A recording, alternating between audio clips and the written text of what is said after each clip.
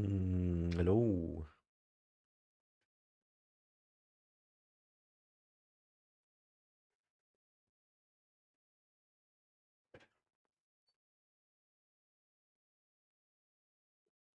What's up, guys?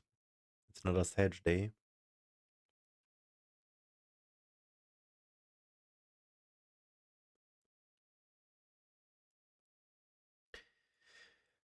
I've uploaded a new video. It's 90 minutes long.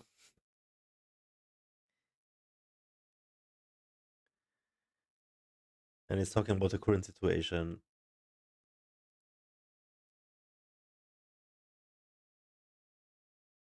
And it's very triggering.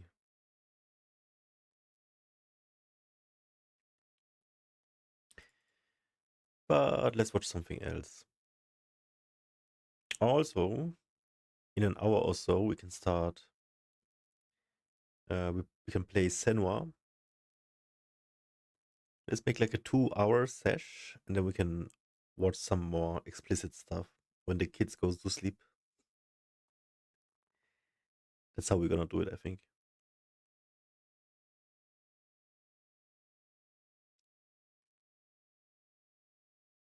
Okay, just let me check out the playlists.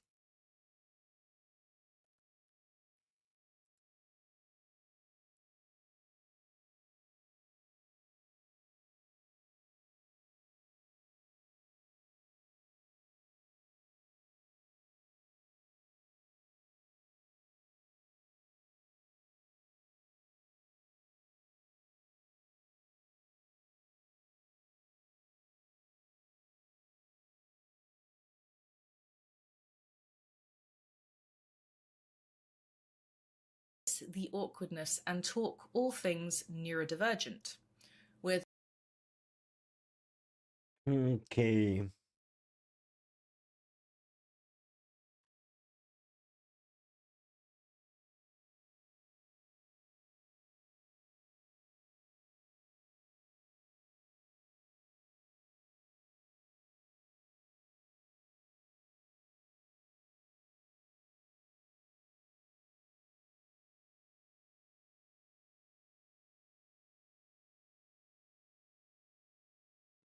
So the comments in here are pretty serious. I thought it's gonna be a shorter video, but it's like 1 hour long. Should we check it out? I have to watch it at some point. So this is how therapy can traumatize autistic people with Step Jones. Yo, Sandy Sam. We go 1 to 5x. And no HD on this one. Okay. with a variety of interesting and accomplished neurodivergent guests. I'm your host, Samantha Stein, aka Yo Sandy Sam on YouTube. And wherever you're watching or listening from, I hope you get enjoyment and value out of these conversations, Sorry, I awkward forgot or the not. subtitles. My guest today is Steph Jones, an ADHD psychotherapist, neurodevelopmental diagnostician, and author of The Autistic Survival Guide to Therapy, which is out now. I received an advanced copy of this and I absolutely loved it. It's one of the few books where, even among books about autism, where I actually felt completely seen and validated. And if you are interested in this book, I do have a discount code for listeners, so take advantage of that if you would like to order this book. Links are in the description. So Steph actually reached out to me about a year ago, wondering if she could interview me for her book, and the chance to be in a book, which I did not have to write, was really too good to pass up. So naturally, I said yes. And we had such an amazing conversation that I knew that it would make for a fantastic podcast episode. So without further ado, please welcome Steph to the studio. How are you today, Steph? I'm good, Sam. How are you doing? Yeah, I'm good. We were just joking before we started recording that our brains are both a little frazzled today, so maybe it'll be an more awkward conversation than usual. I was going to say the name of the podcast feels very fitting in terms of the awkwardness today. But it's not our fault though, is it? It's not our fault. And, No. and the last episode, you know, I said, oh, how awkward was this conversation at the end? And my guest Hazel she was like, oh, it's not awkward at all. I was like, oh, did I name this wrong? But I think as we go on, we will discover that there is quite a lot of awkwardness in both of our brains at the moment. I'm currently temporarily off my ADHD meds, so my brain is all over the place. And this is where we see what a mask I've built up, because everyone will go, oh, you look completely normal. I have to admit, when I introduced you there, I did copy paste your credentials from the website. But can you tell everybody a little bit about yourself, your professional background in your own words? So I became a psychotherapist about 10 years ago, really because I've spent my entire life trying to figure myself out and trying to understand, in my mind, what was wrong with me, as many autistic and ADHD people tend to do. We often think that whatever's going on for us, that the roots have to be like this psychological thing that we've got to like somehow work out.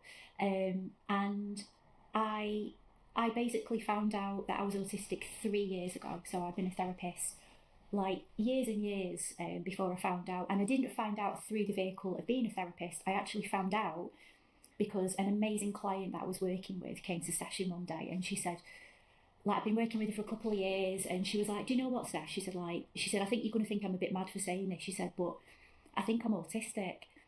And I was like, well, okay, I don't know anything about autism because they don't teach you that on psychotherapy or psychology training courses, which is crazy when you think about it.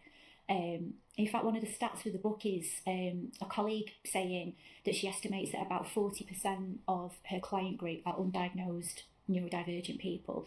And I suppose that makes complete sense because often the mental health issues that we're experiencing, it's not because we're autistic, it's not because we've got ADHD. It's almost like this byproduct, if you like, of fitting into this world that isn't geared up with us in mind. And we're really struggling with anxiety or pushing ourselves beyond capacity. So it makes sense that we're going to end up in a therapy room. I mean, that's just absolutely insane, though. 40% of their clients and therapists are not taught about it. I mean, I suppose it does vary depending on the type of therapy you do, but even I think within psychology, when I did my psychology degree, autism was mentioned, sort of little note in developmental disorders or something like that. But it's just absolutely insane to me that there's a whole field that is almost not acknowledging the existence of their actual clients, or sort of not acknowledging who they are really, and saying, well, actually, this is something that's wrong with you. This is something that's wrong with you. And it's shocking, I think, because what ends up happening is that, you know, we're sat in a therapy room, typically with a neurotypical therapist, whose brain literally just doesn't work the same, as ours. You know, that we have a completely different perception and a completely different way of thinking, feeling, and just experiencing in general. And quite often we're viewed as our natural behaviours, if you like, often get attributed to trauma or a personality disorder. We might get misdiagnosed, medicated, you know, in some cases even like sectioned and really going through some awful experiences just because the clinician doesn't understand actually what's sat in front of them, and it's heartbreaking. So what was it that kind of inspired you to write the book? What was it that was the turning point for you saying, oh, I just need to write a book about all of this now? Rage. Yeah. Rage. I mean, I suppose it's two books in one, really. So misdiagnosing is like, pretty it's like a common. fictional story. It's my journey through therapy. The was therapist much I talk more about back isn't then. a real person, but it's a composite of people I've met, Especially everything I've worked mental with, related. what I've heard, and it basically talks about my awful experience and how invalidated I've been, how just lost in translation I think you can feel, and I think after 9 years, I think I had 20 odd years of therapy, 9 different therapists, spending thousands and thousands of pounds, becoming a therapist myself and getting absolutely nowhere with it all. It's just my experience is just not unique here. There's so many autistic people that didn't get the memo, and I just felt like it needed to be written. I needed to just speak on behalf of neurodivergent people and just say this shouldn't be happening. It's we shouldn't have to be knocking on doors so hard to get the help that we need. And I did a shout out on Instagram, and I literally had hundreds of people message saying, I've had this awful experience in therapy. It hasn't helped me. It's been a waste of time. If anything, I've been traumatized because I've been in this therapy situation and just felt like humiliated, shamed, and so that was why I wrote it. I think there's two kind of situations. There's the undiagnosed autistic people in therapy, which I believe is where a lot of this damage is done, when you're undiagnosed and you're trying to do these exercises and you're thinking, what is going on? And then there's the diagnosed autistic people who seek therapy. I think there's kind of two different things to be talking about there. And I was, in preparation for this, I was writing down some of my memories about therapy before my diagnosis, and sort of like afterwards they've been much more focused in certain areas with certain techniques. But when I think about some of the things I did in therapy before my diagnosis, the first she wasn't a therapist, she was a clinical psychologist. She was the first one I saw after I had a head injury. I had PTSD. I don't think talking therapy was appropriate at that time, but it's what I had. And she got me doing this exercise, which I still think, what was she trying to do? I think she was trying to help me let my anger out or something, but it was about visualizing extremely violent acts towards people I was angry with until they died. And then looking in their eyes and then being like, what do you feel now? And I'm like, I mean, how many years ago was this? Almost 20 years. And I'm like, what was the purpose of that?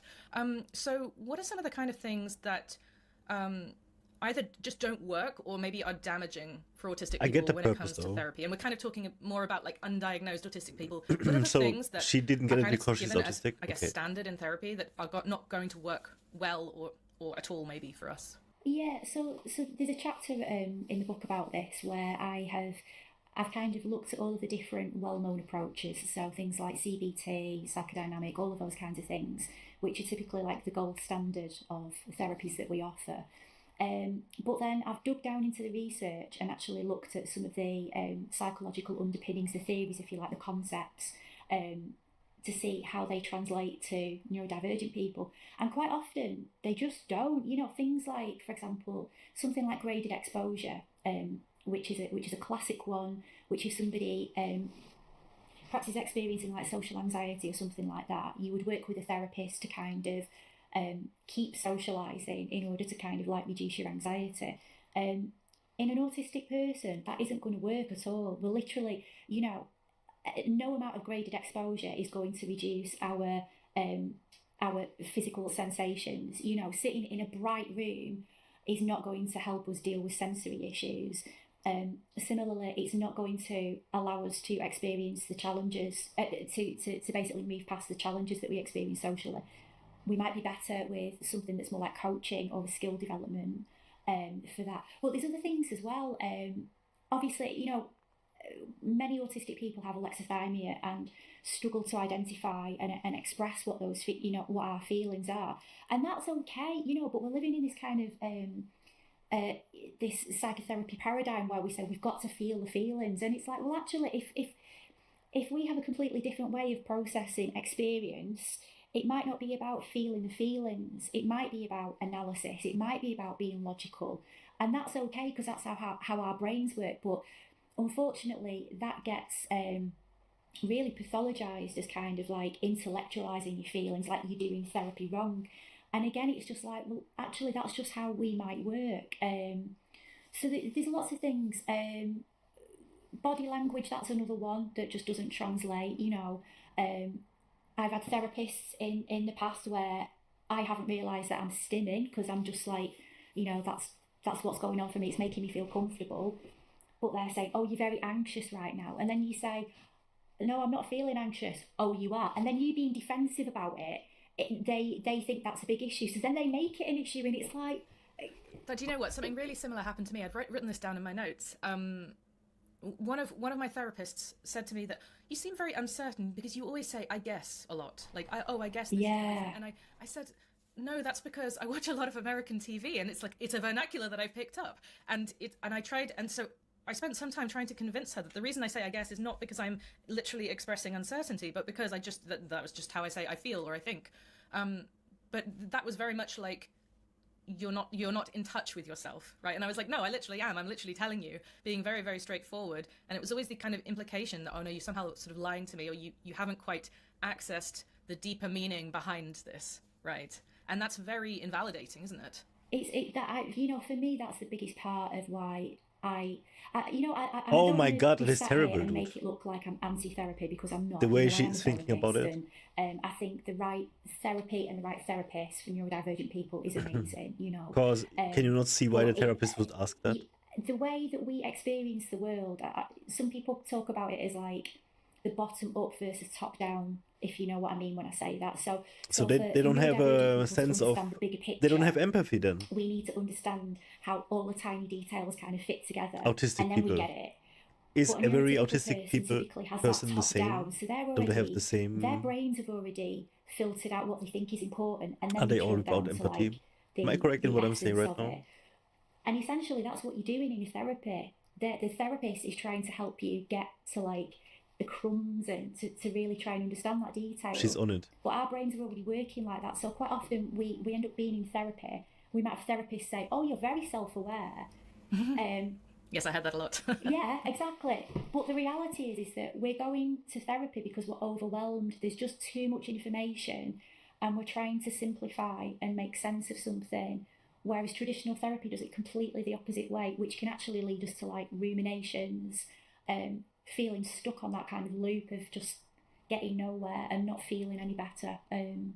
So that's something to think about. I can see that. Absolutely, and I think for me, I don't want to dismiss CBT entirely because I think there are so many different ways of doing it. But I definitely had a very unhelpful course of CBT, which was, I mean, it was so broken down into bare bones that I was literally doing a worksheet with a table on it, you know, about like saying what is the thought that you're thinking and what is a better thought to think, and let's try and force that better thought. The implication being like you're thinking wrong thoughts, stop it, you know. And I mean, yeah, sure, I gave it a really good shot. I think that contributed to really quite a lot of mental health problems in my 20s because that's what I was trying to do anyway. I was aware there was something wrong and I was trying to not be wrong. And the problem with, well, I suppose CBT as a sort of behavioral kind of approach is that the problem is not the behavior, the problem is the experience. Totally agree with you. I feel it's got applications, but I think the underlying thing for CBT is that we are trying to identify and eradicate cognitive distortions. But when you actually look at some of these cognitive distortions for a neurotypical person, such as binary thinking, actually that's just how we think. So we end up trying to, if the premise of CBT is thoughts informs feelings, informs behaviours, and if we intersect one of those things, the loop will improve somehow. But we can't change the way we feel as autistic people. If we're stressed, if something is distressing to us, we can't just change the way, you know, I can't sit in a room full of people and not feel stressed about it. Well, it goes back to what you were saying about the exposure therapy, you know, because the logic behind that from a neurotypical point of view is that being in a social situation is safe, and therefore your fear of that is irrational. Whereas from an autistic point of view, your fear of that is rational. And so all you're trying to do, all a therapy like that would do is to convince yourself that you cannot be the best judge of your own internal experience, you know? And that's so damaging. When I say it like that, I'm just like, this is really messed up, isn't it? Yeah, but it is messed up. You've got a whole chapter on trauma, which I love, by the way. I mean, you know, who doesn't love a good bit of trauma?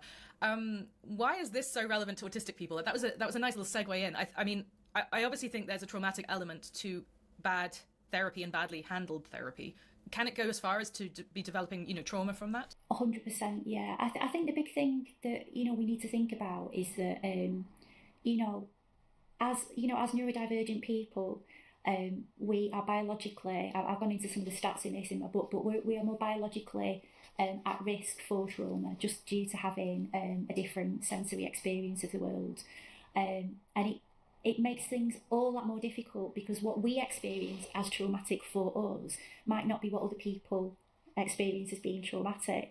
I've ended up working with so many neurodivergent people who have been massively traumatised in therapy, and they've actually had to go to therapy to deal with the past therapist.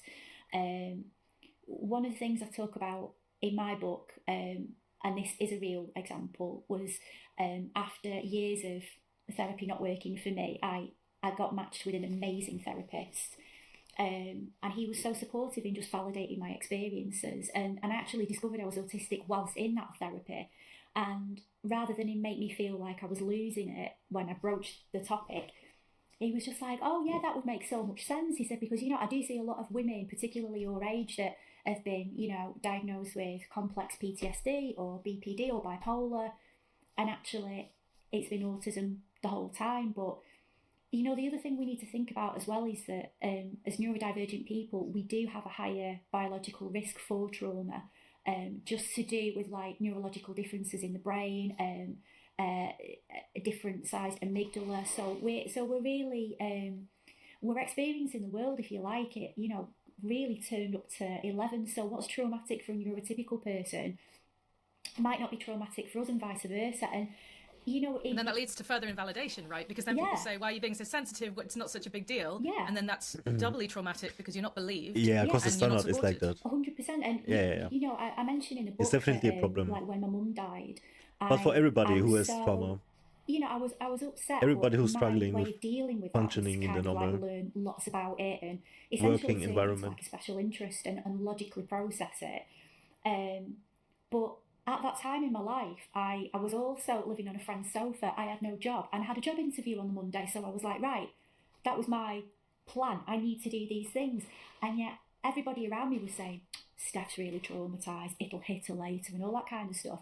And I just found it so annoying that people were suggesting that they knew my feelings better than I knew myself, because it was nonsense. But then there's things in my life that's happened where I felt really traumatised, and to the next person it's probably not a big deal at all. And I think that's a big one for me in therapy, because who gets to decide what's traumatic for us?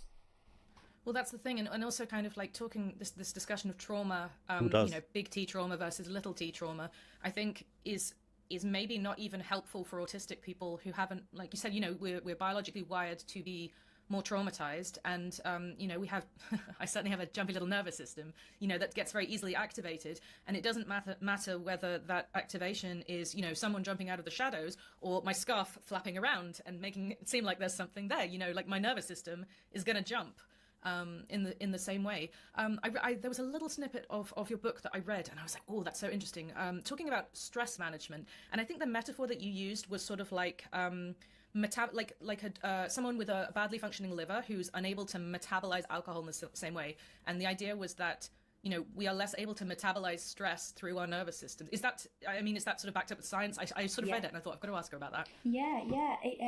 So neurodivergent people, not only have we kind of got this elevated level of stress because we're experiencing stress at that kind of higher level, but it actually takes much longer, if at all, to kind of come down to any kind of like baseline. So if you think about it in terms of emotional regulation, I'm drawing a circle here because this is what it would look like.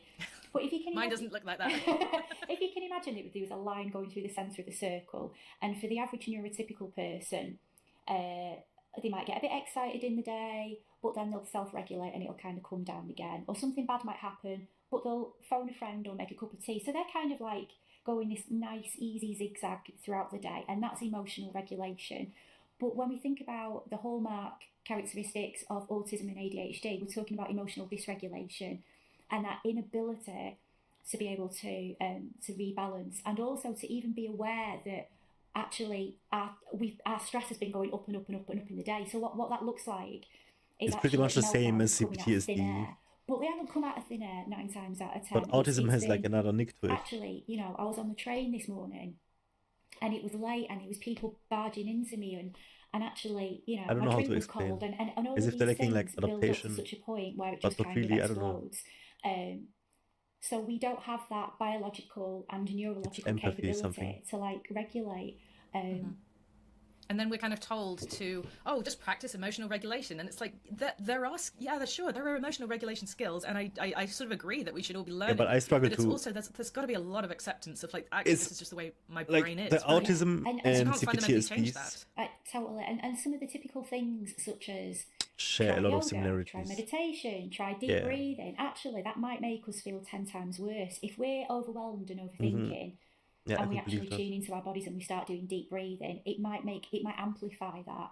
And one of the best things I think being autistic and having CPTSD, distractions to completely get ourselves out of that mindset and that's quite put some rough. music on, do some singing, do something that actually just takes you out of that frame of reference. I think distraction is a massive one to kind of bring us back in the room again. But yeah. And I when I read that bit about kind of getting into emotional rumination or what is it called? You know, where you get to that point, I certainly get in that point where I'm sitting, you know, on the sofa in the evening and I'm just going round and round and round. And it's usually as a result of a conflict that I've had, you know, with friends or family or something like that.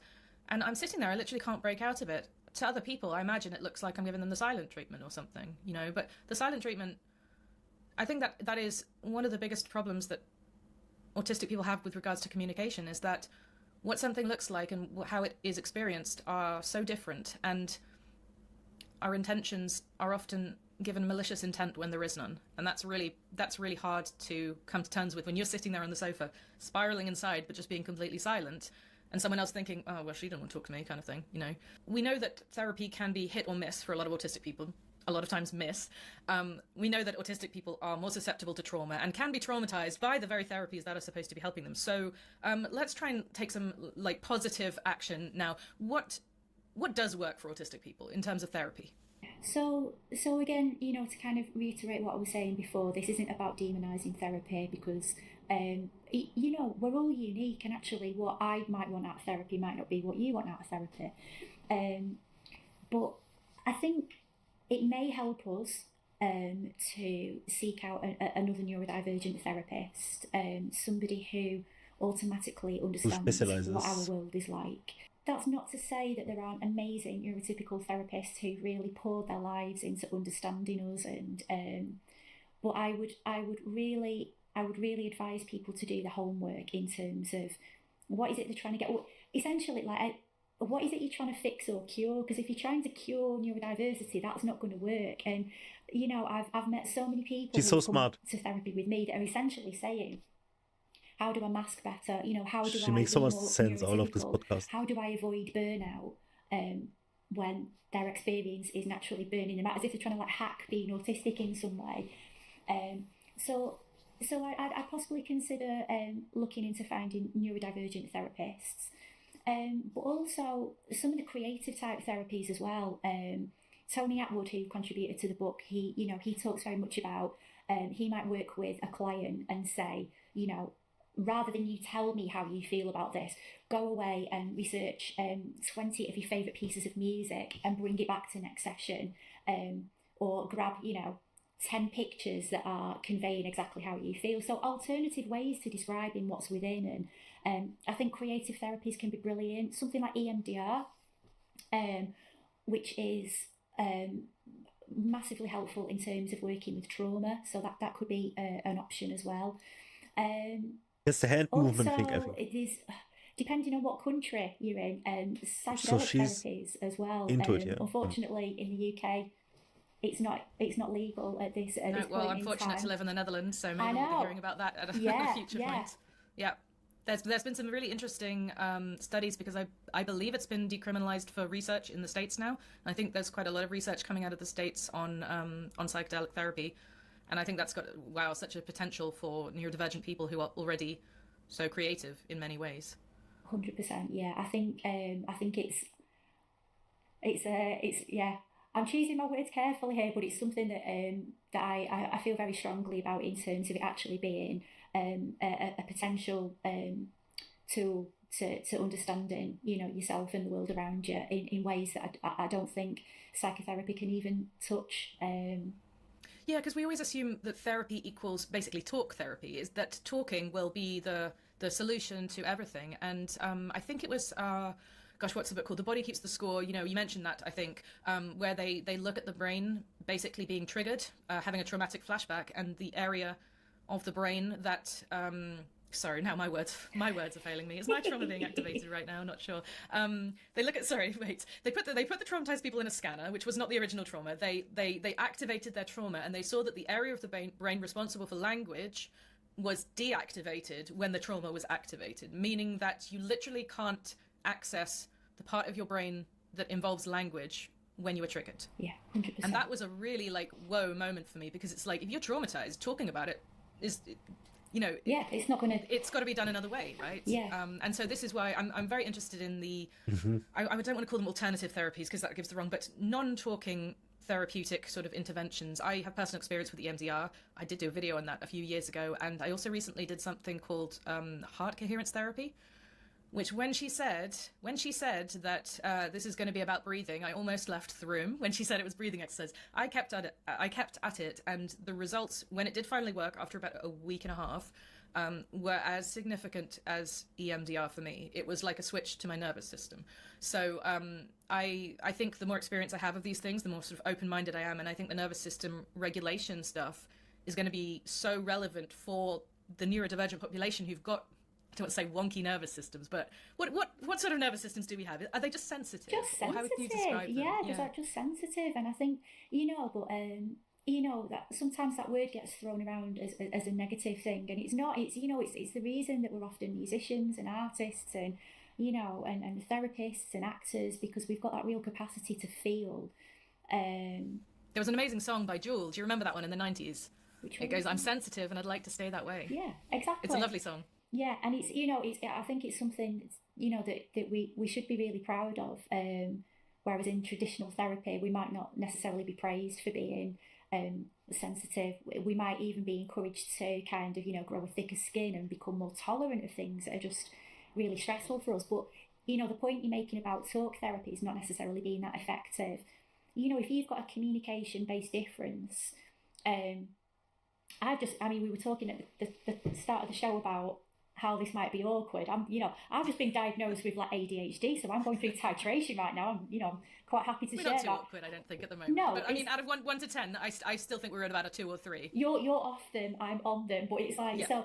But I suppose, but that way of us. So say for example, I was in a therapy situation right now, scrabbling around in my own brain to try and find out, well, what's the relevant parts that I need to communicate to my therapist. And quite often we tend, when neurodivergent people are talking, as you well know, Sam, one of us takes the floor, shares it all out, then the next person does it, and it's that kind of depth, kind of back and forth. Whereas talk therapy is often much like the neurotypical game of conversational ping pong, going backwards and forwards, and we just might not be able to process it that quick. Quite often, I've been in therapy and asked a question that I don't even know what the answer is to that question until 2 weeks down the line. So I think unless we've got the right person that understands how our brain works, we're really going to get into significant challenges, really. Yeah. Wow, that's crazy though. 2 weeks later. Well, I'm just trying to think now about timelines. I was in and out of therapy throughout my 20s and early 30s. It was only at the point afterwards where, I had the diagnosis, so I knew what was wrong with me. I knew what the situation was. And that was the point where I had a round of ACT, which is acceptance and commitment therapy. And that was very helpful because I guess it was the first time that a therapy had allowed me, or the intention was to be kind to yourself, right? Because so often it's a very almost critical process. And we don't need another person criticizing us, like, in our head.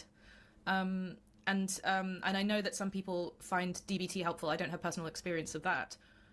But honestly, it's only with my current therapist, who is not a psychologist. She's a neurodiversity affirming therapist. I think she calls herself something like that. She's neurodivergent but not autistic. It was only at that point, which is really in the last, year and a half, where I feel I've made more progress during this time. And what we've been working on has really just been, I suppose it's been radical acceptance of neurodiversity, of your own neurodivergence. And when you think of therapy, it definitely implies that there's something to be fixed or something to be worked on, rather than just a kind of more gentle process of sort of gently unraveling what's going on and seeing yourself with that clear lens, Yeah, 100%. I think it, like in hindsight now, one of the big things that I've always tried to figure out in therapy, and it's taken it. What are you doing, bro? Routes, how's it going? Almost wondering if there's kind of like some kind of like multiple personality issues going on, because I used to go to therapy and say, I feel like there's two of me. I feel like there's this really kind of like rule-based person that everything's got to be perfect, and really just like God, that's not straight, that's I've got to do that and everything. And I said, then there's this other part of me that just wants fun and like wants to be spontaneous and silly and have parties and be very sociable, and spending years and years in therapy trying to like balance these two personalities and figure out where they come from, and is this to do with your mother? Is it your father? Blah, blah, blah. And in hindsight, I'm now going, hang on a minute, I've just, literally, age 44, I've just found out I've got ADHD. That's that personality. And the other one is the autism. What I've been trying to balance is neurodiversity. And actually, I'm just like, I've spent so much money and time trying to figure this out. It's so funny, though, because I didn't realise that you didn't know when we talked. Like, we talked a year ago. Like, if you hadn't realised, I would have told you. But I get in trouble for that sort of thing. Can I just say, like, literally, I didn't know, and I started work, and I worked with these amazing neurodivergent clinicians, and we did some ADHD training, and I was like, I don't think I am, and everybody just erupted in laughter, and it was almost like everybody else knew, but I didn't.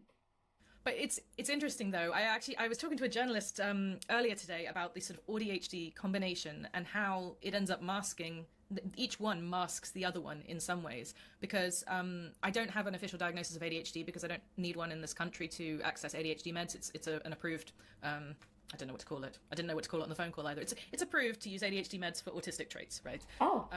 So I didn't see the point in getting one because I thought it was pretty obvious, and so did my audience, which was how I sort of came to realize it. I've completely lost my train of thought now. Where was I going with this? I was talking about ADHD.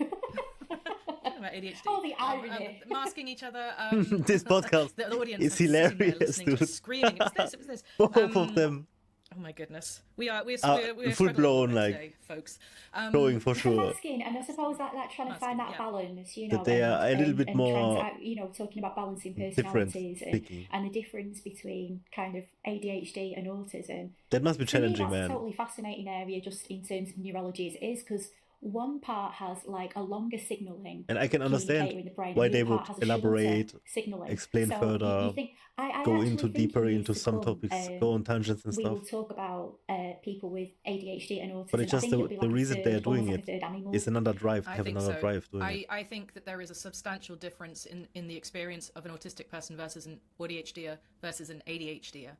And this is part of the reason why, when I started making content about autism online, I was trying to be very careful. I was trying to be very much, not just saying, oh, this is my experience, this is what autism is like, but saying, okay, this is how I experienced it, but autism is sort of, is this.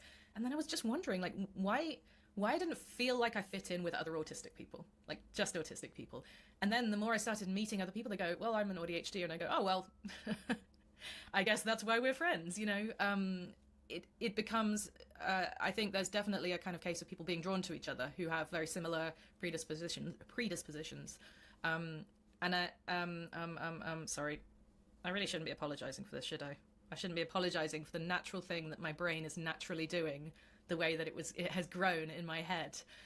But old habits. Talk to me about this long and short stuff that you just said. I can't even remember what words you said. One side is long distance and one side is short distance. It's just about actual kind of the connectors in the brain in terms of like signalling, and that in autistic people, I can never remember which way round it goes, but in autistic people those are shorter signalling pathways, and I think it's ADHD are longer signalling pathways. So then you think about the person that's got both of those, and actually how that affects in terms of the way we think. So we don't necessarily, it can be really difficult for us to kind of get a positive diagnosis of either autism or ADHD, because actually we might not fill enough diagnostic criteria for both. So quite often we're really, really struggling because they are almost kind of cancelling each other out, but that doesn't mean we're not struggling, it just means that we're internalising everything.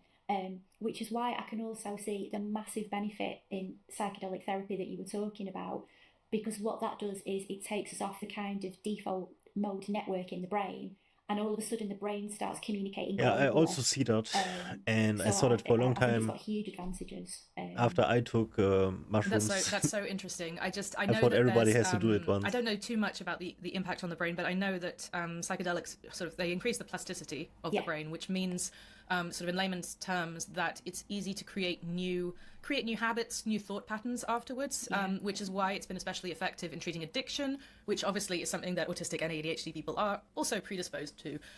We get all the good stuff, don't we? What would your take-home advice be for autistic people or neurodivergent people who are struggling with therapy in one way or another? What's the kind of process or starting point that you would advise them? I think so in the book I've kind of put together a roadmap, if you like, of so that we can recognise when it's not working in a session, because quite honestly sometimes it's difficult for us to figure out what we're struggling with in therapy, whether it's actually the topic of what we're trying to work through or if it's just the relationship with the therapist. So in the book there's a number of things to think about in terms of adaptations that we could ask for, making sure that our therapist has the right credentials and to interview them, you know, when we first make that initial inquiry, find out what is it they know about autism. Like, did they do a one-day seminar, or do they have children who are autistic? So that we can actually start to understand how they're perceiving it. Because quite honestly, if all they've ever looked at is the kind of clinical perspective of autism, it's very likely that they're going to bring stuff with that, such as viewing it as a disorder, you know, a disability, rather than something to be worked with. But also, I think the other big one, and I suppose you've touched on it, Sam, is around that kind of just self-validation and making sure that how we want to live our lives is not frowned upon by the therapist.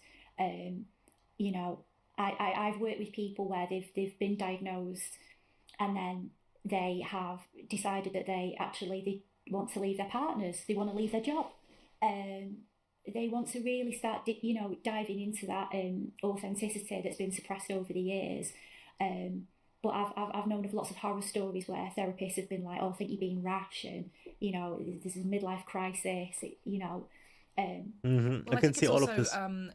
you know, there's a lot of narrative about unmasking, and that can be something that I think for some people it's beneficial Should you to work leave your through with a partner therapist after to diagnosis. But explore your mind you need to think sort of like if you have to? on a more zoomed out level. Like, do you actually need or want to unmask? Because there may be I aspects guess of you're gonna masking put it that on are keeping you pause. safe or employed, or you know, all of these things. And you know, I see some content creators online talking about, you know, being or unmasking to get to your authentic self, and I think masking is so much more complicated than that. And when you're late diagnosed, you don't just rip it off and then find yourself underneath, right? You know, you can, like it is you and you are it. yeah. And then it's a question of saying, okay, well, which bits do I need and which bits don't I need? Which bits of me are absolutely fine? Yeah. I just needed a name for it. I think it can be very sophisticated actually, and I completely agree with you. Sometimes I see stuff on social media of, you know, people almost demanding that if you're neurodivergent, it must look like this, and you must take off the mask. And you know, the way I experience it really is, it's like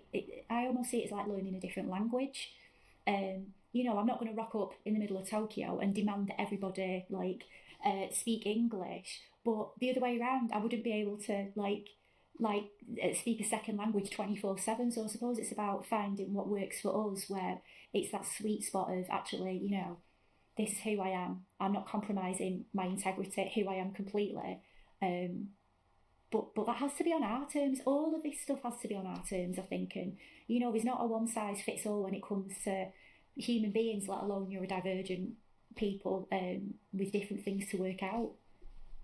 Yeah, and I think it's just really important, especially in the context of giving autistic people more agency over their lives. You know, we, autistic people, are disproportionately institutionalized as well. I think there was a statistic in your book that, you know, there's the percentage of people in institutions is extremely high. I think over 50% or something like that. And you know, even if you are living sort of independently, there's still this sense of that you don't really know what's best for you, and you can't be trusted to kind of like make your own decisions, be in charge of your life. Even for the, you know, quote unquote high functioning among us, that often some, you know, especially today, I'm not feeling like I'm functioning very well at all. But you know, I think therapy has the potential to help autistic people. We now know that there are all of these different things we can do. It's just a question of giving us the access, right? And not forcing us to fit into a little therapy box. Yeah, and I think this is why it's so important that, you know, before we embark on therapy, that we really do our homework. To be honest, you know, other than the kind of I need to like vent my rage in a book, it was more about actually what's the takeaway for people, like what are the practical strategies, you know, what do we need to learn before we go to therapy in order that we're able to like self-advocate for ourselves.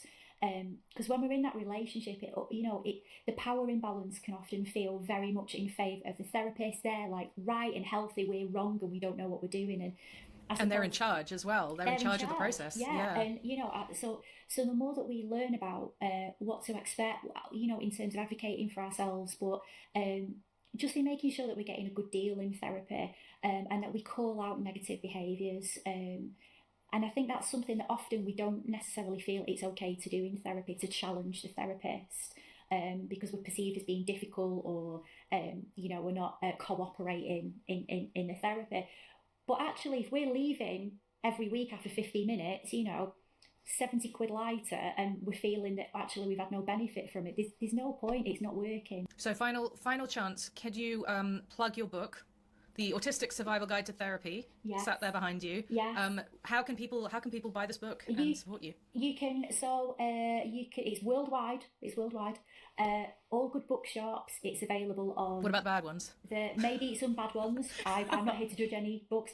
It's on Audible. It's an ebook. If you go to the JKP website, I know you put in a code. We have a discount code. I can't remember what it is. Will it be here? Will it flash up on the screen? It might be down here, but it really depends on what platform people are listening or watching this. So, we can gesture wildly. There will be a discount code put in with the links, and I'll try and put as many links as I can in for people to get that. But I really, I just wanted to reiterate how much I loved the book and how much it resonated with me in a way that I don't always get from books about autism. I just, some of them work, some of them don't for me, and I thought this one was really fantastic. So well done on completing such a ambitious and important project. It's just been a labour of love. I think I spoke to it was over 200 neurodivergent people who've contributed their stories to the book. So it's not just my story. It's like, there's like dozens of neurodivergent therapists that have given their advice and professionals, but the big takeaway, I think, is that, you're not alone. It shouldn't be like this. I shouldn't have to write a book on it. We shouldn't be going and having these awful experiences where we're misdiagnosed and misunderstood and traumatised. But hopefully there's something in there that will help. So, yeah, well, I mean, a book is just a wonderful way of making change and making ripples, and hopefully, getting getting in front of the right people, and what do they call it? Winning hearts and minds and that sort of thing. I like that. Well, thank you so much for being such an interesting and amazing guest. Wow, 1 hour. That was a good one. Both of our brains because it went by so fast.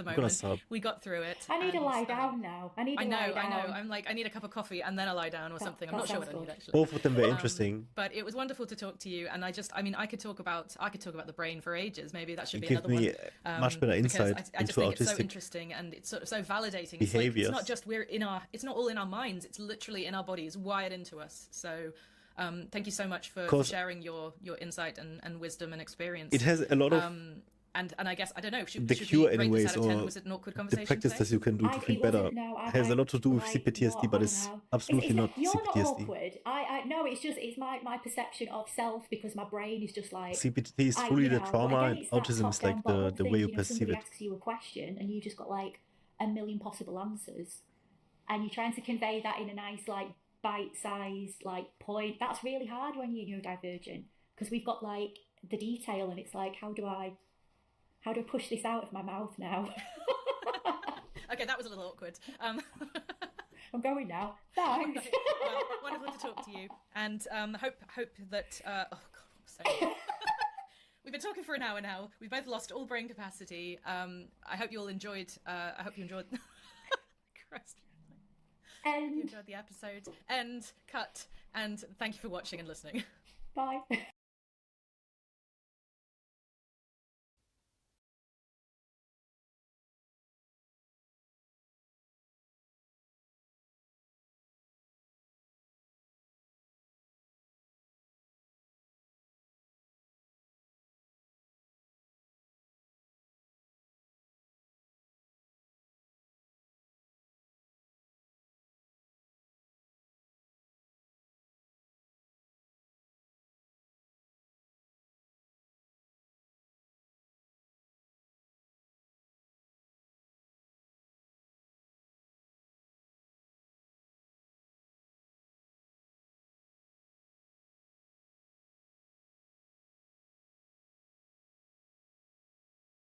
What if I told you that the happiest moment of your life has already happened, but you were too busy chasing the future to notice it? What if everything you're working towards right now, everything you think will finally make you happy, is actually the very thing holding you back from happiness?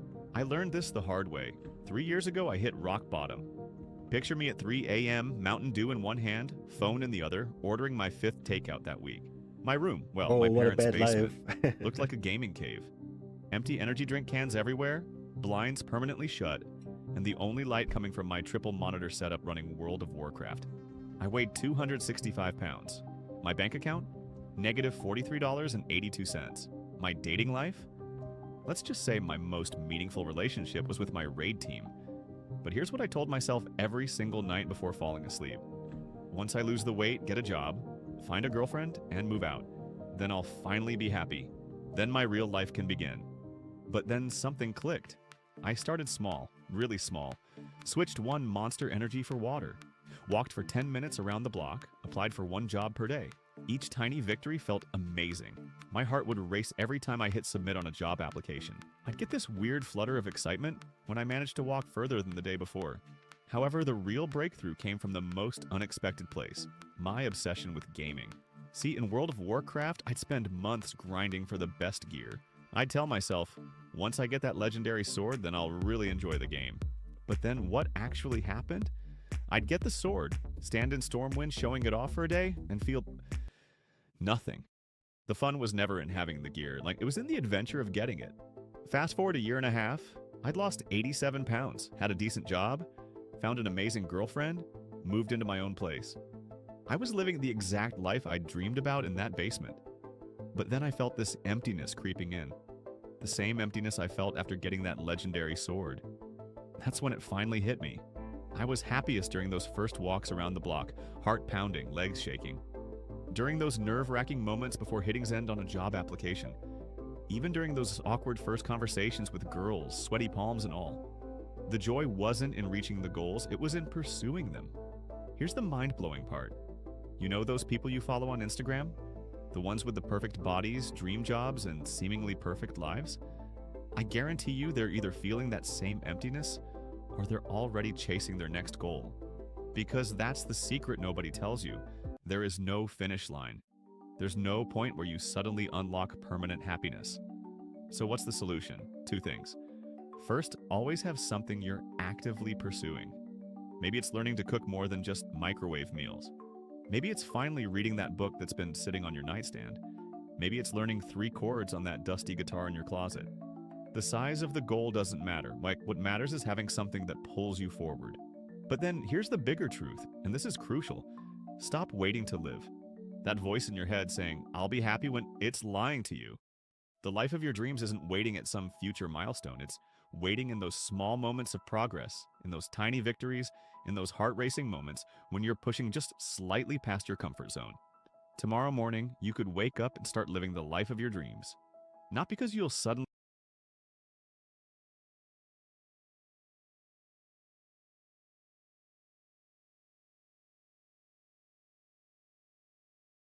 Ich fühle mich, als wäre mein... If you're looking for ways...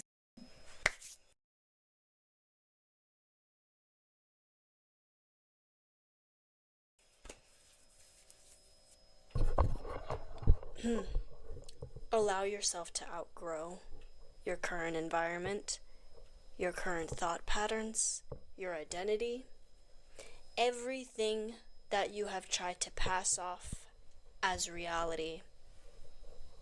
Because I think you're starting to realize, especially if this video found you and if you clicked on it, you're starting to realize that none of it actually is reality. And you have the power in every single given moment to rewrite it. You can create an entire new self that attracts completely different things. Like a new world. Because you are the co-creator. And I know you might have heard that so many times. Like, even I have a video on my channel that's literally like, your thoughts create your reality. It's like, what does that even mean, right? But it's time to enter an era where you take that so seriously, where you're so conscious with, am I going to continue to feed the same patterns, or am I going to choose Oh my god, she's so right. and stepping into the self that Oh I'm my god, supposed to she's so be? right. Am I It going is to time for this continue era. Fuck. to do the same activities or be with around the same people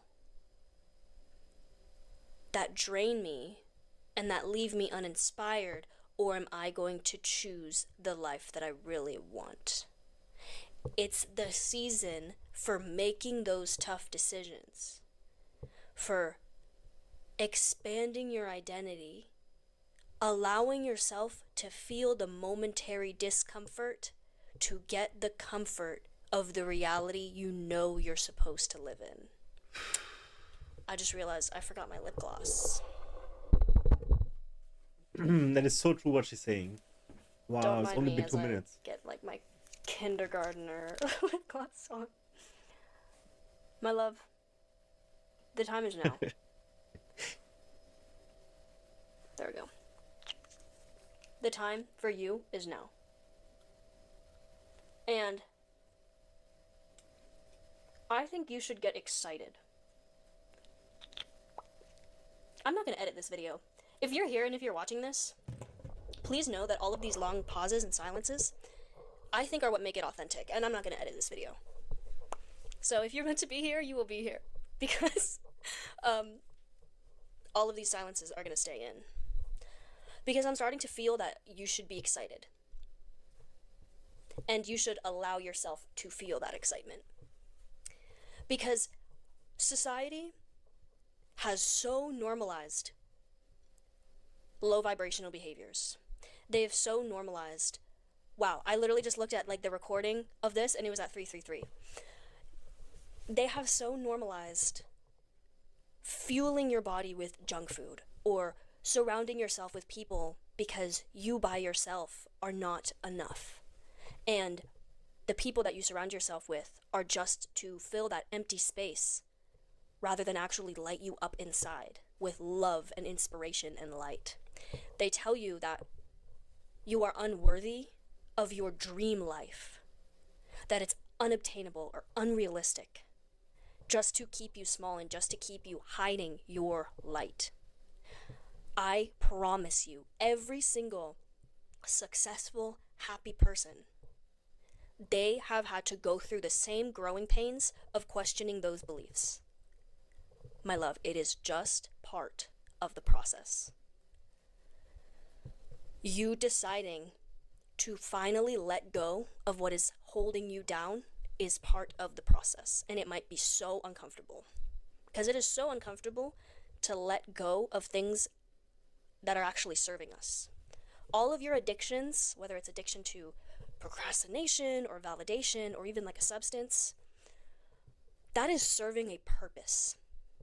And the most difficult part, the reason why it is so difficult to just let go of it, and the reason why you get the withdrawal to whatever it is because you didn't recognize that that was a band-aid for the real issue.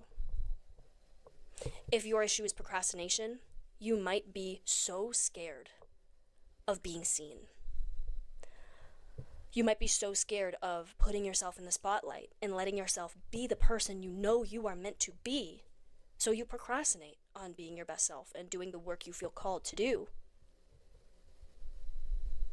Whatever your addiction is, know that it has a purpose.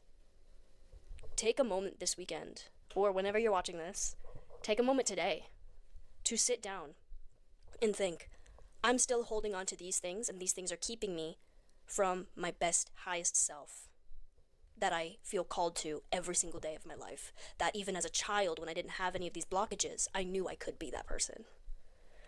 And so your mission for today, and for your lifetime, because this is a lifetime process, is try to figure out the wounds that those addictions are trying to heal.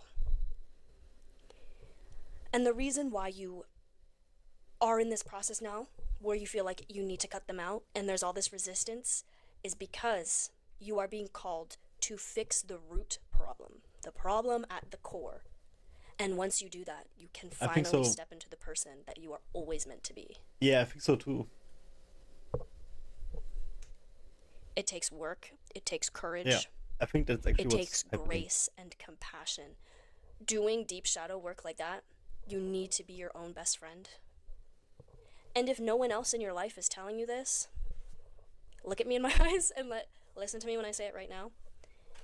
It is not your fault for anything bad or traumatic that has happened to you in the past. If your brain is looping over it a million times, If you feel that emotional potency, that fear response, your brain is just trying to protect you. Your nervous system is just trying to protect you. Any concepts that you've come up with about yourself, like I'm unworthy, I'm not attractive, it's hard for me to get things, people don't like me, blah, blah, blah, whatever it is, that is also just your brain trying to protect you. Even if it feels bad, even if it keeps you down, your brain is just trying to keep you safe in its own funny little way. But you're in a new era now. You don't approach those thoughts with more self-deprecation, with more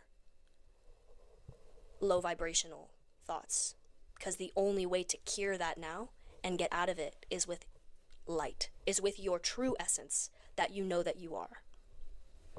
What's that? I think it's a Martin Luther King Jr. quote, which is,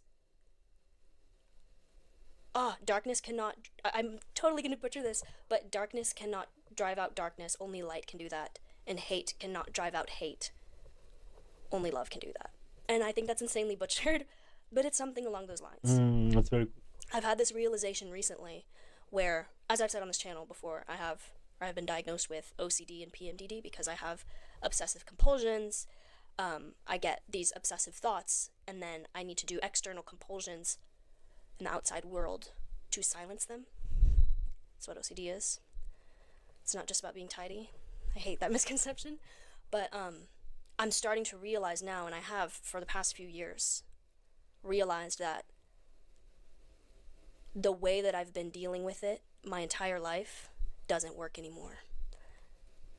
And rather than continue to do it in the way that deal with it in the way that feels comfortable, I need to take a completely different approach. Just turn it on its head and say goodbye to that old energy. No matter how uncomfortable it feels, you get better and better at it each time that you do it. It gets easier and easier the more you realize I am the co-creator of this reality. It's you and the universe, or you and God, whatever you believe in. You are the creator of your reality. And I have so much faith in you, especially if you have the kind of algorithm that would offer you this video, and you felt called to this title, and especially if you're here now at the end of this video, you should feel really proud of yourself, and you should realize I not only created this reality for myself and this kind of algorithm, and I'm sure you're getting a lot of other content that is similar to this recommended to you. That should also allow you to realize if you had that initiative, you have the power of completely changing this identity that your ego has formed throughout these years and create it into something that is aligned with what you truly deserve. Something that is no longer plagued by these viral energies that are just trying to take from you. Because you have the power to say goodbye. Goodbye. I am no longer welcome, or you are no longer welcome here. I am no longer holding space for you. And I send you away with love because I know you're just trying to help me, but I send you away with love because I deserve better. And you do. For the past few days, whenever any anxious energy or nervous, icky energy pops up, I have just said the word goodbye in my head. I'm not even saying it out loud. I'm just goodbye. And then I feel this wash of oh, it went away. And it really is that easy of just not allowing yourself to believe the illusion again, the illusion of what is comfortable, and step into a new phase, a new era of your life. That's it for today, my loves. Yeah. Like I said, I'm not editing this video, so if you're here, leave a comment down below. I would love to hear from you. Yeah. If you're interested in a workbook with all, filled with things like this and guided journal prompts, the link will be in my bio. It is a way to shift your energy and step into your highest self in 14 days. It's a guided action plan. Can you tell that I'm stuttering because I don't like selling things? But if you would like that, and if that is something that you would be interested in, check it out. If not, She just Much put love this to you one anyway. out, and already Thank so you so much for many being here. comments, and it's so cool. And yeah, We found her like have a last wonderful week. week. I'm sending you so much love and light, and you deserve all the best. Great video, dude. That was so great. I want to do videos like this at some point. But right now, I'm just a mess.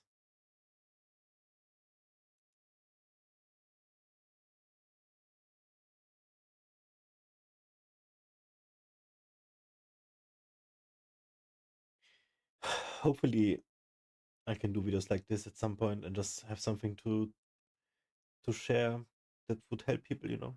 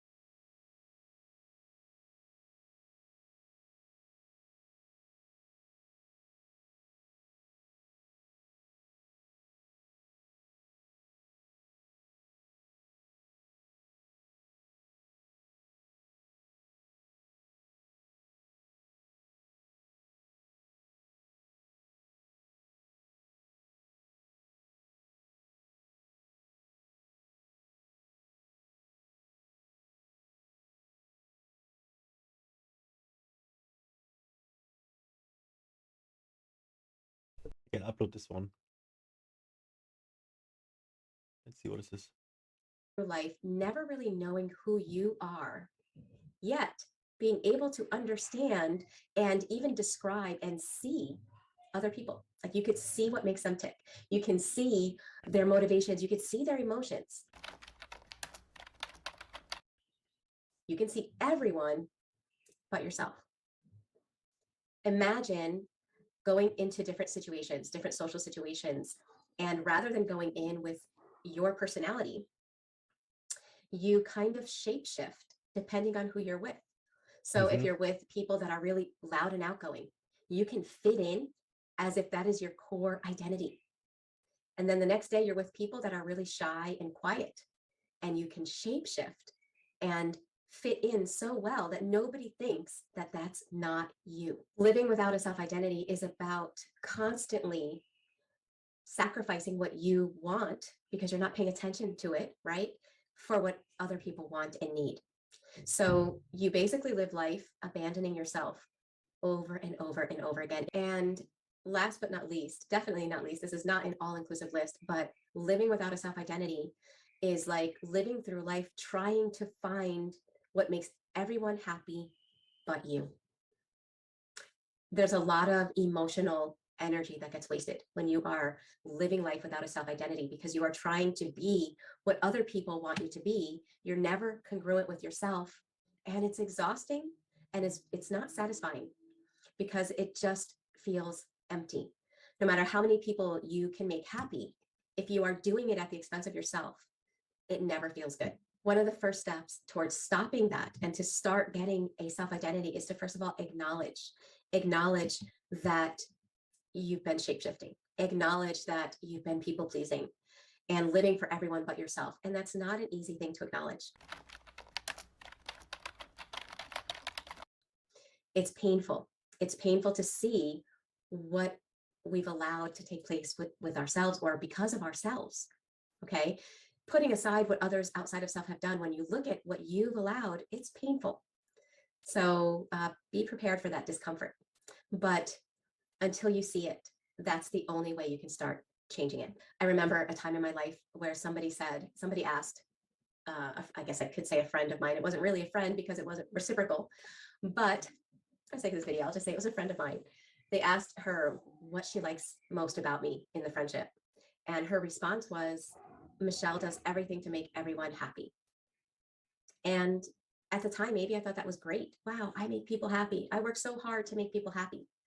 But as I matured and as I looked back at that, I thought, well, it's not my job to make everyone else happy. And okay, but if it hindered her, then sure. Otherwise, the reason it's is because awesome when we are trait to so have. busy trying to make other people happy, we are accidentally teaching them, I don't matter, you matter.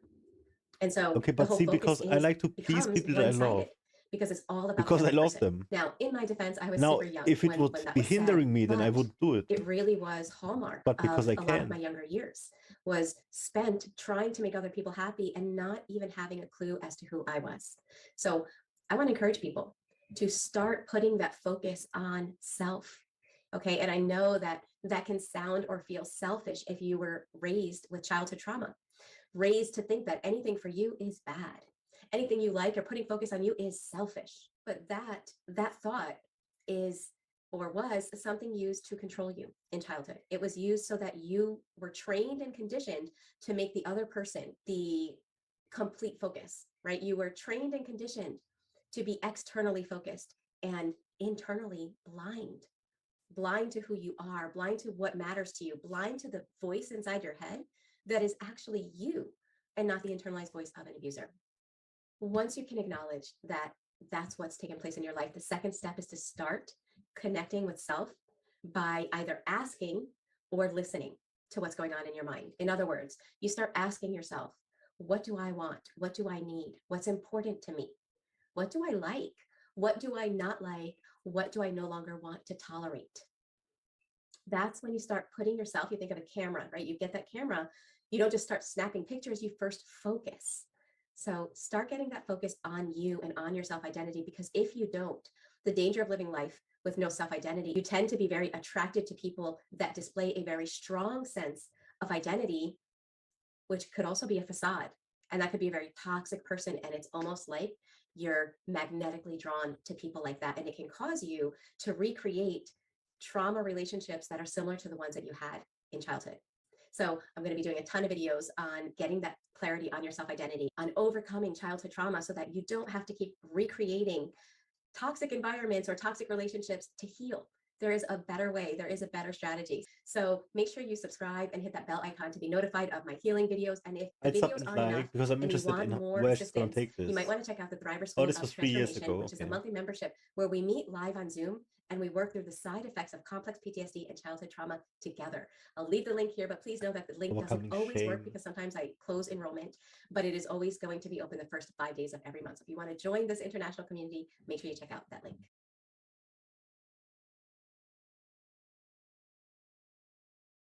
One of the things that I found so frustrating on my own CPTSD recovery journey was the fact that even after the traumatic events that I experienced were over, even after the people that I feel were very traumatic to have in my life were gone, I still felt like I was suffering the side effects of that trauma for so long. And what I felt I'm was afraid one it's of the gonna happen main to me things that too. kept me stuck was shame. So in this video, I want to deep dive into this topic of shame and how it keeps us stuck in the past, in unhealed trauma, how it affects our life, and ultimately what we can do to break free of it. So get comfortable, grab a snack, and let's dive in.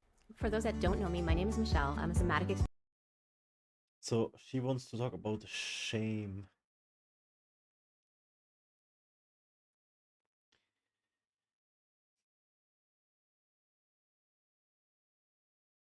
I'm just thinking, am I ashamed of something? Not in particular, nothing that I am in control of.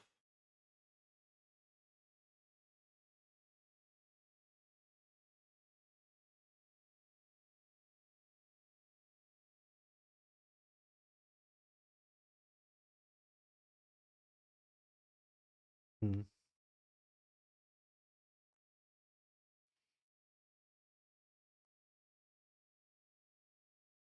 Yo, Daniel, are you here, dude? Have you been here when I played Senua?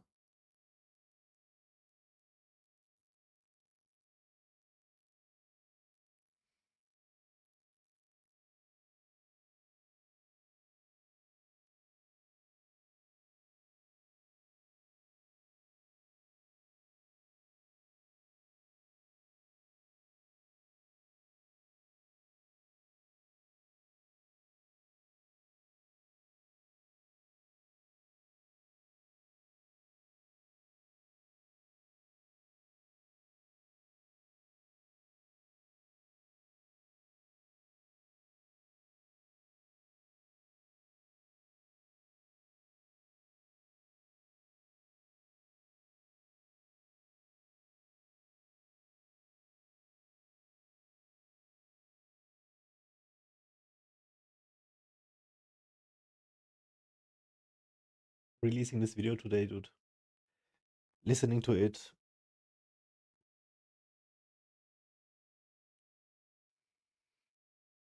It's such a sad drama, such a sad story.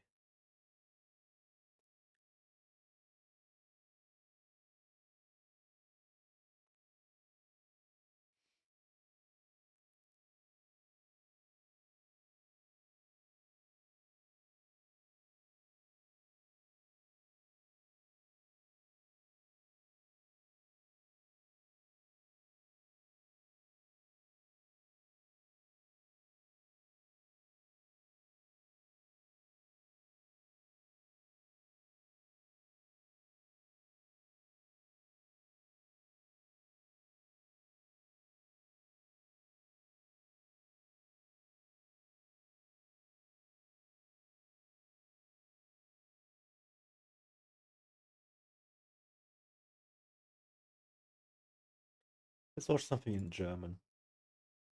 Schau dieses Video, bevor du Kinder bekommst.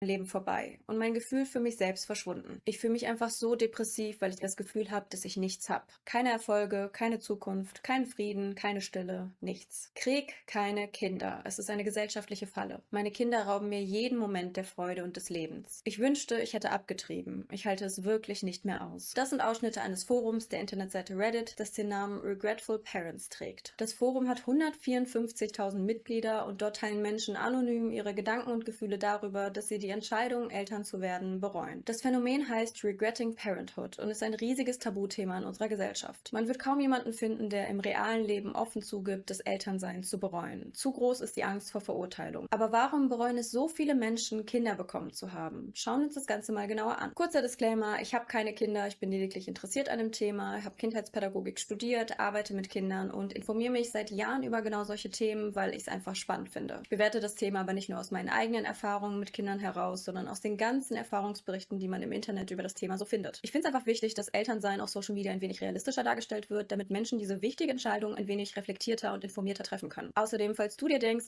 ich liebe es, Kinder zu haben, was kann man daran bereuen, fühl dich von diesem Video einfach nicht angesprochen. Ich behaupte nicht, dass es nicht viele Menschen gibt, die das Elternsein lieben und daran total aufgehen, aber heute geht es nicht um euch. Heute geht es um Menschen, die mit dem Ganzen enorm strugglen. Disclaimer Ende. Hat sie gut gesagt, ja.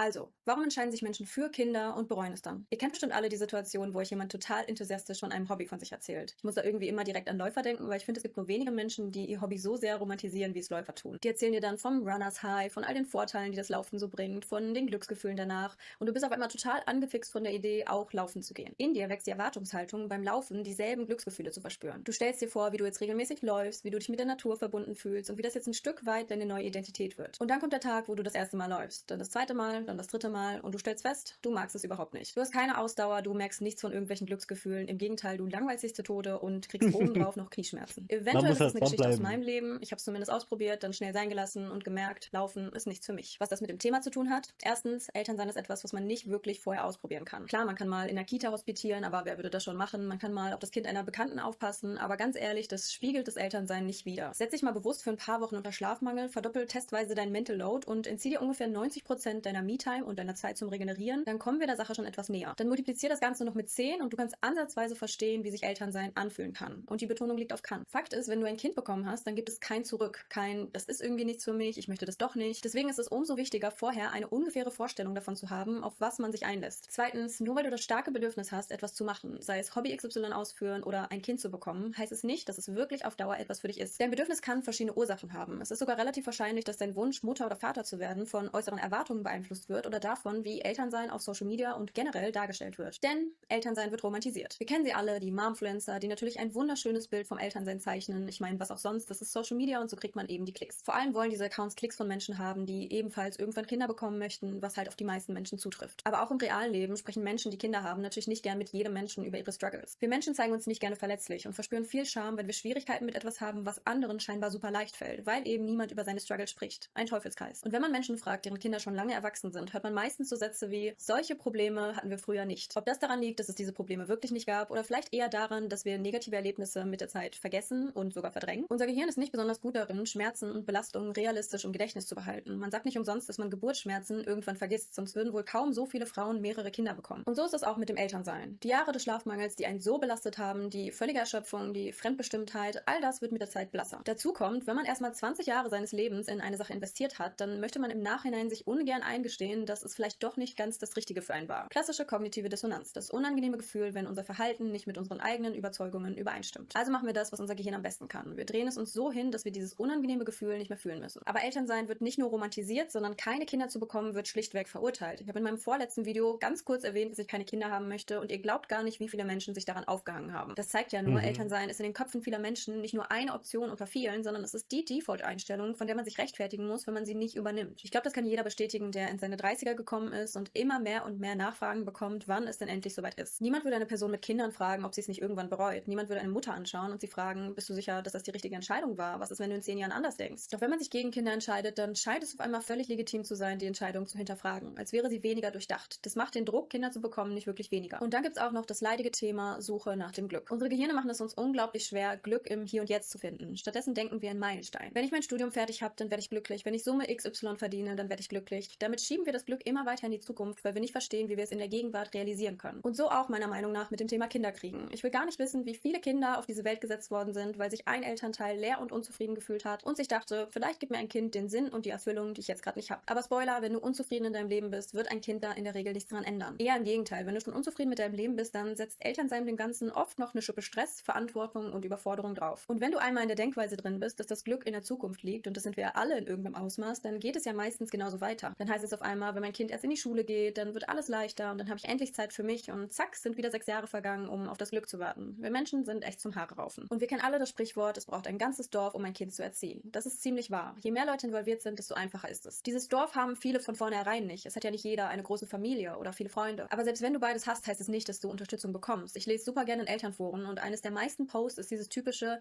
Hilfe, meine Freunde und Familie zeigen kein Interesse an meinem Kind und wollen keine Zeit mit meinem Kind verbringen. Was halt viele vergessen, ist, dass niemand dir schuldig ist, regelmäßig Zeit mit deinem Kind zu verbringen. Weder deine Freunde noch deine Familie. Es war ja schließlich deine Entscheidung, Kinder zu bekommen. Und ja, es wäre super nett, aber einfach davon auszugehen, dass deine Freunde einmal im Monat dein Kind babysitten, damit du so ein bisschen mehr Zeit für dich hast, ist schon etwas naiv. Und was viele vergessen, um ein Dorf zu haben, wenn du die nötige Hilfe brauchst, musst du vorher ein aktiver Dorfbewohner gewesen sein, der anderen geholfen hat. Hast du, bevor du Kinder hattest, regelmäßig auf die Kinder deiner Freunde oder deiner Familie aufgepasst? Hast du den frisch gebackenen Müttern im Wochenbett Essen vorbeigebracht oder denen beim Putzen geholfen? Wenn nein, kannst du nicht erwarten, dass dein Umfeld von angerannt kommt, um dir zu helfen, wenn du ein Kind bekommst. Ein Dorf ist ein Geben und Nehmen. Und was auch viele vergessen, jedes Kind ist unterschiedlich. Kann sein, dass die Kinder in deinem Umfeld absolut anfängerfreundliche Kinder sind und du auch so eins bekommst. Kann aber auch sein, dass du ein Schreibaby bekommst, was dir den letzten Nerv raubt. Kann sein, dass du ein Kind bekommst, was verhaltensauffällig ist, was zu Aggressionen neigt und so weiter. Und dein Kind muss übrigens nicht zwingend dein Temperament haben. Bist du zum Beispiel ein introvertierter Mensch, der viel Ruhe braucht und vielleicht schnell reizüberflutet ist, kannst du trotzdem einen extrovertierten Wirbelwind bekommen, der nonstop Action braucht. Vielleicht hast du dir immer vorgestellt, mit deinem Kind in Ruhe Bücher zu lesen, kreative Bastelstunden zu machen oder gemütliche Sonntage zu Hause zu verbringen. Stattdessen kriegst du vielleicht ein Kind, was auf all das gar keinen Bock hat, immer unterwegs sein möchte und keine Sekunde stillsitzen kann. Es ist schließlich ein eigener Mensch mit einer eigenen Persönlichkeit, die wir vorher nicht designen können. Es gibt so viele Faktoren, die du nicht beeinflussen kannst und du kannst vorher schlichtweg nicht wissen, wie du dich in dieser Rolle mit diesem Kind fühlen wirst. Und deswegen finde ich es so wichtig, nicht einfach blindlings davon auszugehen, dass Elternsein für jeden Menschen die richtige Entscheidung ist. Eine weitere Sache, die viele Eltern unglücklich macht, unabhängig davon, ob sie fürs Elternsein gemacht sind oder nicht, ist die Tatsache, dass unser System nicht wirklich kinderfreundlich ist. Elternsein ist ein Vollzeitjob, nur mit dem entscheidenden Unterschied, dass er nicht bezahlt wird. Also müssen Eltern zusätzlich arbeiten gehen, um finanziell über die Runden zu kommen. Zwar gibt es Elternzeit, aber die reicht bei weitem nicht aus, vor allem wenn man bedenkt, wie prägend die ersten 3 Lebensjahre eines Kindes sind. Die ersten 3 Jahre legen den Grundstein für Vertrauen, Bindung und so viel mehr. Und meiner Meinung nach sollten Kinder in dieser Zeit noch nicht fremdbetreut werden, auch wenn ich es keinem Elternteil verübeln kann. Den meisten Eltern bleibt keine andere Wahl, als ihre Kinder schon früh in die Kita zu geben, oft mit einem nicht so guten Gefühl. Nicht, weil sie es nicht wollen, sondern weil es finanziell einfach meistens nicht machbar ist, 3 Jahre lang zu Hause zu bleiben. Gleichzeitig sind Kitas in vielen Bundesländern unglaublich teuer. Der Staat investiert so viel Geld in Fremdbetreuung, anstatt Eltern so zu unterstützen, dass sie ihre Kinder, wenn sie es möchten, zu Hause betreuen können. Andersherum wäre nicht nur für viele Familien die bessere Lösung, sondern würde auch noch den Druck auf die ohnehin überlasteten Kitas reduzieren. Meiner Meinung nach kann Elternsein in diesen Bedingungen einfach nur stressig sein. Es sei denn, du bist finanziell super privilegiert. Aber macht Elternsein überhaupt glücklicher? Die Studienlage ist nicht ganz eindeutig. In einer Studie zum Beispiel wurden Menschen über 25 Jahre lang befragt. Die eine Hälfte hat in dem Zeitraum Kinder bekommen, die andere nicht. Das Ergebnis war, dass es zwischen den Gruppen keinen Unterschied in der generellen Zufriedenheit gab. Andere Studien deuten darauf hin, dass sich der Zusammenhang zwischen Glück und Kindern mit der Zeit verändert. In jüngeren Jahren gibt es einen negativen negativen Zusammenhang. Das heißt, Eltern sind unglücklicher als vorher.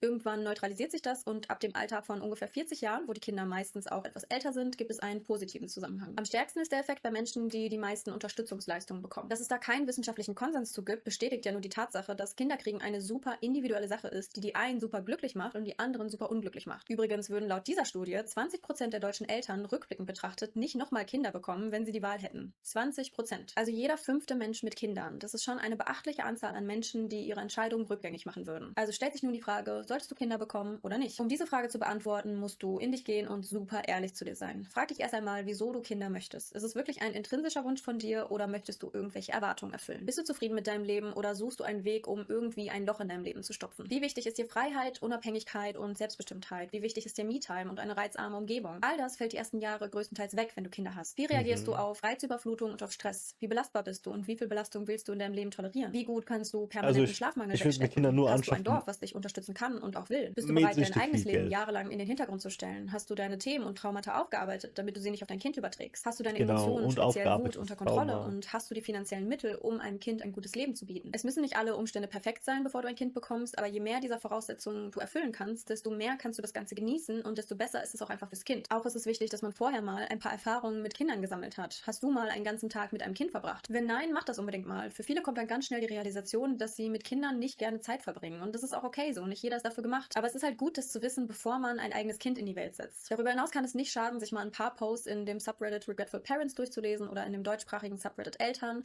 Denn dann hat man ein ganz gutes Bild davon, womit Eltern eigentlich so strugglen. Ich weiß, dass das Video Es ist eigentlich halt nur die ultra schwer negativen auf Seiten des jeden. Elternseins Auf jeden. beleuchtet hat. Das habe ich bewusst so gemacht, um einfach mal einen Gegenpol darzustellen zu der ganzen Romantisierung. Wie gesagt, es ist mir klar, dass Elternsein für viele Menschen das Schönste auf der Welt ist, aber es ist auch wichtig anzuerkennen, dass es manchen Menschen schon wortwörtlich ihr Leben zerstört hat. Jetzt kann man natürlich sagen, selbst schuld, so eine Entscheidung trifft man nicht leichtsinnig, aber die ganze Schuld den Eltern zuzuschieben, damit machen wir es uns schon ziemlich leicht. Wenn etwas verzerrt dargestellt wird und dann auch noch ein gesellschaftlicher Druck dazu kommt, dann ist es nicht das Leichteste, die richtige Entscheidung für sich zu treffen. Fazit. Der Umstand, dass Kinder in die Welt gesetzt werden, die dann anschließend bereut werden, ist meiner Meinung nach super traurig. Sowohl für die Eltern, die jetzt in einer Rolle verstecken, für die sie nicht gemacht sind, als auch für das Kind. Denn Kinder sind so feinfühlig, dass sie das natürlich merken, auch wenn sie das nicht wirklich in Worte fassen können. Ich glaube, es gibt nur eine Lösung für das Ganze: radikale Ehrlichkeit. Jeder einzelne von uns sollte damit aufhören, das Thema Kinderkriegen zu romantisieren und damit Menschen zu Entscheidungen zu führen, die sie vielleicht später bereuen könnten. Wir sollten offen über die Realität von Elternsein sprechen und nicht nur über die schönen Momente, sondern auch über die Erschöpfung, die Überforderung und die vielen Opfer, die man dafür bringen muss. Elternsein bedeutet nicht nur Liebe, Lachen und süße Babyfüße, es bedeutet auch permanenter Schlafmangel, permanente Verantwortung, mentale und emotionale Belastung und manchmal auch das Gefühl, sich selbst zu verlieren. Wenn du das nicht auf dem Schirm hast, dann setzt du Kinder in die Welt, denen du vielleicht nicht das bieten kannst, was sie wirklich brauchen. Kinder verdienen Eltern, die mit voller Überzeugung bereit sind, die nötige Verantwortung für sie zu übernehmen. Mir ist klar, dass ich mit diesem Video niemanden davon abhalten werde, Kinder zu bekommen. Jeder, der in Wohngruppen arbeitet, weiß, selbst Eltern, deren Kinder aus Überforderung in einer Wohngruppe leben, werden wieder schwanger und setzen neue Kinder in die Welt, weil sie denken, diesmal mache ich es besser. Ich glaube, wir Menschen können uns einfach zu gut selbst gaslighten, als dass wir solche wichtigen Entscheidungen total reflektiert und total rational treffen könnten. Aber es macht schon einen Riesenunterschied, wenn man die rosarote Brille absetzt und sich einfach so ein paar Sachen bewusst wird, bevor man ein neues Lebewesen in diese Welt setzt. Also wenn du nach diesem Video immer noch der Meinung bist, dass du Kinder bekommen solltest, dann go for it. Du hast dich mit der Möglichkeit, das Ganze später zu bereuen, auseinandergesetzt und das ist schon mehr, als die meisten Menschen tun. Das war's mit dem Video. Danke fürs Zuschauen. Schreibt mir wie immer gerne eure Gedanken und Gefühle in die Kommentare. Liked das Video gerne, abonniert meinen Kanal und dann sehen wir uns beim nächsten Video. Und wir lassen einen Sub da auch.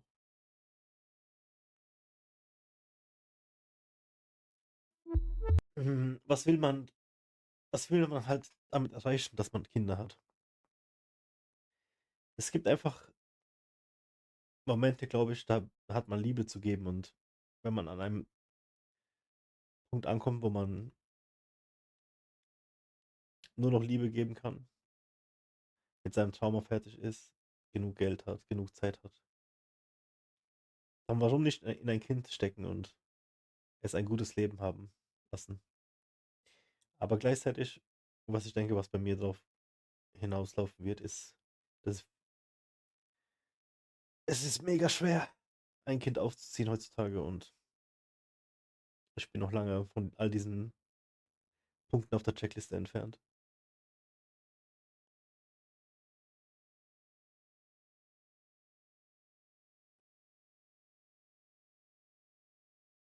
Das ist schon heftig. Weil der Mensch ist einfach gemacht, sich zu paaren, Kinder zu kriegen.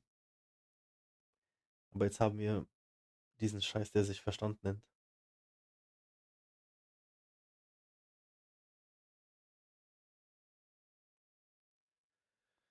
Ja. Therapie per KI. Ich weiß nicht, ob wir das gucken können wegen Arte. Therapie per KI. Interessant.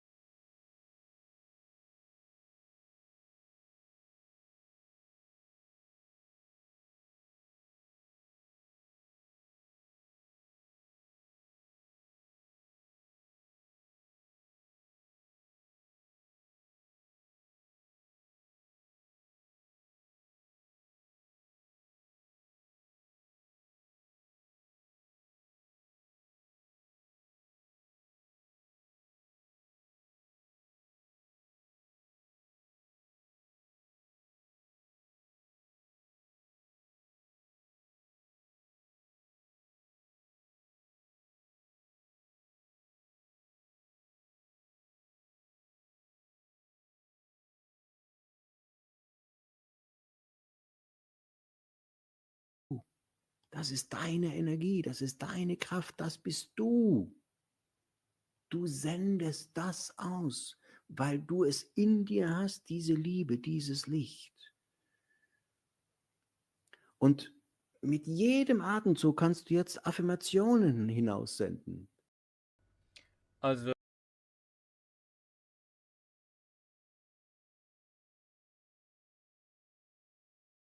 Let's watch one more video and then we're gonna play Senua.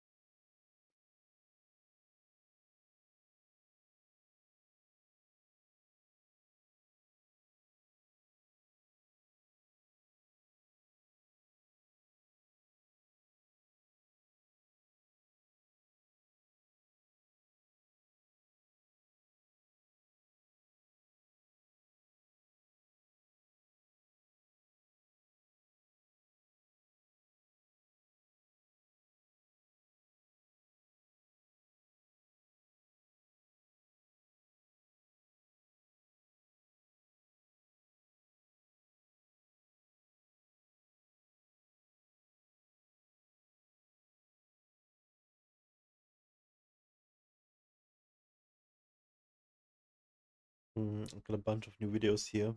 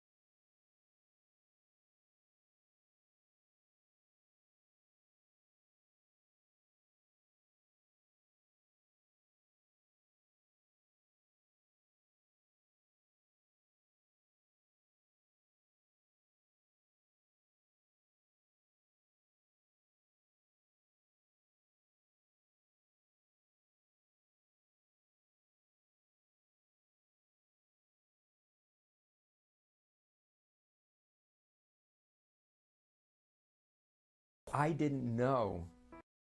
Here's a question to ask yourself.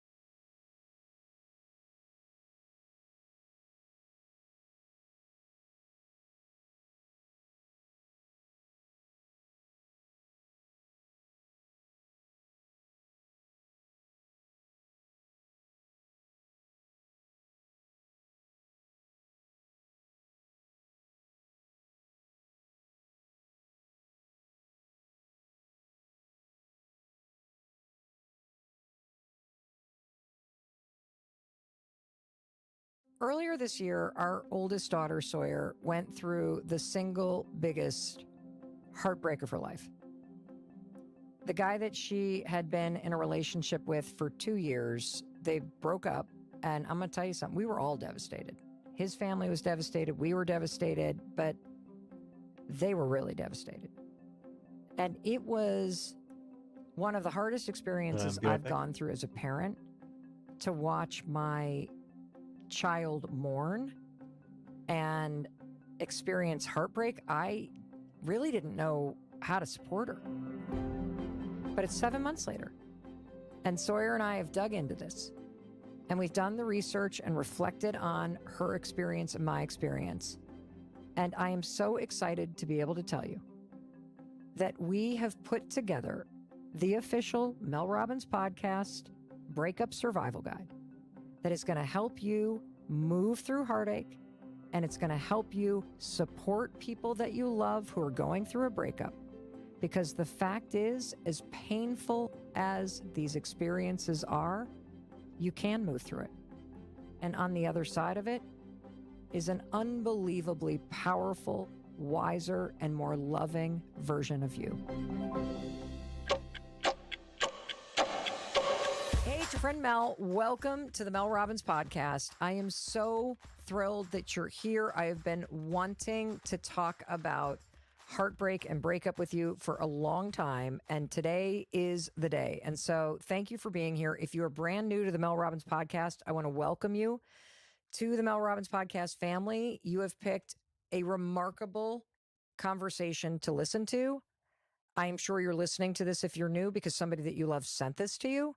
And so thank you for choosing to press play. The fact that you press play on this particular episode tells me that you really do know that you deserve an incredible life, that you deserve to be happy, that you deserve to feel love.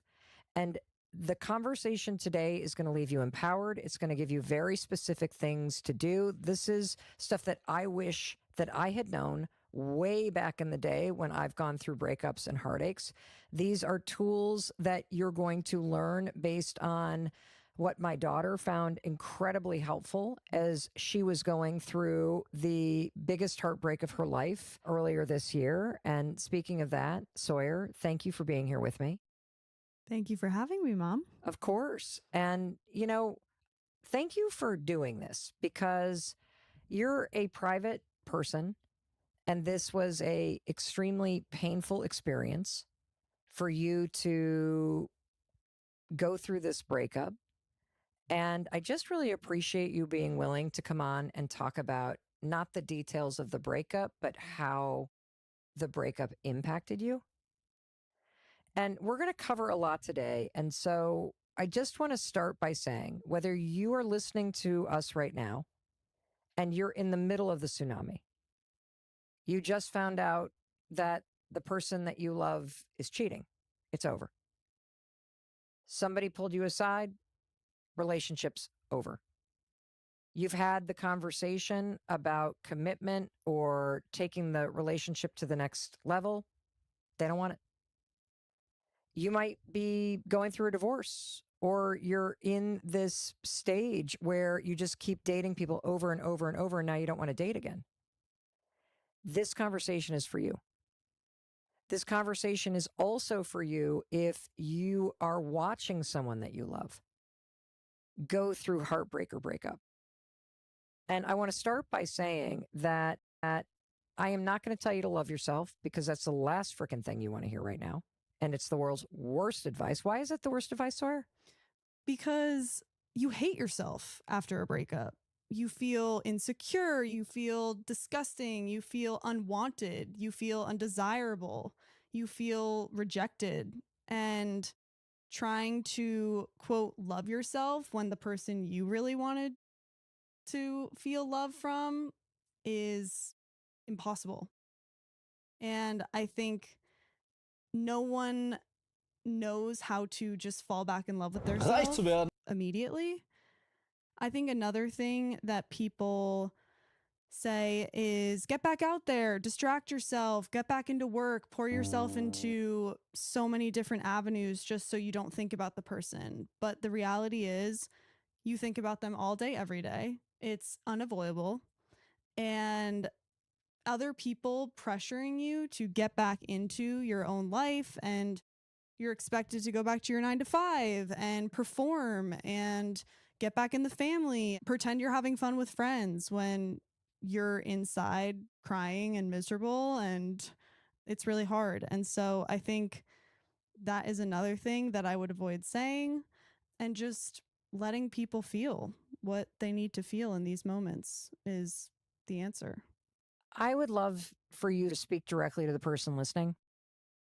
And in particular, I want you to remember what it felt like 7 months ago when the breakup hit and you were now single and you were staring down an entire summer with canceled plans and the person that you love moving on. If the person who's in the middle of that, devastated, if they take everything to heart that we are about to share today and all of the little tools and the framework that we're going to give you for how we want you to look at this moment in your life, what could they expect to change if they put this to use? Well, the first thing I will say is I've been there very wholeheartedly, and not crying and talking to my friends about it, but on the ground, convulsive crying, and my mom holding me as I'm like flailing, having a panic attack. So, been there, done that. You are not alone. But what I will say is no one knows how to support you as you're going through a breakup. And I think what you will get out of this guide is not only how to support yourself through this, but also how to ask for help from other people as you're moving through this, which I am horrible at doing and never asked for help and felt like I could do it all on my own or cry alone in my room with my therapist, but not actually ask the people who are right in front of me. And I think that these tools and tricks, what I love about them is you can do them immediately, and they suck just like any other healthy.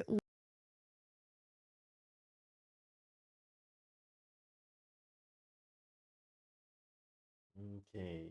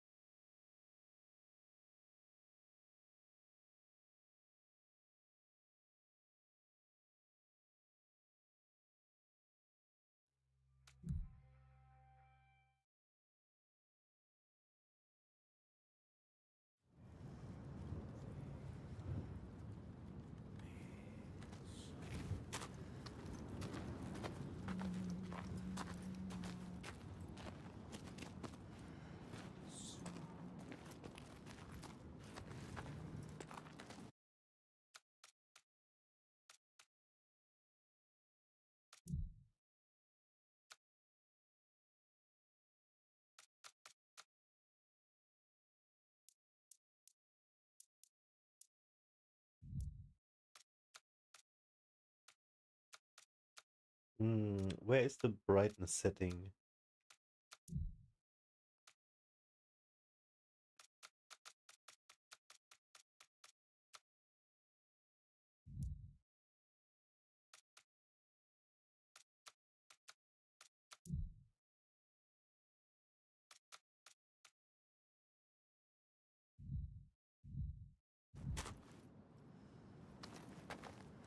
I think I can increase the dark part a little bit.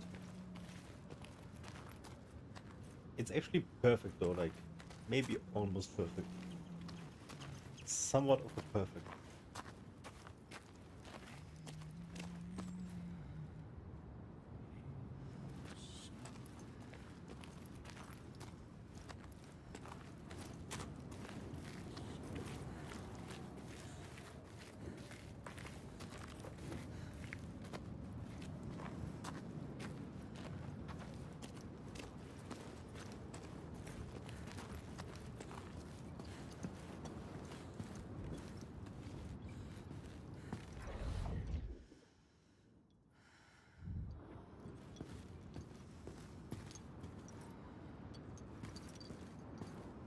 Wait, where do we come from here?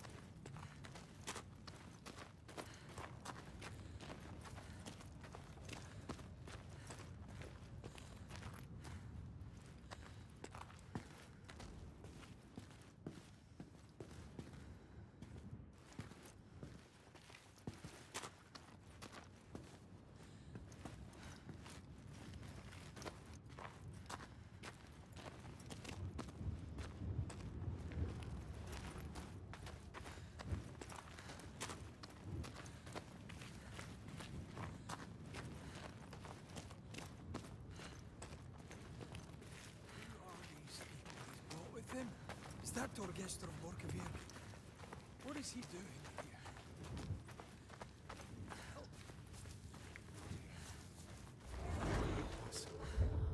I don't like this. In the time of famine, at the place known as Rifsker, Thorgrim found a huge finback whale, beached and dead. His neighbour, Thorfinn, had already found it.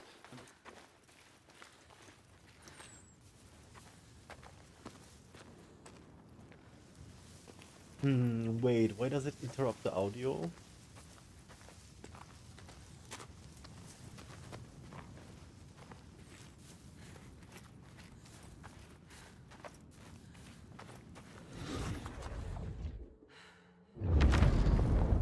In the time of famine, at the place known as Rifsker, Thorgrim found a huge finback whale, beached and dead. Because of the area? His neighbour, Thorfinn, had already found it and was in the process of flensing it. But Thorgrim claimed it as his own. Thorfinn said he would not give it up without a fight. If that's what you want, Thorgrim said, let it be so. And he launched a blow at Thorfinn, cutting off his head in one strike.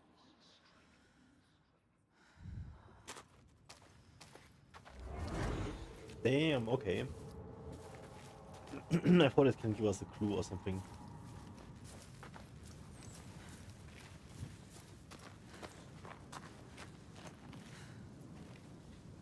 Am I supposed to see like a face?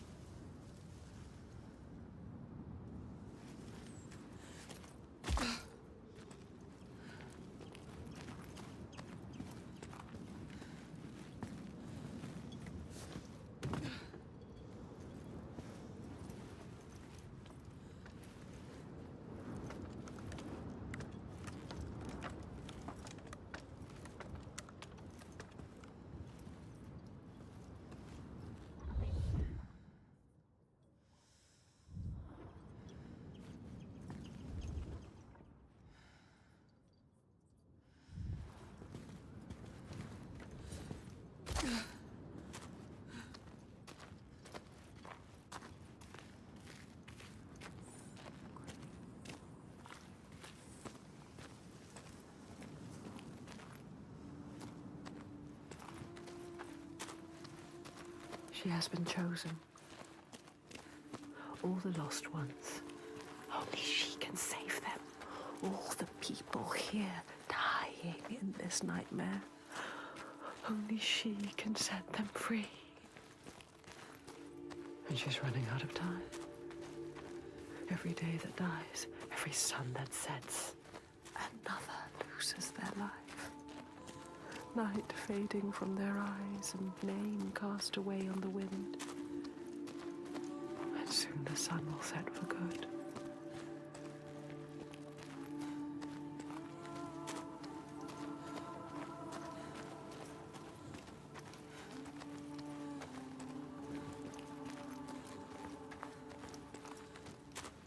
Look, so different. What is it? Something here needs to be done. What is it? Fargrim told you they are hidden. The hidden ones. The hidden folk.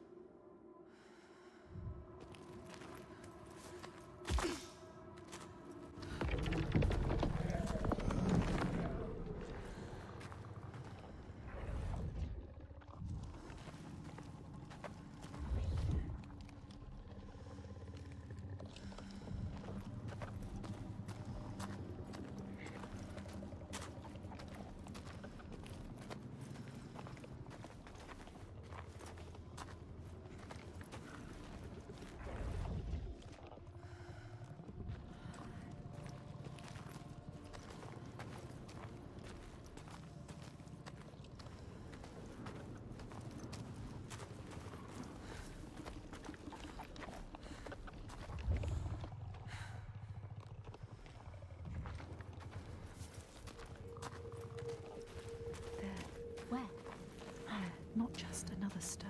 No, something special. It is an offering. Yes. The voice. It's them. The world has changed. Upside down. They are allowing us to see. Whoa.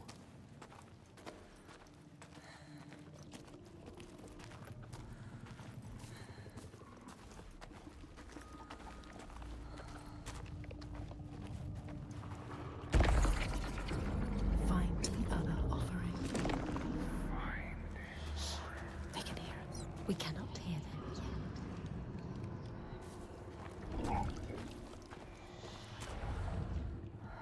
yet. A path hidden.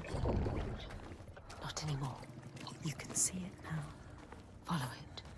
Find the offering.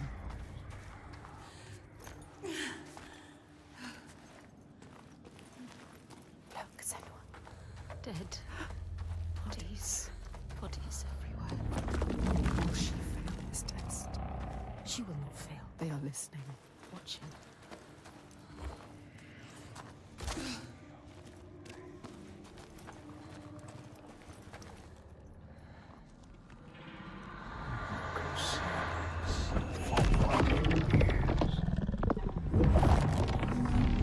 Passed this test, Senua. But there will be more. There's always more. Well done, Senua. She is strong enough. You will not die like the others before. You will survive this. Fargrim knew. He could see her. See what she really is. He knows about us. He can hear us as well. He doesn't hate her. Hate us. Not like the others. Accepts her. Accepts us. He wasn't surprised.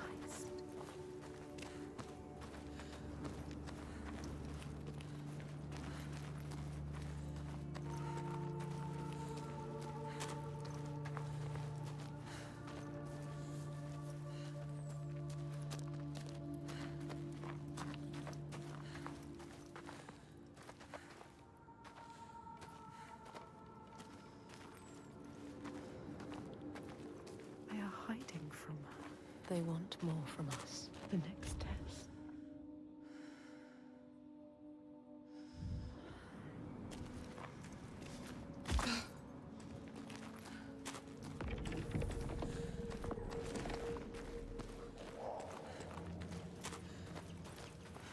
There.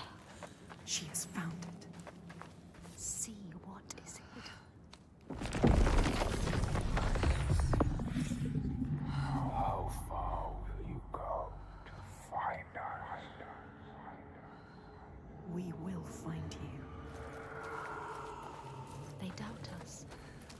We don't.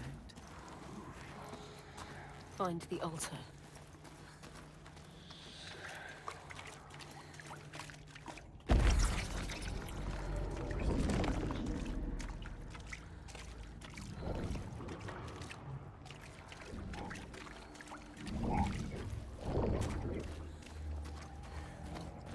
How are you going to get it? It's upside down. There must be a way up there.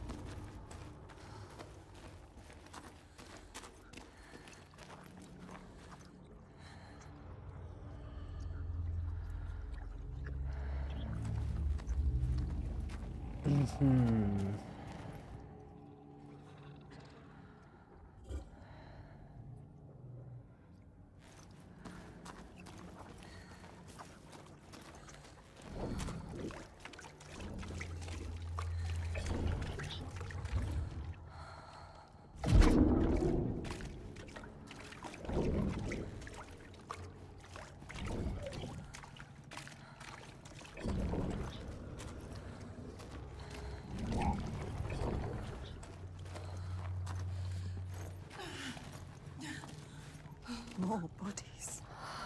Bodies. They came to ask for help and now they are dead.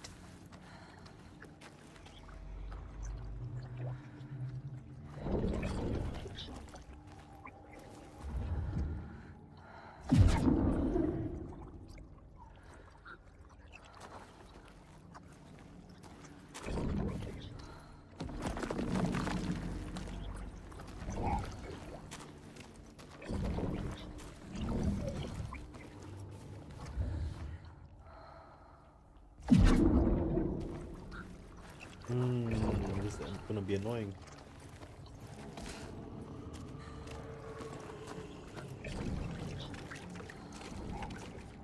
Why am I not getting it? I don't know. She can see what Another is one. hidden. She understands. What is hidden? Can she? Don't doubt.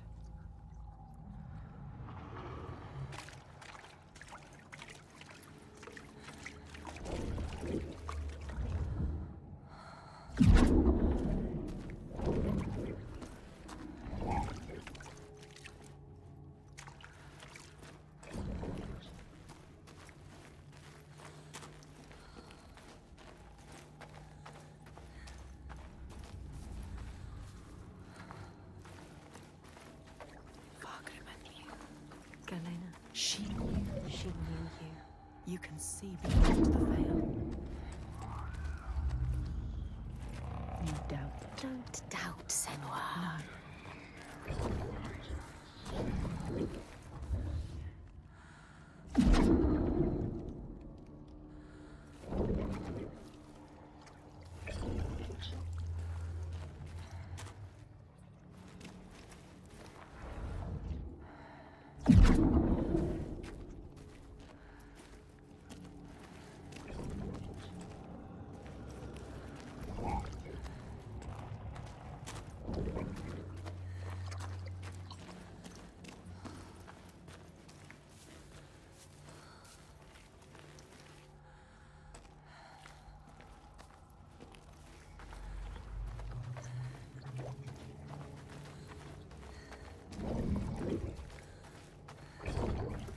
No. How am I supposed to get down?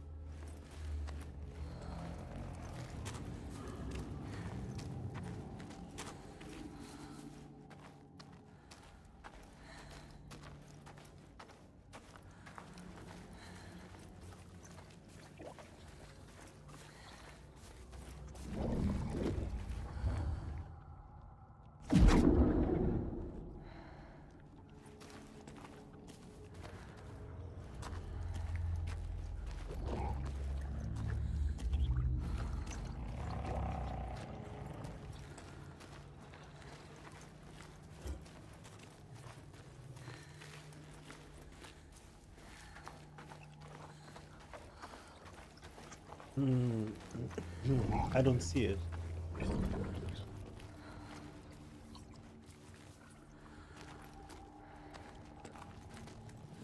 Oh no.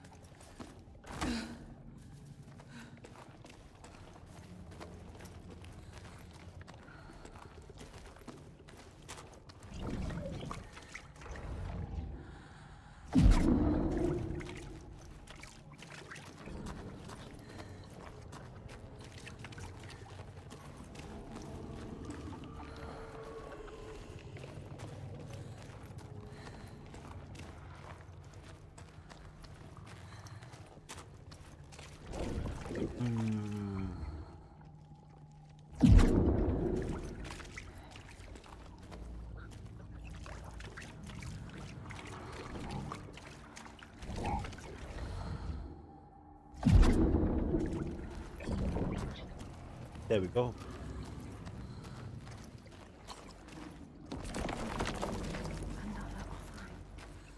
Bring it back to them. Let them see you are not like the others.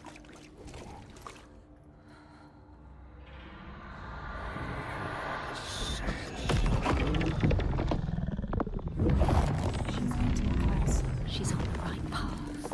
It might be true. What Fagrima said. She is the light he knew he would find.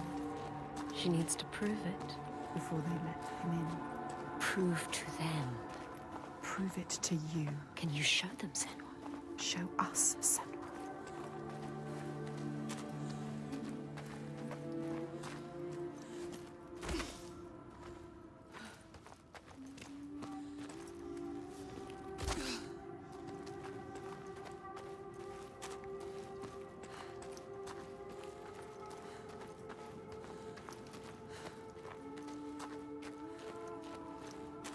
Can you still hear them?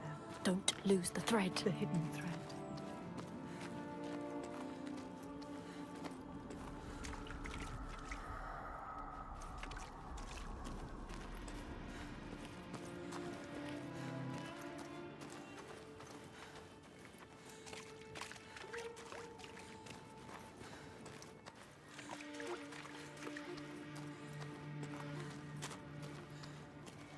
Yes, she can still hear them. She can. We can follow them. You have to follow them now. Over there. It's coming from down there.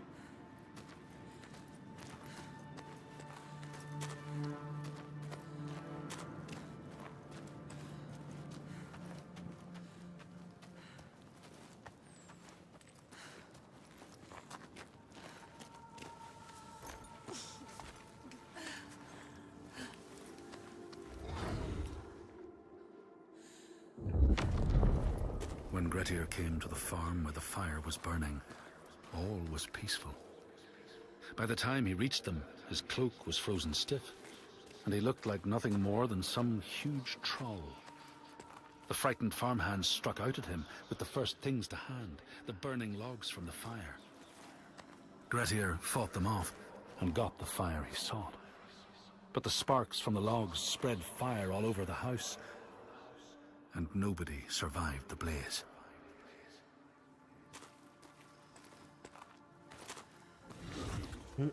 Sage. Oh, whoa, what is this?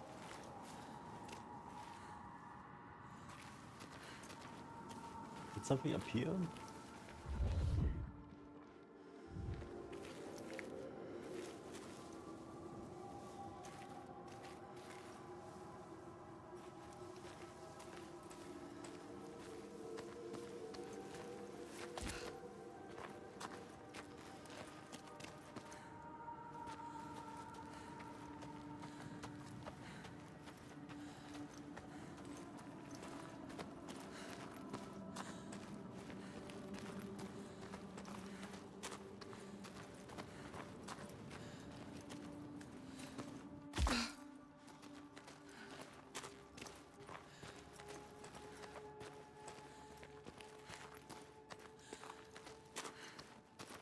lake, like a mirror.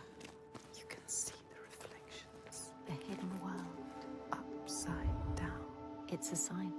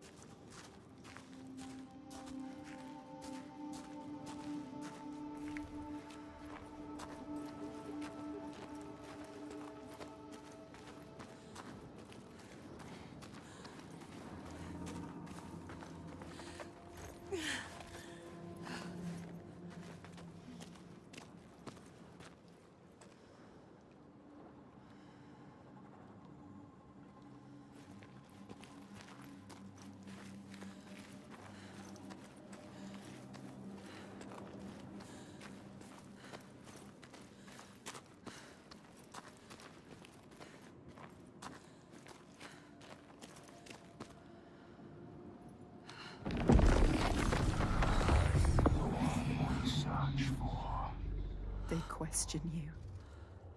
Are you the one, Senwa? She has to be. The lake is here too. Look at the water. This doesn't feel right. So deep and dark. It is trying to claim us. Trying to take you down with it.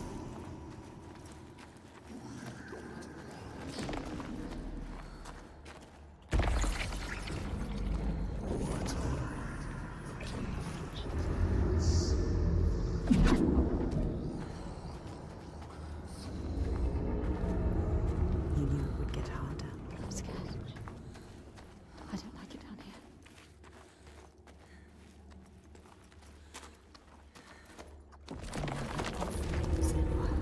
Give it back to them. It's theirs.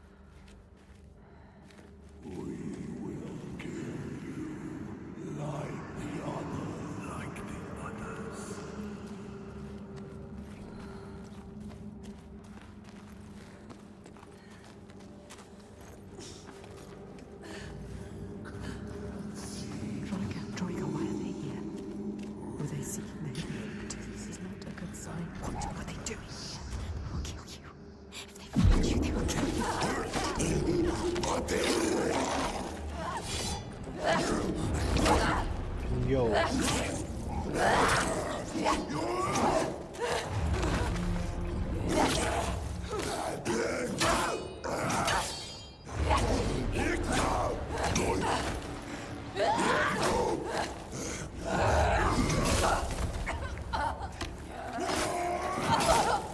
Whoa. What can I do with this? What the fuck?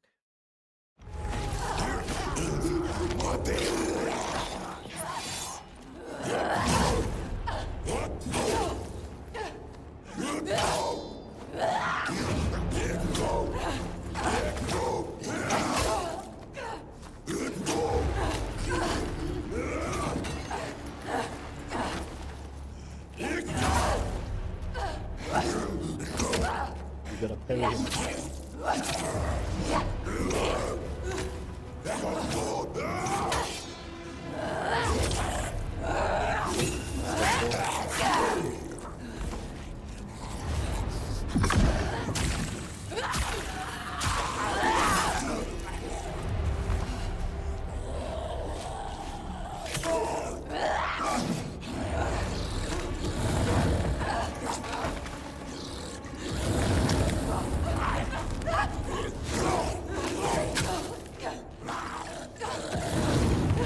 rope.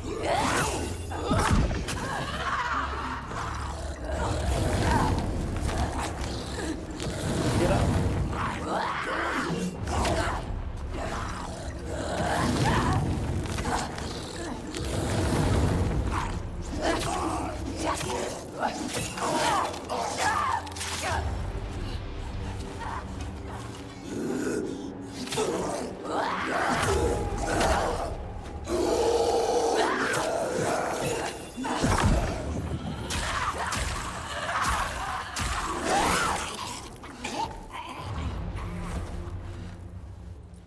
This is very dangerous. They are telling you this place is dangerous.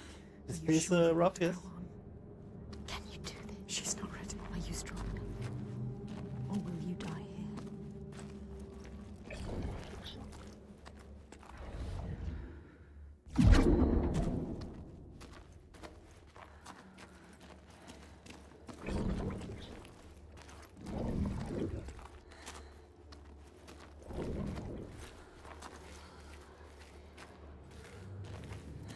What exactly happened?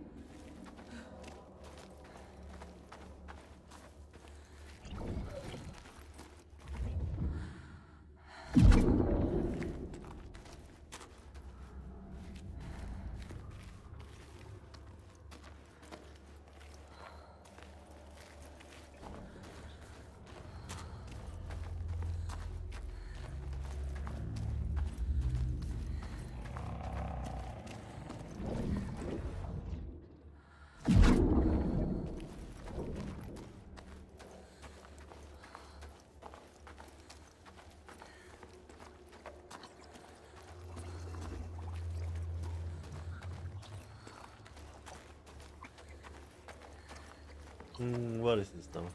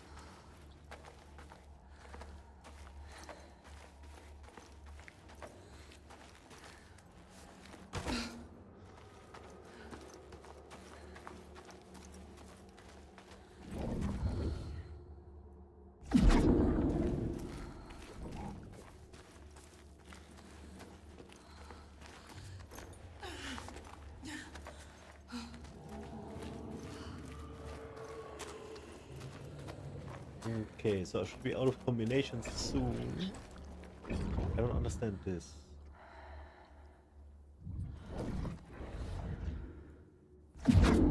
Now, what happened?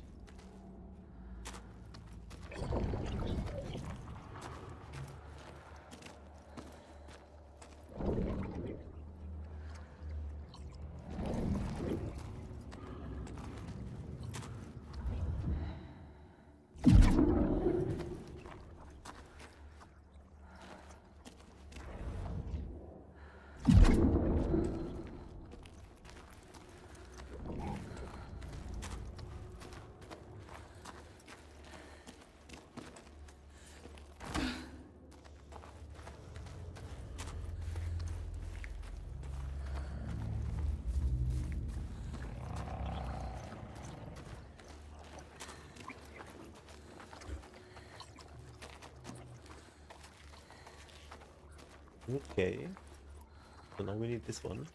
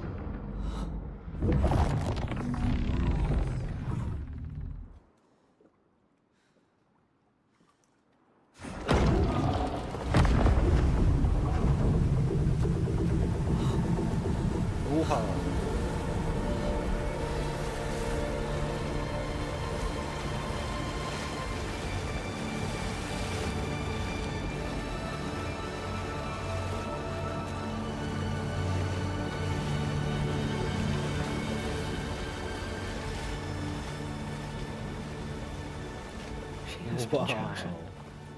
Fargrim saw it. The part of her she keeps hidden, pushed down, covered with silence. Fargrim saw that too, no matter how much she tries to hide it from the world. And now that part of her that scared her for so long, that she fought so hard, has brought her to this place, chosen, special. But will she be enough? What will they ask of her? Can she give it?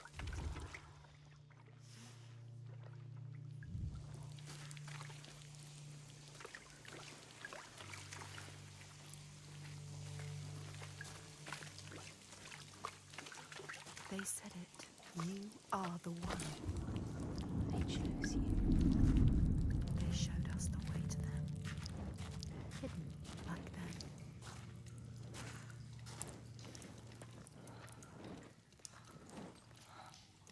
Go to them, Senwa. They will tell you. Tell us how to kill a giant.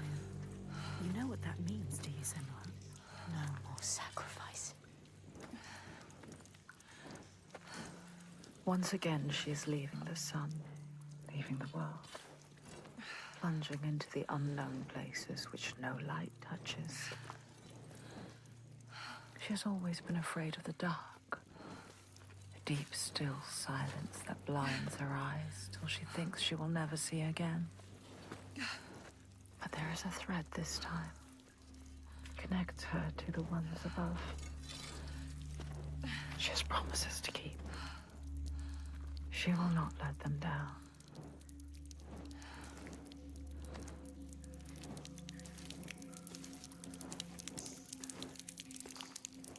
Where are we going?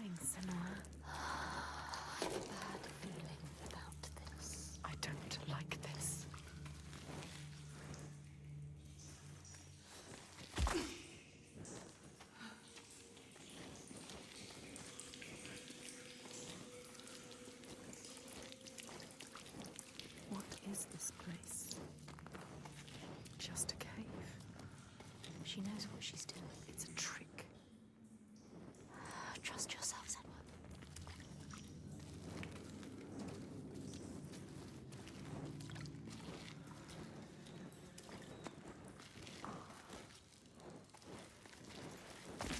Still nothing special. It was a trick.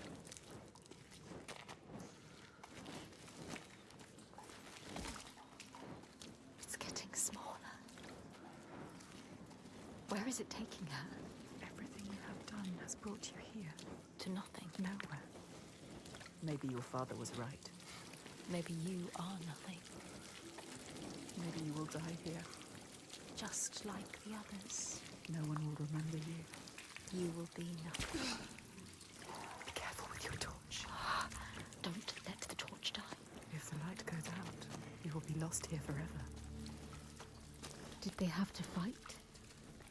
She needs to be careful. Careful, Senwa.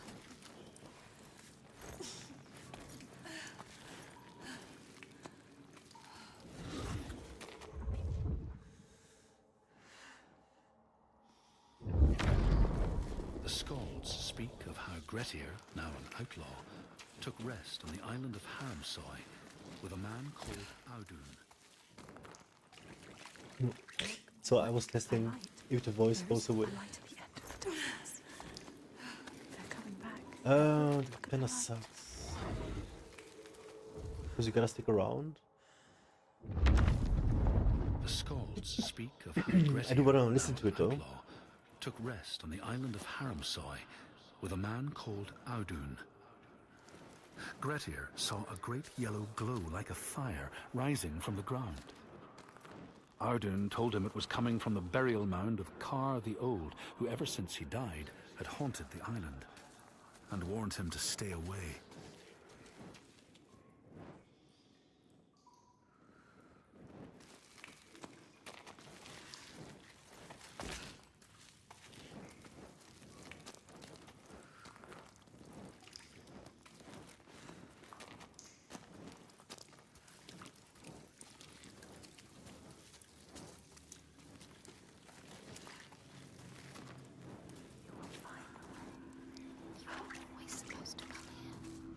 Yes, this feels right. The color is beautiful. It has something to show you. Something here to find. Find it. Trust yourself.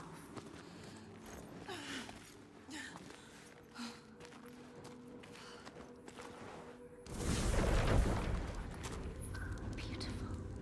It's not like fire usually is. It's mesmerizing. What does it mean, this color? It has to mean something.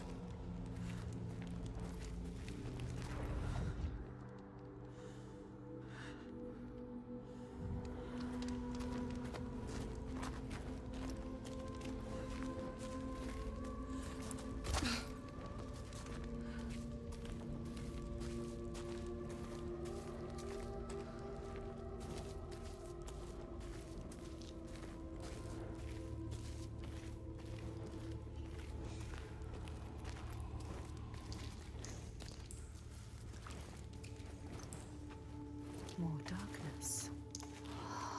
Never easy, is it? Always darkness. They failed the test. What were they looking for? Will you fail, Senwa? More rock, more darkness. Is she lost?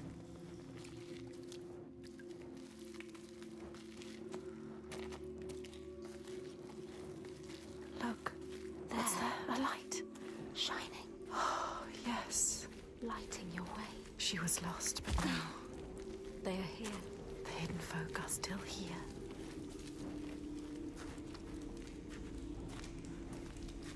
Look, over there. What can you see? Something different. Go towards it. A doorway? Is it? Colors. Shimmer.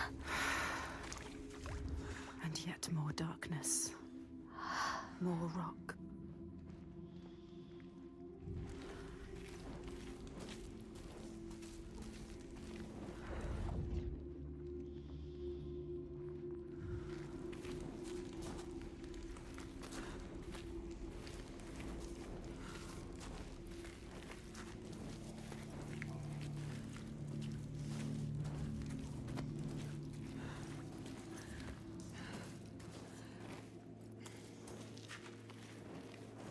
light there.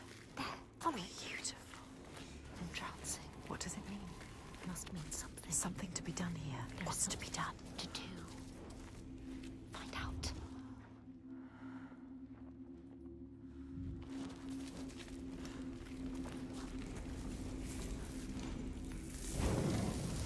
Yes, she found a way.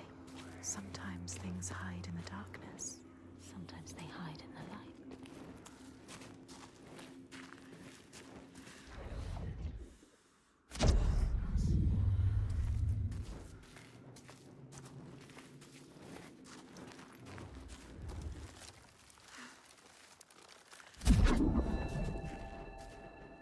In this place, they know that sometimes the hidden folks will take their children and leave another in their place.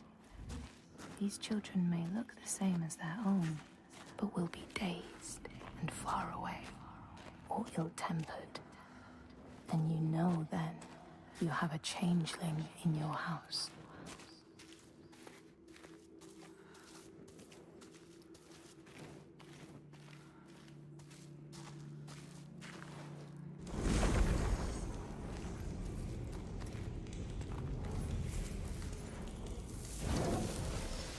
Follow the light. Don't stop now.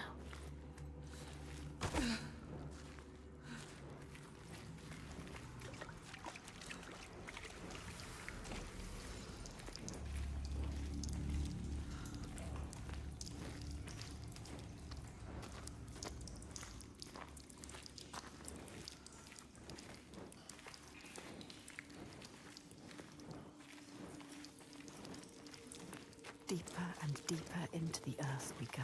This could still be a trick. It could still be a trick. You could be lost here forever.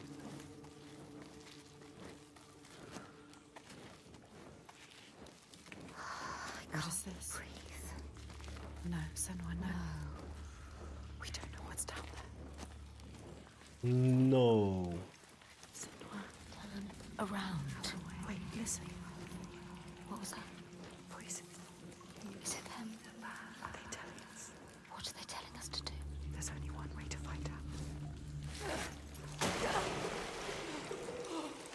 Water, water everywhere. This must be a special place. Senua, you have to get out of here. You could still die.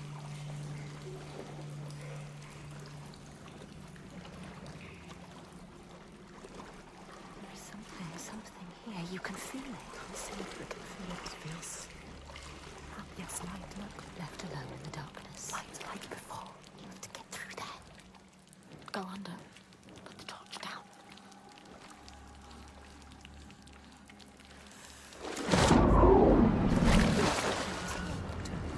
What was it? Did you feel it? It felt like something dark. How much longer can we survive down here? I can't.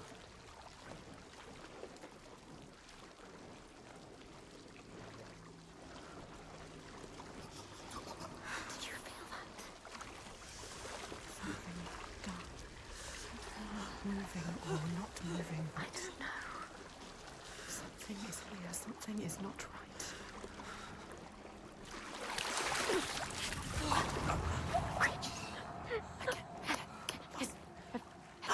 Get out, Senua. Keep your torch high.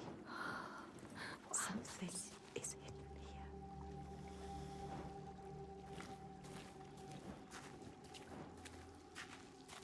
Through there. I'm getting pretty anxious.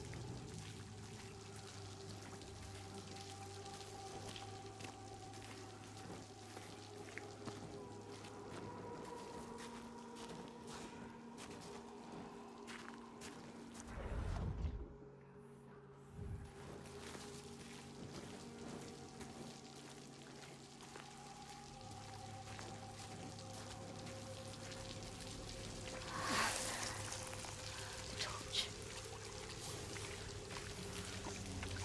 Someone walking. You are not alone, Senua. Should you follow them? They could be dangerous. She knows what she has to do.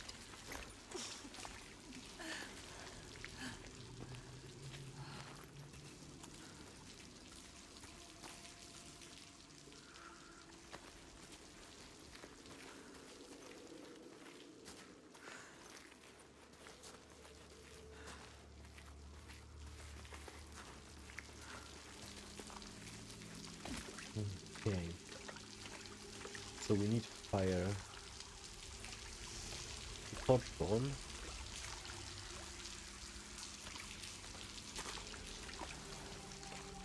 The water. There was something in the water. I feel it.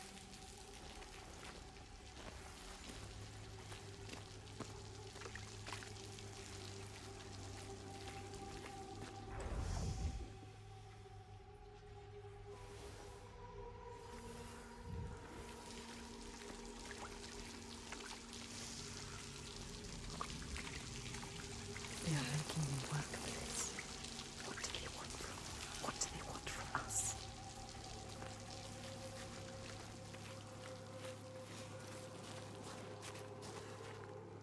Yes. More light, more light.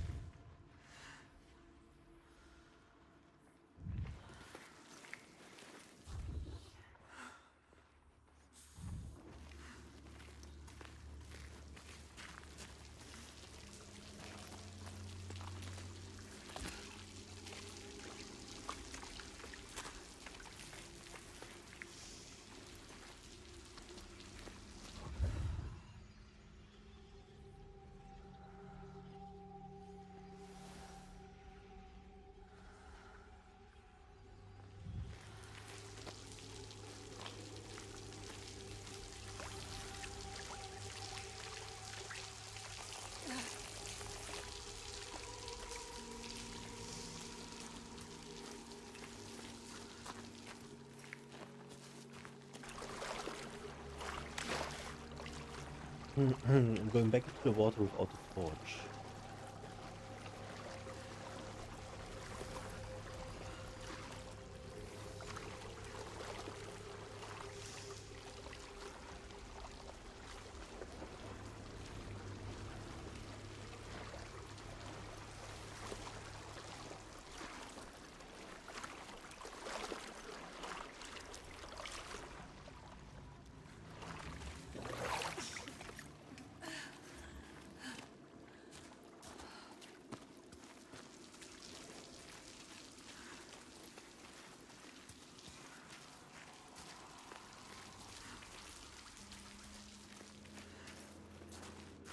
There's a path to find somewhere. Where is it? Always the most difficult way to go. You have to find it, Senwa.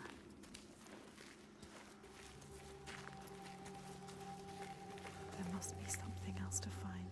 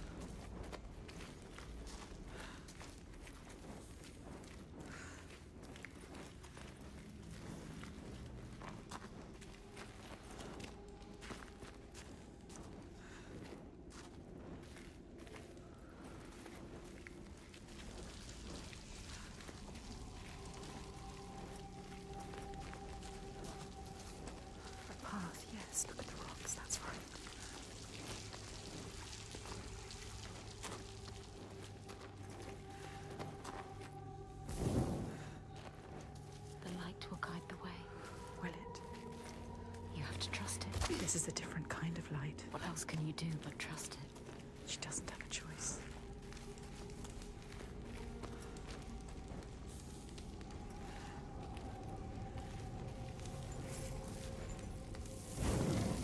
Sometimes she needs the light, but sometimes she needs the darkness.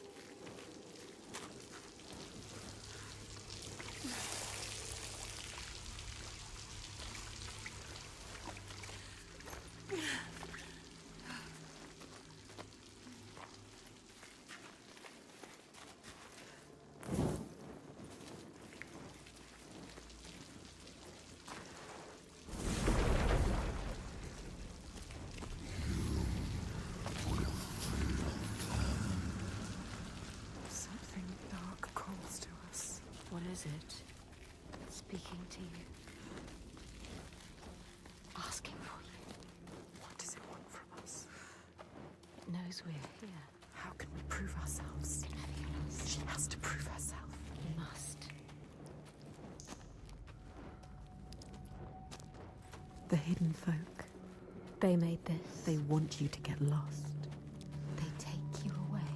And when you return, Years have passed. will that happen to us? No.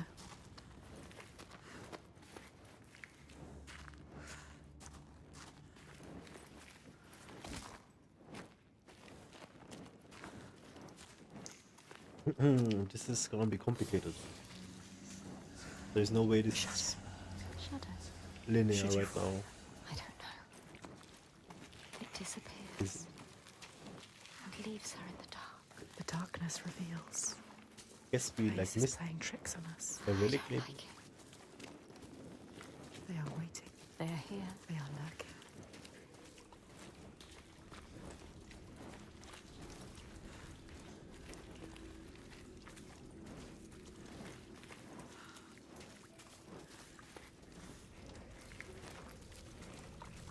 Remember the darkness in the water. They know what you're scared of. They can hear us.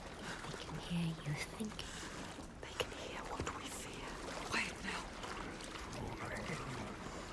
The hidden folk are toying with you now. There's a reason for this. Playing with you. They're testing me. Can feel that something is wrong. Can we turn back? Is it too late to turn back? The hidden folk have grown malicious. What's that noise? Something growing, something coming. I can feel it. Something is wrong here.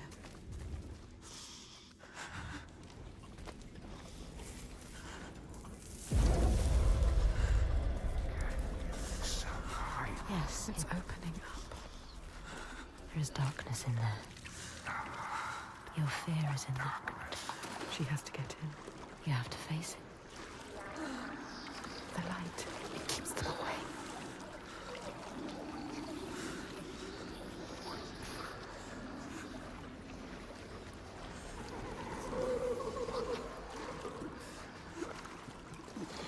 Don't listen to them. I don't like it. I don't like it in here. Trying to take you. They are preying on your fear. Don't let them.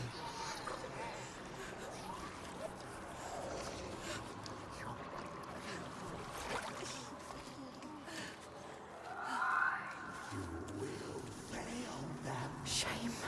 I don't like it in here. Senua, something is coming.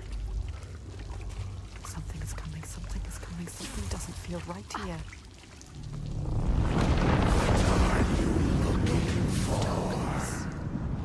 The dead that you couldn't save. The drowned. What the fuck? They want to drag you down.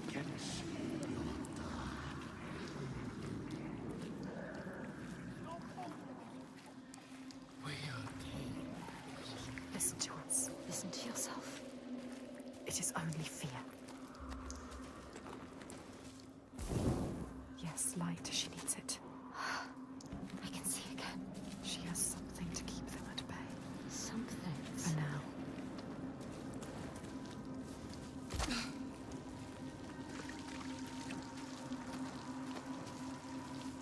This pool of horror. They will take you. They will try to drag you down. Don't let them. No, Senua, you can do it. You must go. They will always hunt her. The one breath she did not save. Clasping her desperately, iron bands around her, dragging her down. It is not our fault. Imploring eyes and outstretched hands until they fall away into darkness, only to rise again.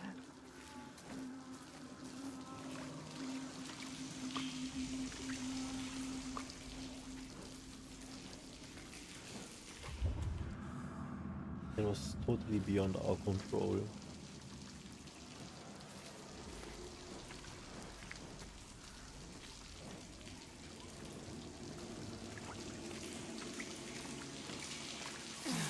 They are taking your light again. Don't let the torch go out.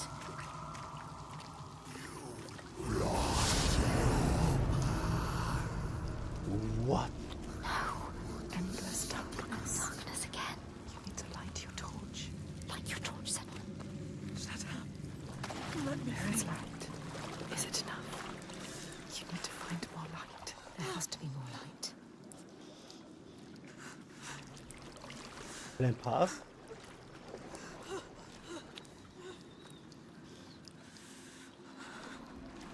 Do you need light to pass?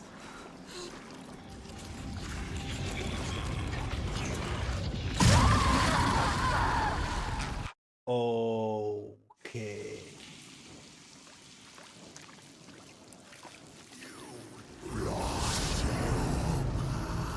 Up there. How will she know? Endless darkness. Darkness again. You need to light your torch. Light your torch, Senna. Shut up. Let me think. She has killed a god and now she cannot light a torch. It will light your way. You have to find a way. It will keep the drowned at bay.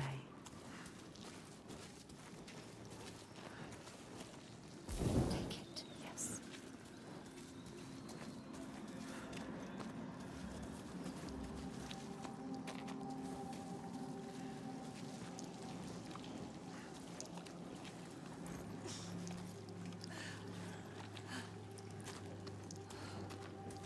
Light it. As much light as you can make. Is there enough? The ones you lost. Everything you regret, your shame, your pain. Turn your face to them and open your eyes. You can only hide for so long, and then you must take the plunge.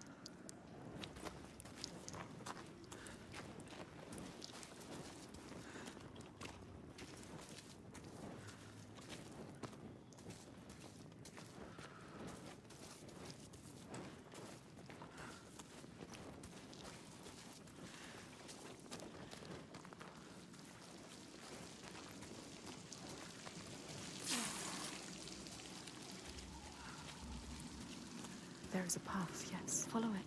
A path of light. Blind, you have to go there.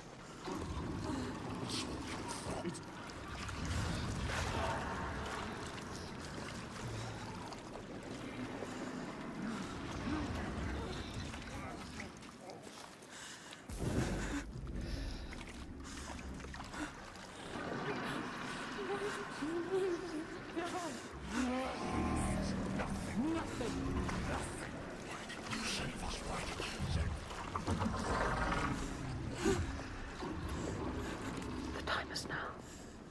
There is no other way. Put your head under water and take a deep breath.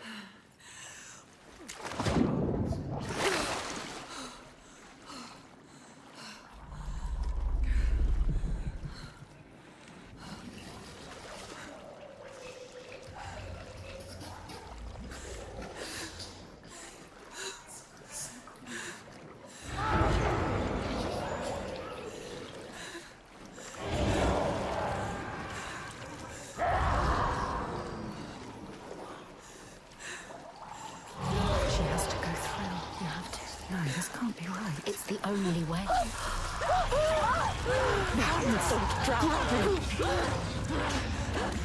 Yo. Whoa. We are done with this now. We are done with this.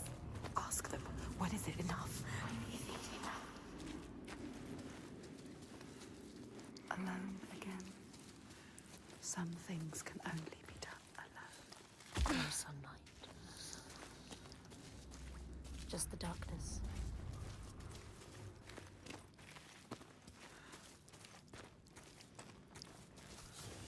Who is that?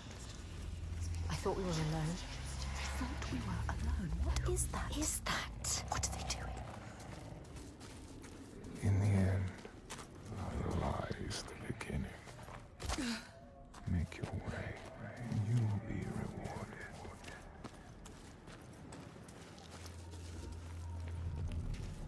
A light. A light. What are they saying? Something. Grab the torch. Something needs to be done. What is this place? Sky. Beautiful. How is it possible? Too deep for this kind of beauty. What is that? Who is that? It needs your help. They need our help to cross. This is where we need to go. We need to find our path into that cavern. We have to get there. A brazier. Light it. Light it with your torch.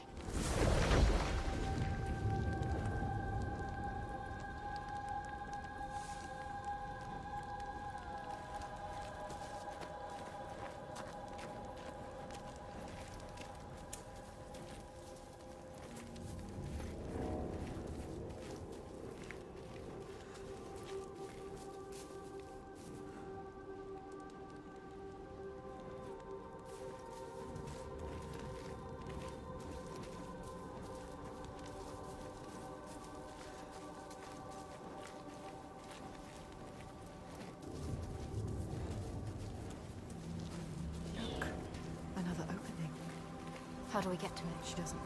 She doesn't know. You need to know. You need to find out. It's another test. Don't trust it. You need to prove yourself. She needs to prove herself. She needs to show them that she is worthy. Is she? Are you worthy, Sarah? Are you?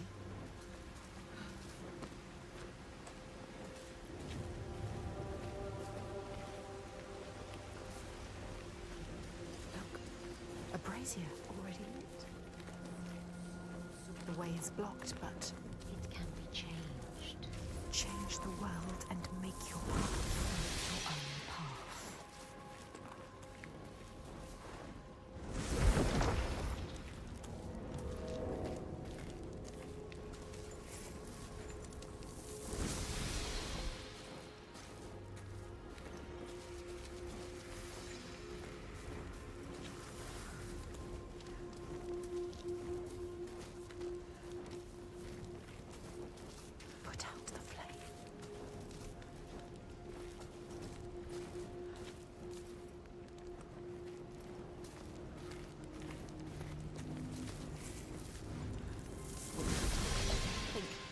You need to think. She needs to think.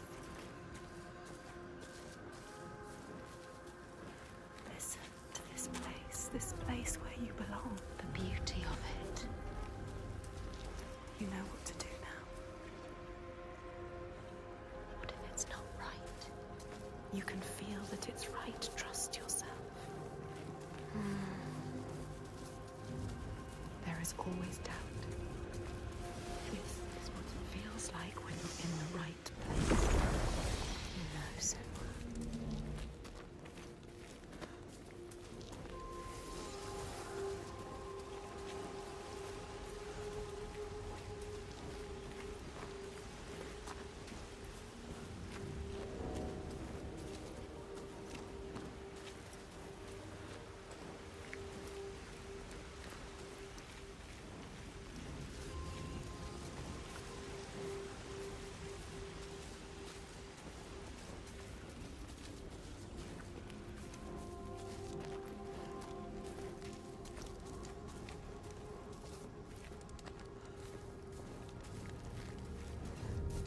This one is rough.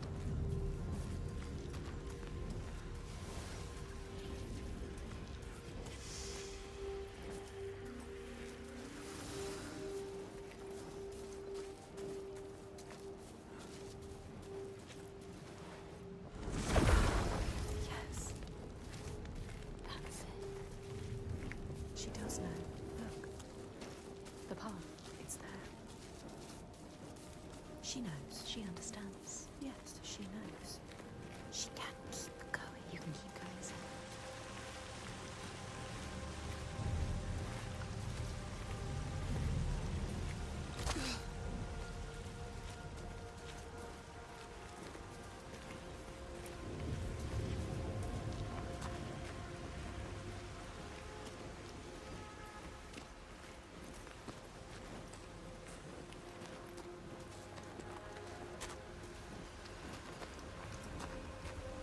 Did I mess it up?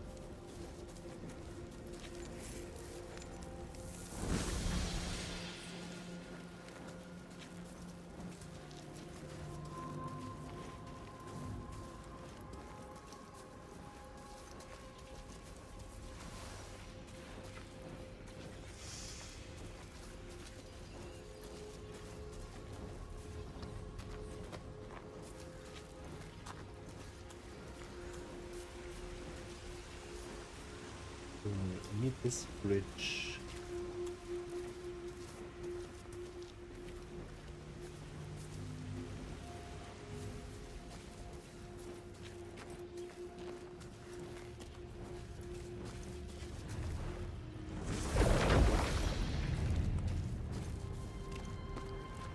I missed something now.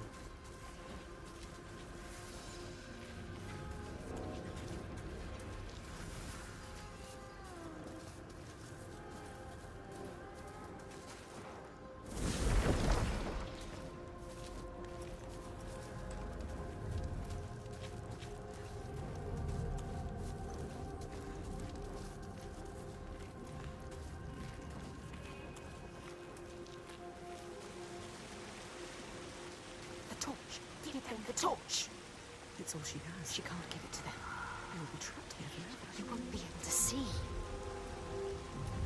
Now she's trapped. Stupid. Stupid. You need a torch. You can't do anything without your torch. Trapped here now forever. Think. There must be a way through. To figure. Yes, there. You can do this. Wisdom lies beyond. She has to find what is hidden. We need to get to the other side. Change the rock back. Make it disappear. Can you do it, Sam? There it is again. That figure. What is it doing? The torch. There. No one has ever been here before can feel it. Unlike anything you've ever known. She is the first person to get this deep down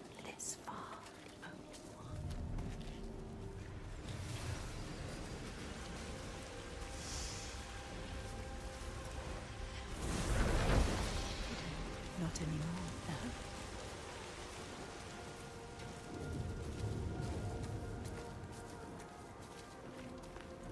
In front of you.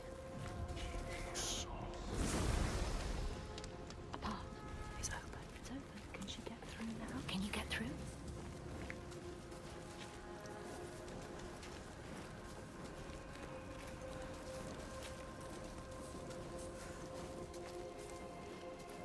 What was lost is found. They're letting us know we are close. Remember what they say. Reward it. Reward it. With what? We haven't passed the test yet. Over there. Where? The cave. Back to the beginning. Now what? No. She has to get over there.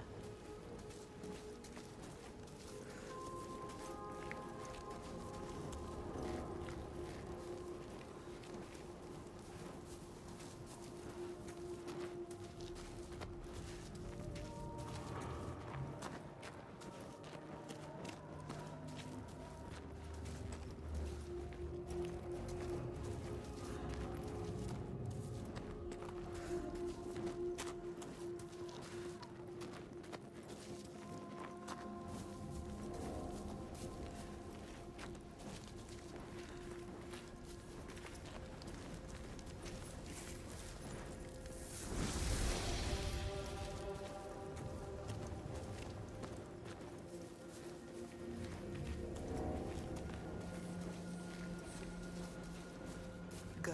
There, a path is open. Can she get through now?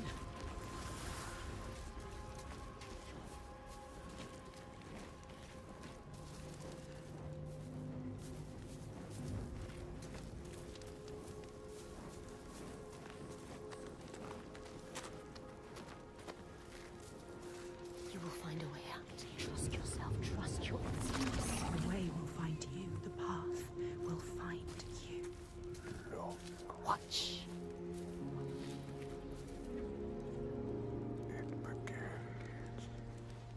You gain what makes you safe. A torch doesn't make you safe. The sword does. The light does as well.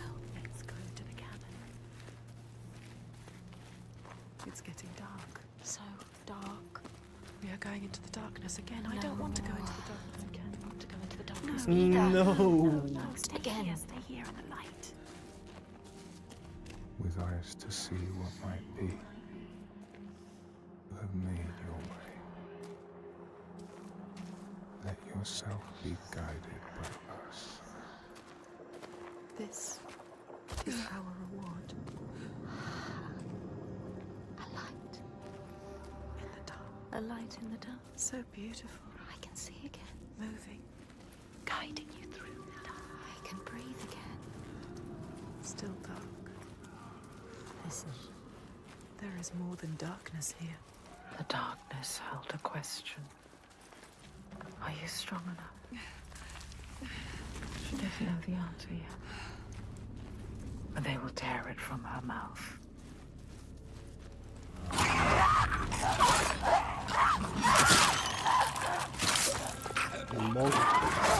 You are faster than purpose.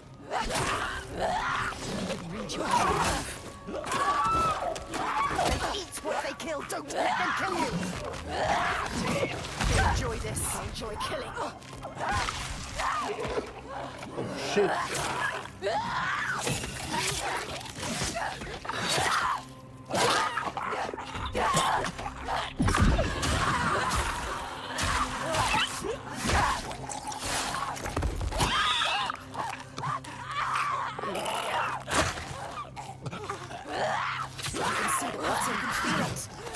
They underestimate you.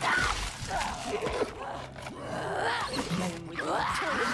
Fight, clever.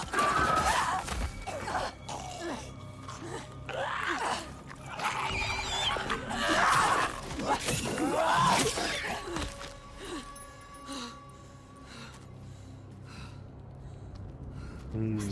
What were they? What were they?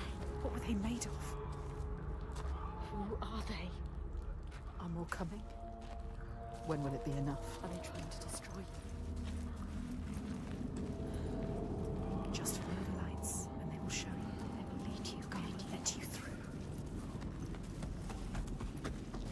What was that? Someone behind you? No. Nothing. Who's footsteps behind me? No. Whoa, what the fuck?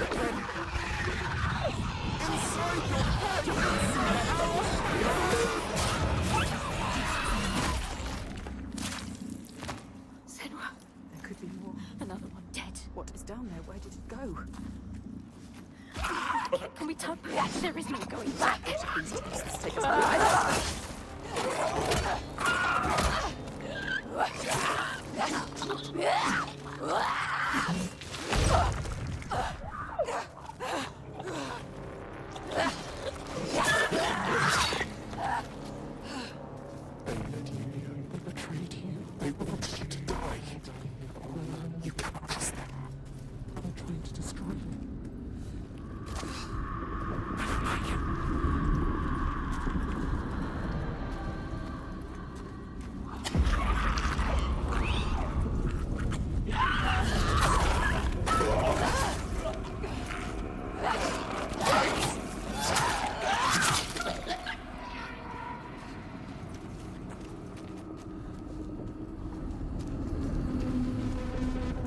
Someone is following us. Quick. Someone is watching us. Eyes everywhere. Shh. Look, an entrance. There, keep following. Light shining through. A bit of hope. Or just another trick from the hidden folk. Another trick. What do they want with us? Luring you in. Keeping you here. Be careful. Did the light... Trap!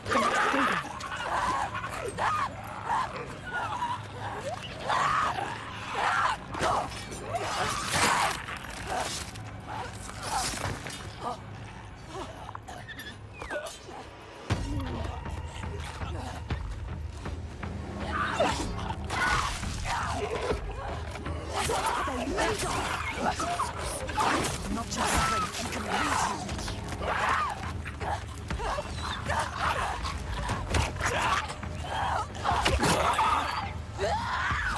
Strong like rocks, you have to hit harder.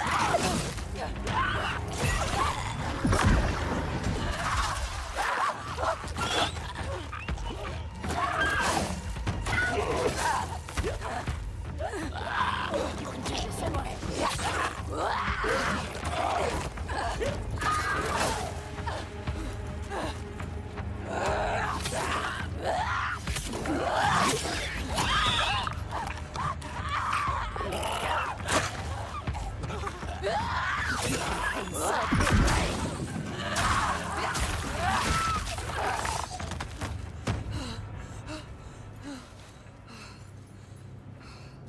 Rough.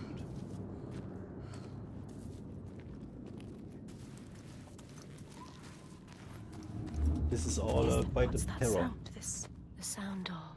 Is it them? Are they calling us? Just the caves. What does it mean? It's nothing. So cold. It's... Wait. Are they here? Then you will meet your destiny. Can you feel them? Within the depths. The cave is singing to you. It's guiding you. The walls are singing to you. They know, are they? This means something. Maybe it's dangerous. No, you have to go there. You have to find out.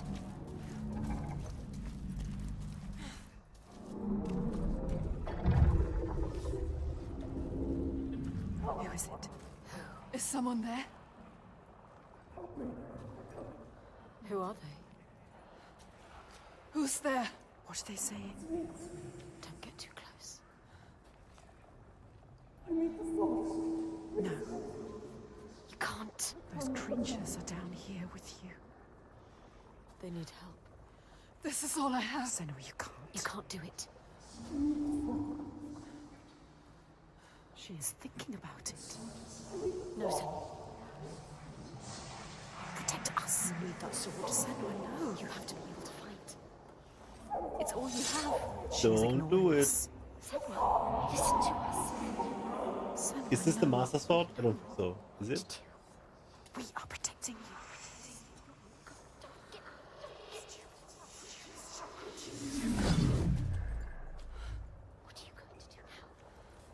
Sacrifices must have meaning. She has given away that which makes her strong. A protector. A avenger. The thing she grips tight when darkness overwhelms her. What is a warrior without her sword? What is she now? She must forge a new path, defenseless against the dead ones. The armor has fallen away. Oh, Krieger, dude. Should we keep going?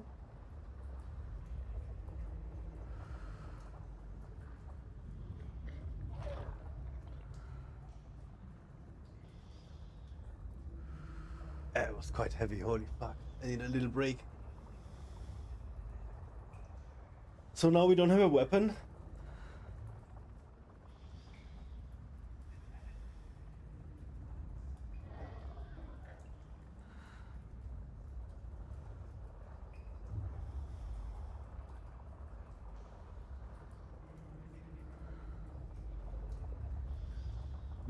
Damn, dude.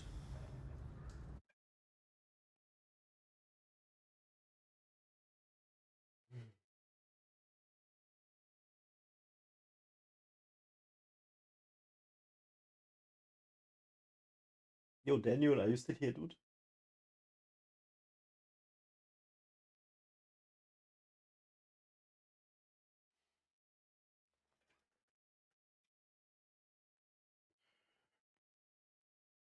Little pee break. Be right back.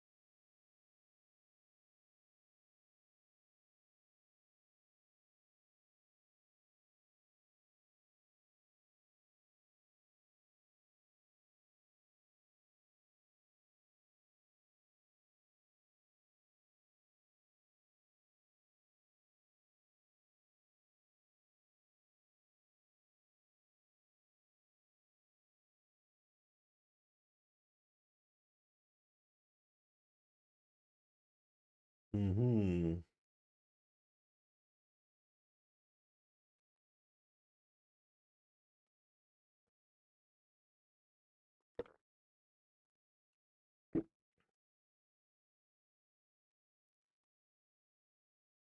So Bitcoin is going crazy.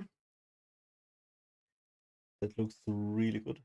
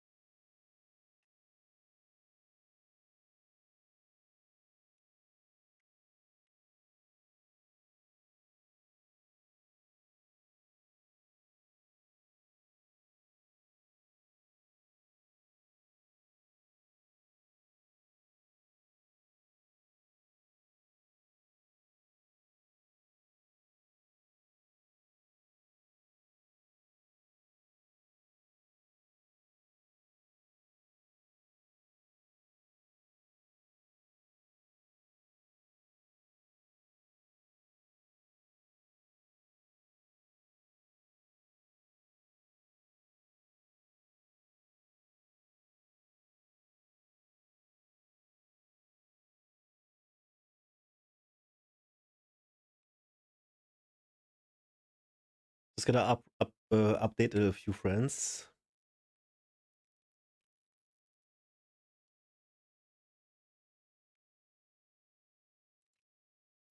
I'm gonna have to check out a few coins later.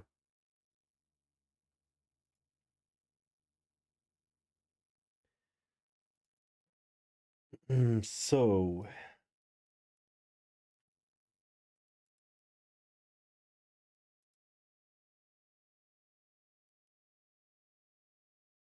should we do another section? I think so, huh?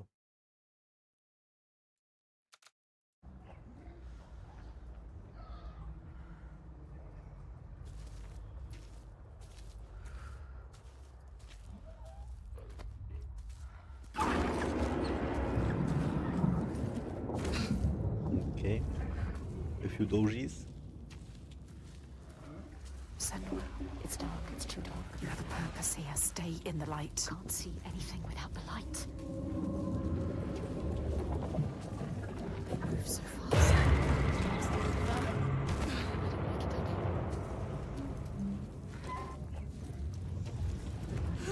can't see anything. Just they are. I don't think this is the right way. To get out of here alive. Senua, move quickly, faster, faster.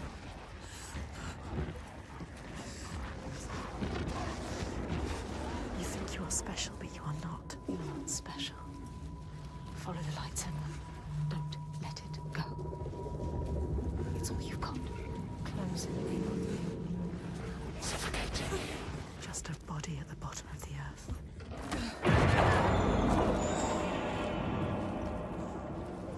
I don't like it. Creatures moving. Shapes scuttling. Shifting. They have led you here. And now they will kill you.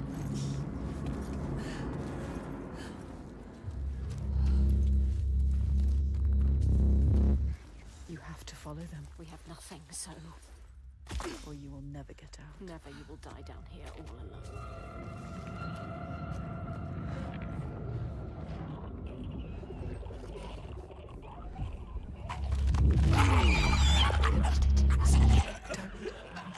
A sound. Does it have eyes? It can smell us. It will kill you. It is looking for us. It knows. There's more of them. I can feel them.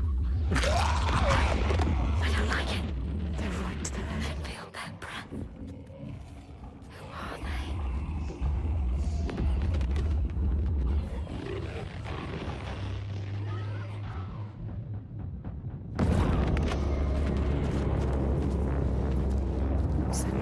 It's dark, it's too dark. You have a purpose here. Stay in the right.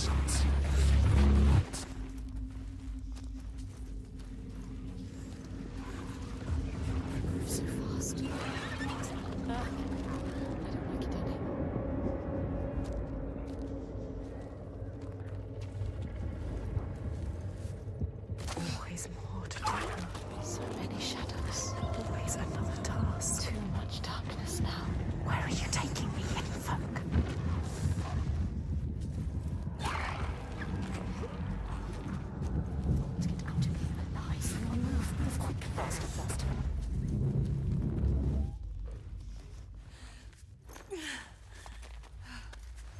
I don't like it down here. The lights are beat. Look, an entrance. There, keep following. Light shining through. Is it? Or just another trick from the hidden folk? Another trick.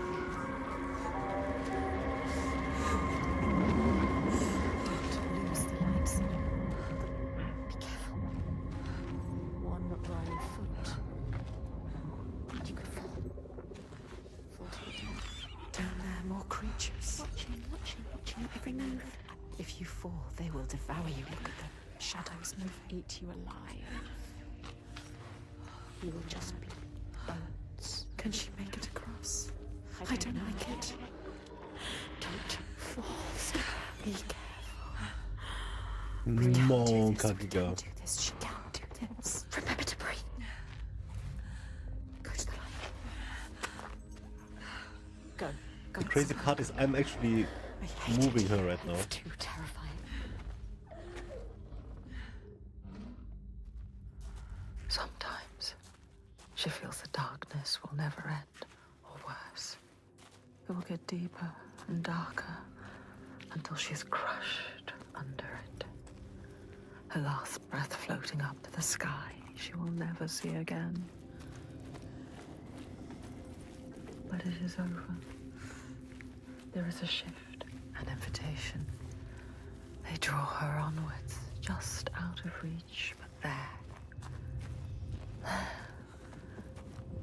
She's close now.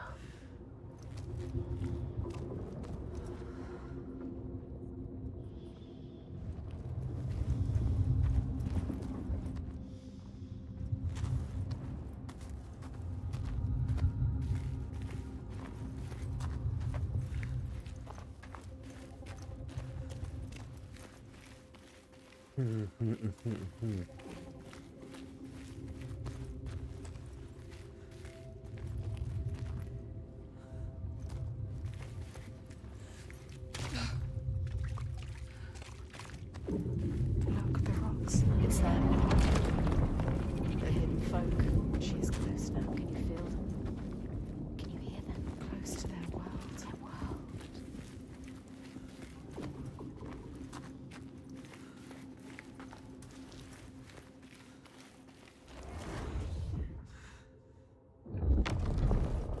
Gladiator found the sword he was seeking.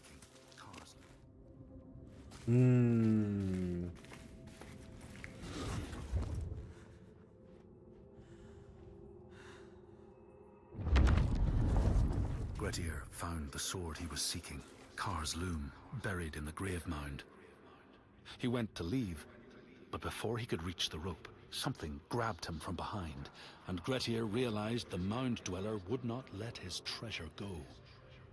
The two fought ferociously until Gladiator got the advantage and chopped off the Revenant's head. But Kar's loom would prove his undoing, fated to be the sword that killed him.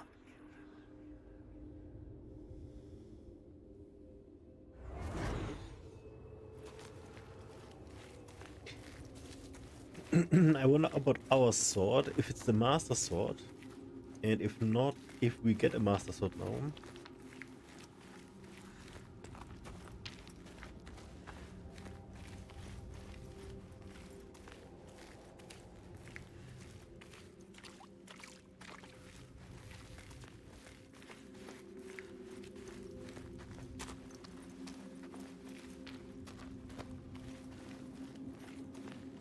This is the last test. You can see. This is the last trial. The hidden folk are here. They have tested us so long.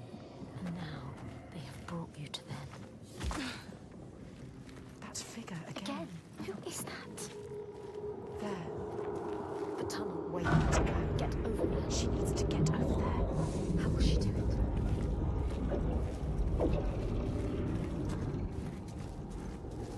The path is open. Follow it.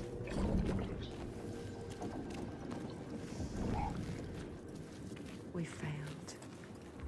And we failed. And we failed. You brought it down.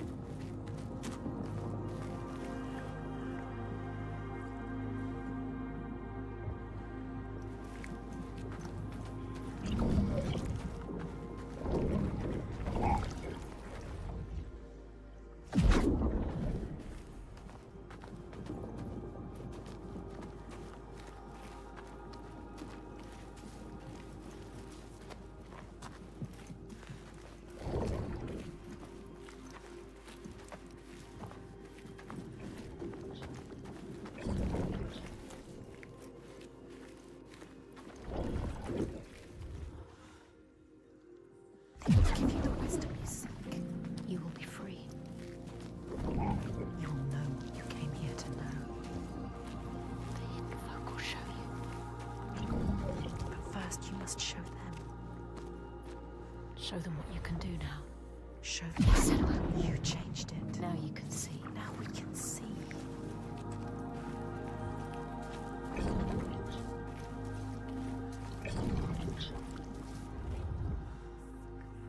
Yes, the tunnel. Yes. You brought it down. You made it happen. Now you just have to get to it. How's she gonna get to it? She doesn't know. There has to be a way. She's looking. You need to find a way. You will pass. You have to. She didn't know what she was doing, but now, look at her. Look, you know. She knows how to look at it. There is no way you can fail. She knows how to find a new way. You were a warrior. She understands their world.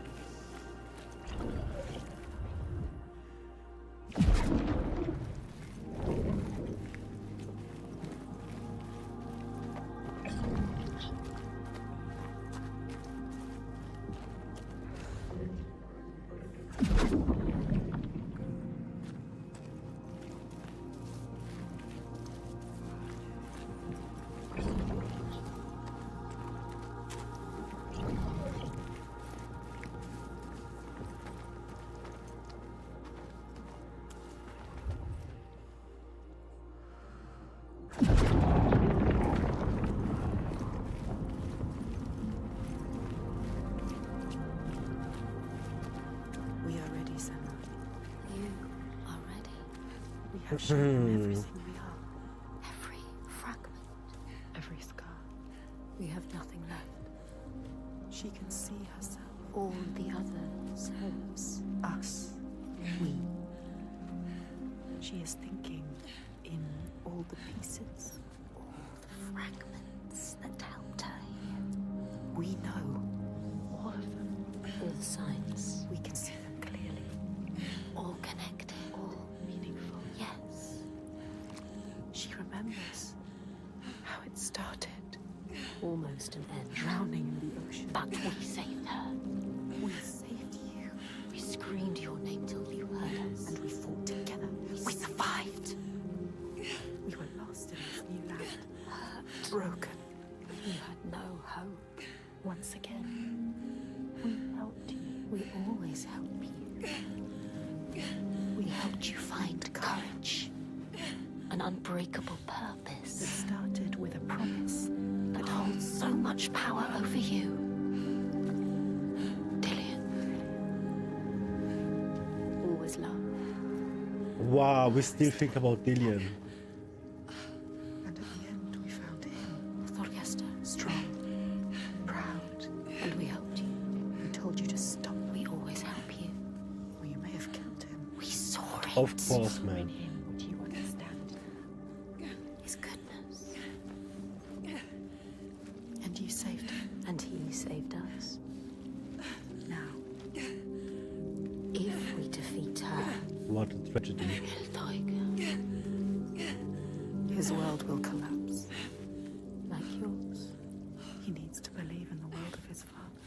He believes his father more than anyone. We know, Senua. That is where change happens. We saw it. They saw it. The hidden folk. They broke us. They changed us. You. They are everything. They are here. She can feel them. Slipping through her soul. Following the threads of her mind. She's here to find them. The ones who hide. They will tell her how to defeat the giants. And she will keep her promise.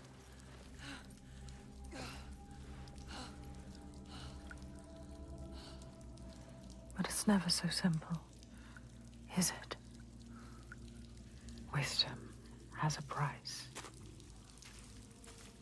There will always be a part of you that changes. A part of you that darkens. And a part of you that dies. I can feel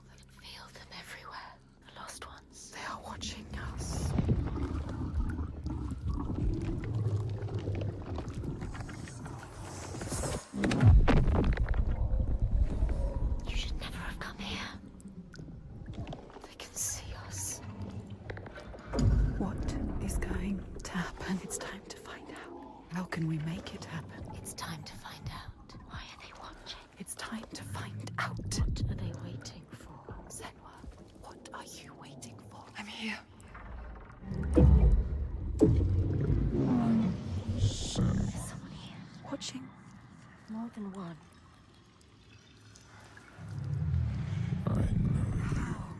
Where are they? Where are you? What do they want? I don't like it. I'm scared. This is too much. Mad woman. Their eyes. Everywhere. Can feel them boring into her.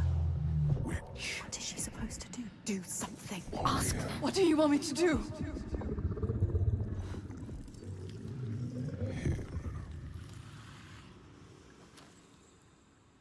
Lost soul who fought through hell to find us. You were lost. Not anymore. The pool. Are you ready for what you will find here? What we will find. What if it's all for nothing? What is that? There. They are waiting. There. It's them. It's you. What will they do to her? What will we do to us? Touch it. And feel Your mind. your voices. All the parts of you that are broken. You can be whole. All the grief. All the rage. All the fear. Everything I've seen, everything I've done, has led me to this place. We've come so far. Not far enough. Say it. You are ready. Tell them. I am here. Now. What if we get lost forever? What will happen to them? What will happen to you? I will not let them down. She is ready. They know. Go. Who are these around you, Senua? Those you have saved. Those who have led. This is really good. Death. The music and all.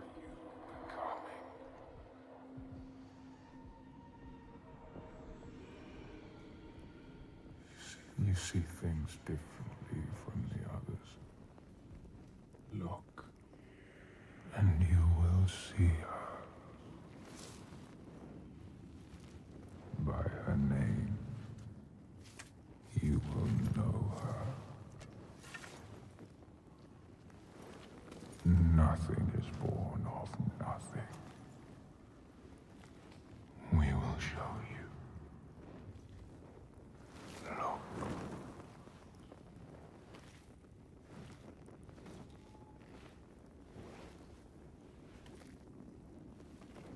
In the first days, the air was sweet and fresh. The ground and the sea gave up their bounty. They knew that after all their fighting, they had found somewhere to rest, somewhere to carve out a home.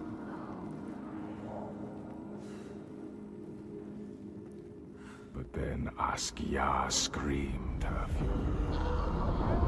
Her words blotted out the sun. She covered the green with her bitter poison and drowned the hills in bile.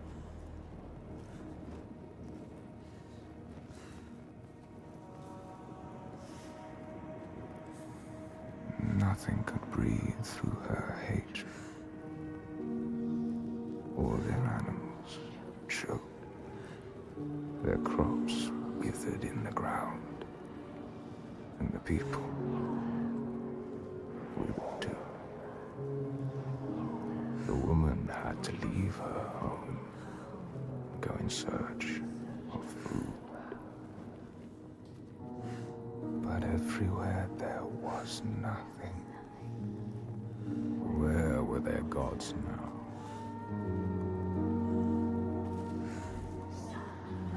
All had turned their backs.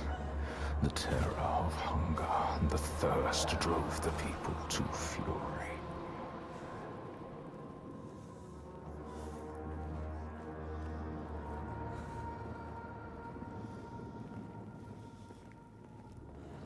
As is the way of that kind. The weak lost all to the strong.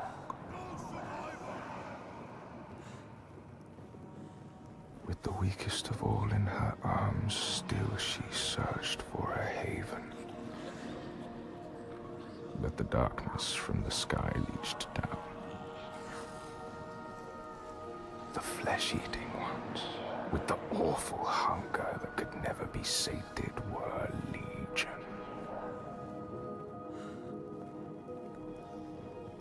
And death held dominion over all. New gods arose, darker and more terrible than those before.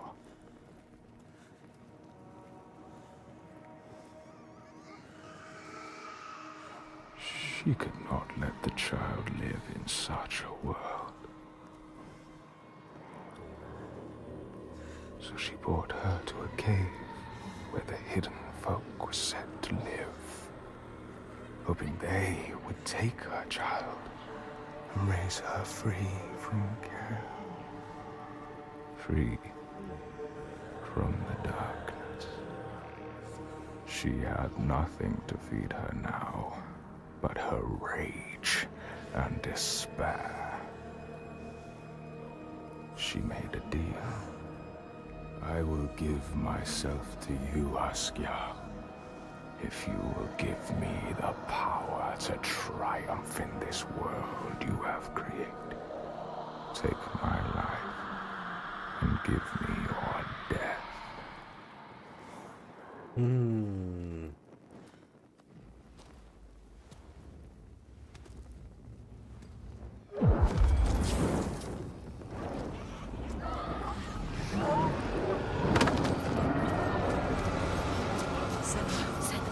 Help! The creatures, they're Help me! all They're around, coming. everywhere. You need to fight. It's me. It's you.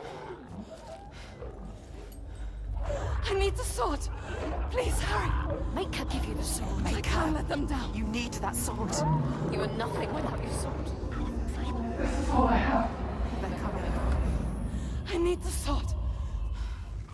Senua, now. There's no time. I need the sword. Please. Hurry. Take it. She survived. Survived. Without her sword. And now she has it back.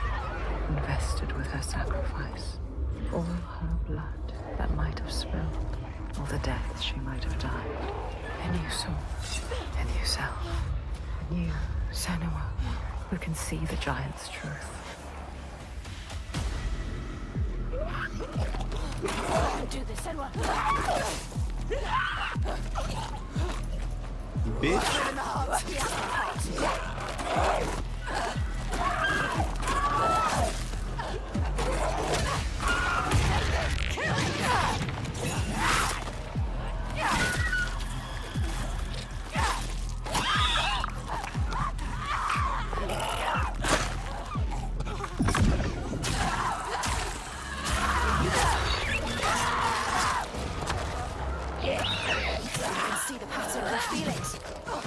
They underestimate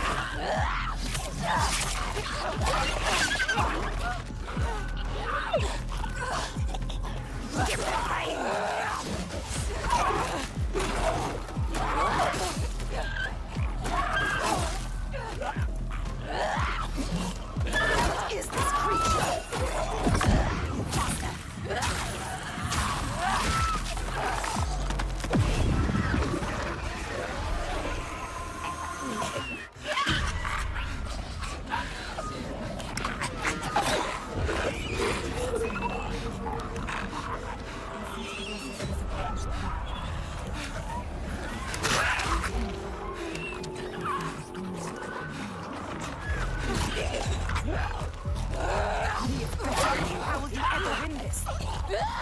What are they made of?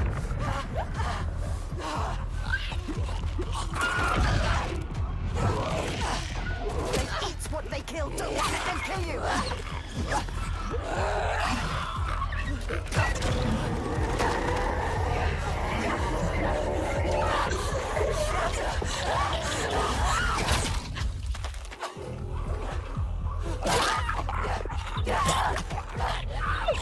You can do this, Senua. Hit him.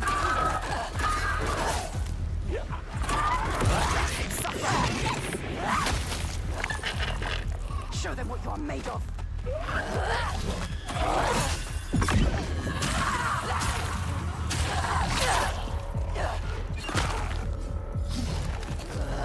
Body's strong like rocks. You have to hit harder.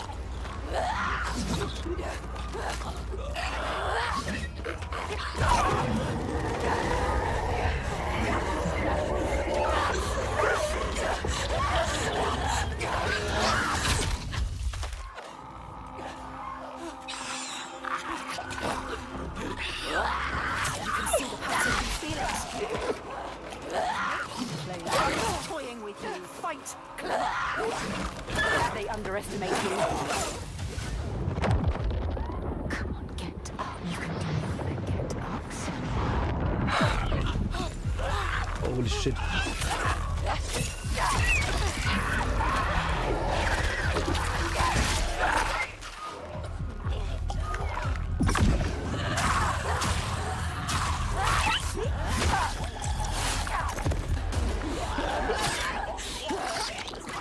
You see how small you are.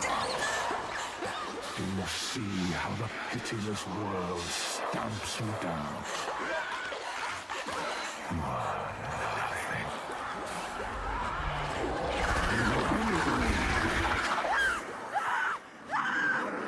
Do you hate?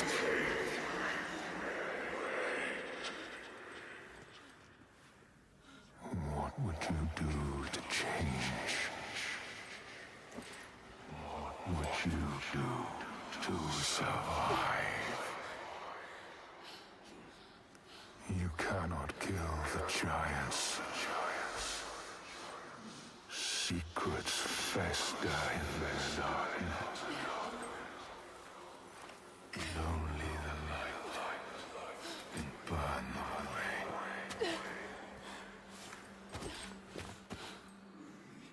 We all know somewhere. Where are you? Help me!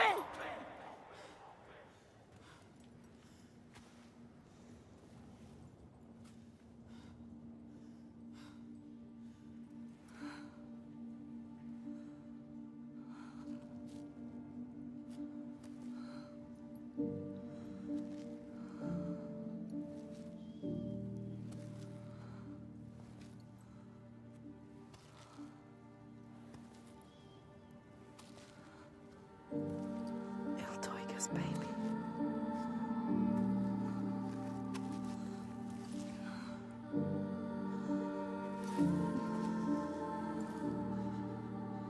Your baby. Roach. Iltoiga's real name.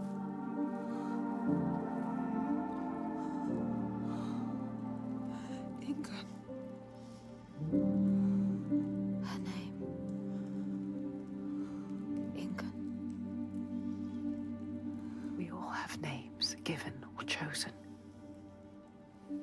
We change them, charge them, invest them with meaning. Names torn away leave us raw and bleeding. Rootless, selfless.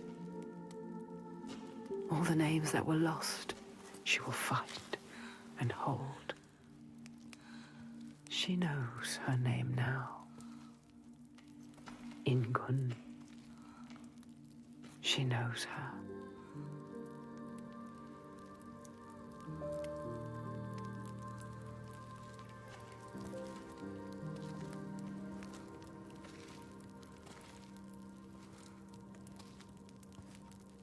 You know her name. You understand her. Not a monster after all. Imken. She will still kill you. You found what you sought. I know what they were trying to show me. I know Iltaiga's true name now. Ingun. Names of power. True names. They cut to our hearts. To know the true name of something is to command it. Bring her here. Can we call to her, like the Draga did? She will kill you. The Draegar were aping the costumes of the living, acting out what they did before they turned. A grotesque parody of the blowed ones held in that sacred place. Sacrifices to Freya. We can call to her too. Yes. And yes, she will come. But she will kill you. Just like she has so many of us. Then what? She can never be reached. We need to find a place where you can meet her face to face and see the world through her eyes. Our world. And there are ways of opening up the door into another space. Another place. Fire and rage. The veil that hides the Verdir, as they whisper. It means us. The veil through which you can sometimes catch a glimpse. She understands. There are ways to tear that open. She knows. Pass in. It won't be the first time. She's suffering. Racked with grief, I saw it. The hidden folk showed her. A ritual. A ritual. A ritual to open up the door. A ritual to heal her pain. Meet her eyes. And speak her name. A ritual. Rituals will change it. They will bring change. They transform. They move and change the world. They uncover what is hidden. Is it safe? Never safe. What will you do? How will you know what to do? What happens if we cannot enter into the ritual with you? You may be alone, Senua. Without us. Not alone. With her.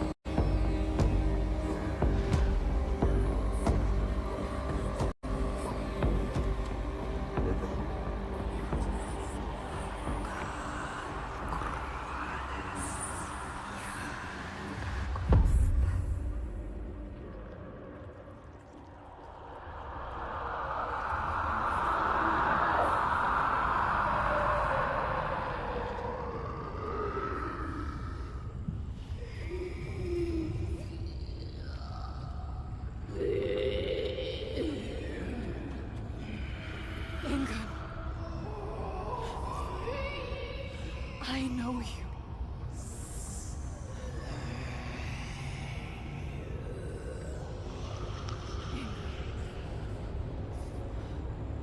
Remember.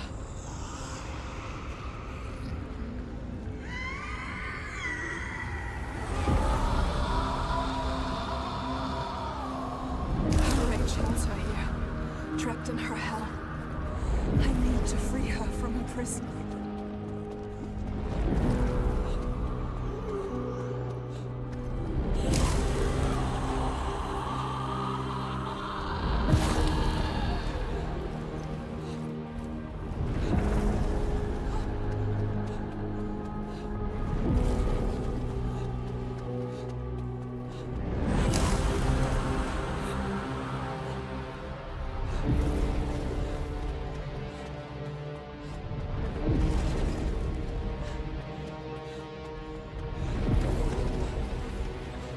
Break her chains.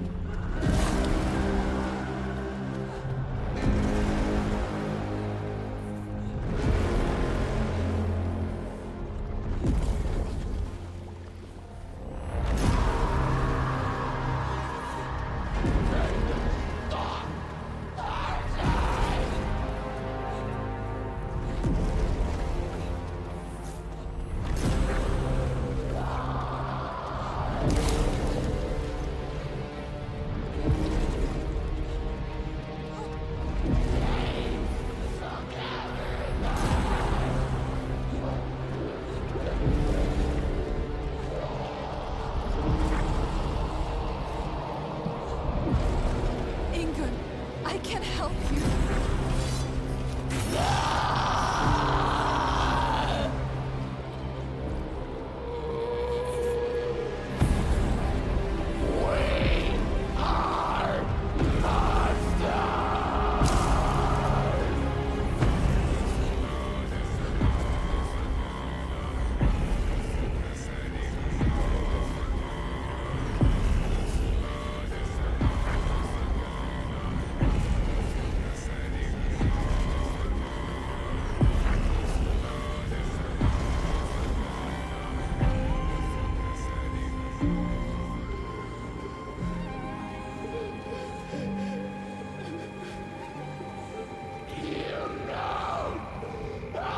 That was nuts. What the fuck?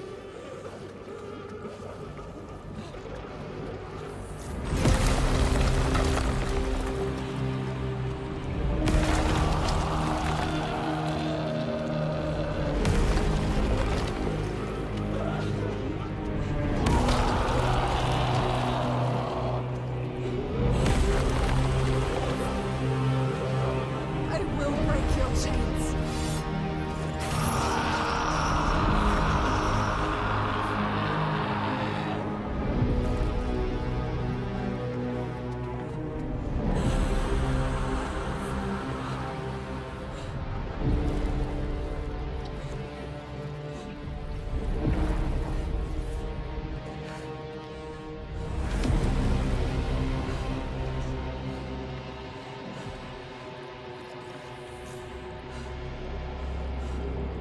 I will not feel anymore.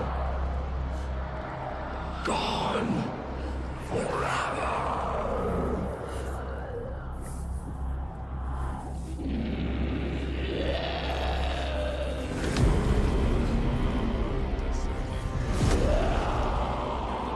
Wow, that atmosphere is incredible.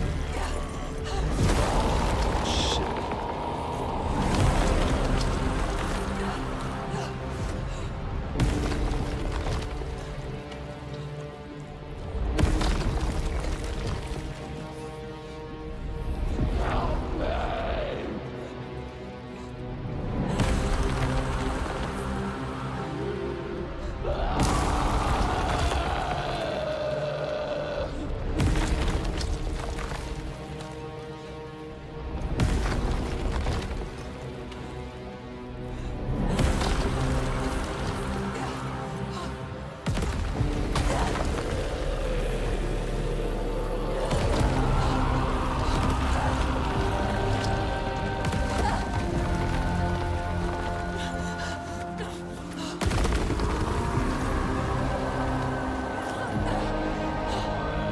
I will free you from your hell.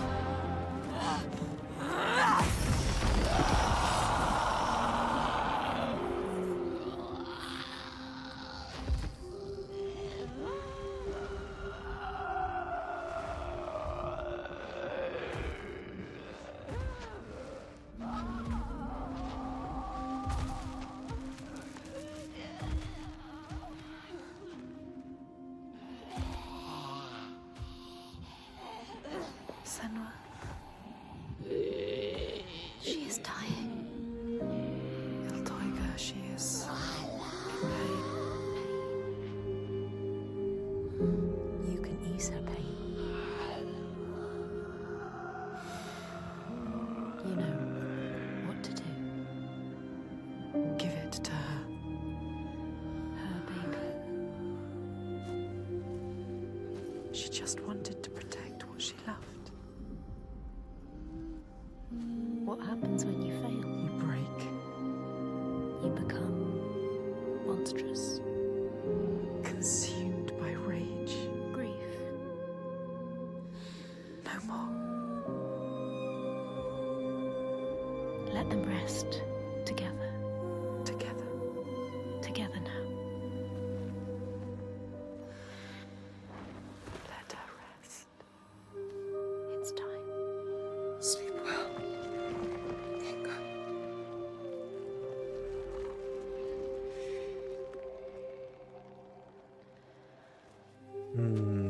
Oh my god. Silence.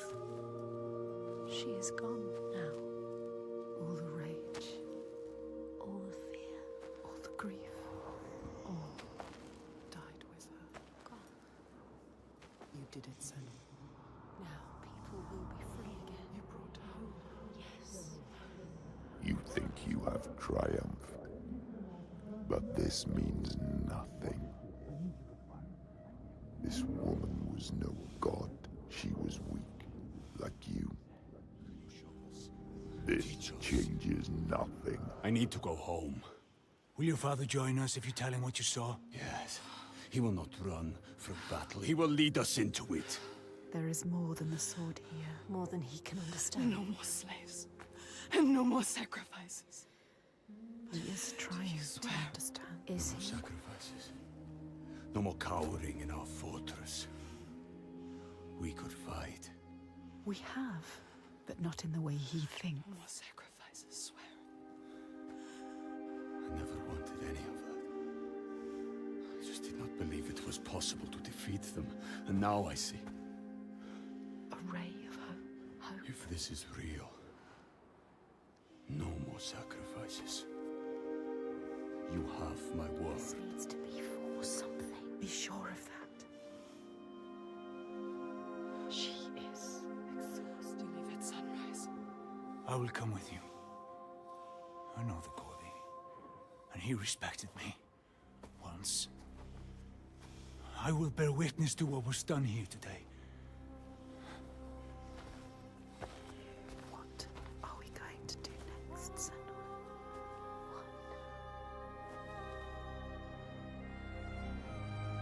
She will stop the slavers, but the signs are leading her down a different path. She won't have to fight them. Just show them how the world can change. No more giants. No more sacrifices. She has found out the secret. She has the key, but wisdom has a price. Remember, what happens when you face the void and human eyes look back? She can meet these eyes and take that burden, but it takes its toll.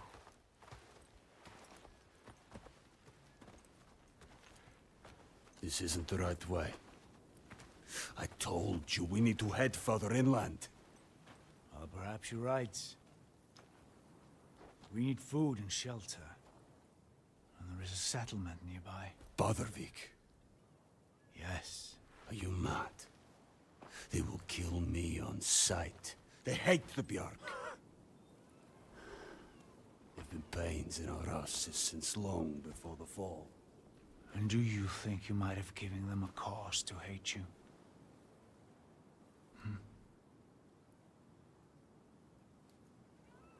Don't worry, lad. I'll protect you.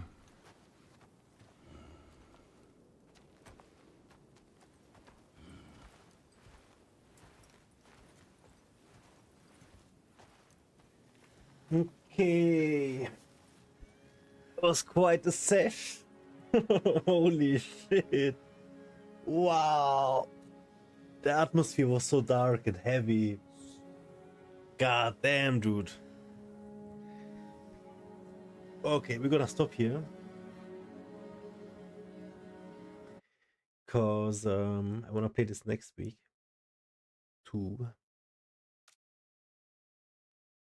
That was amazing.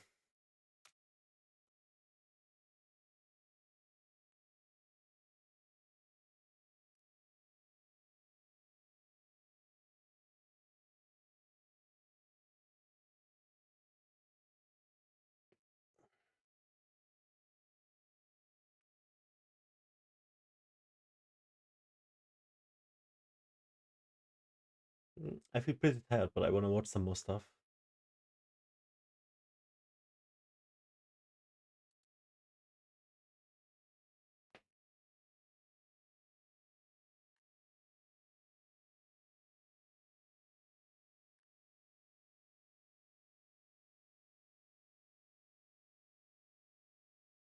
So she has 122 followers and released this one yesterday. I'm intrigued.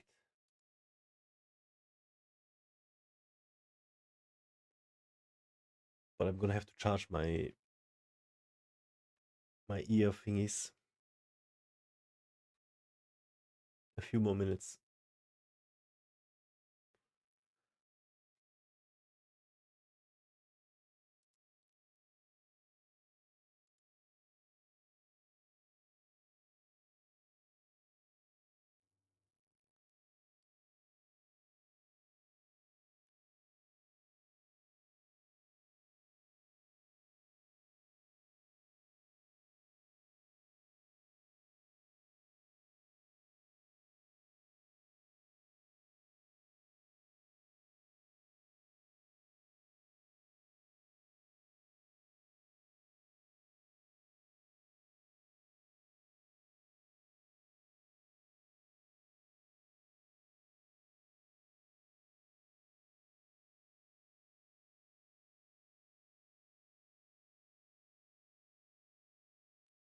We're pretty exhausted having made this video.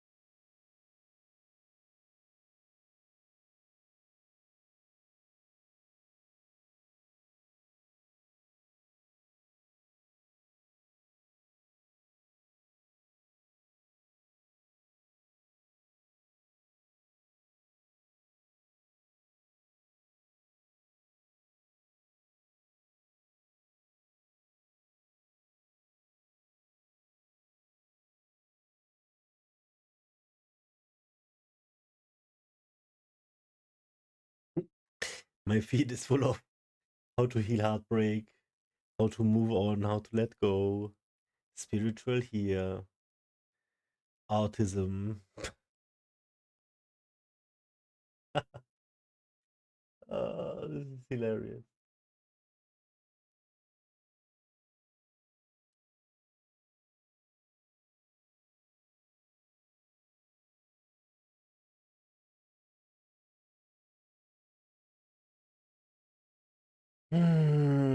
I feel so exhausted.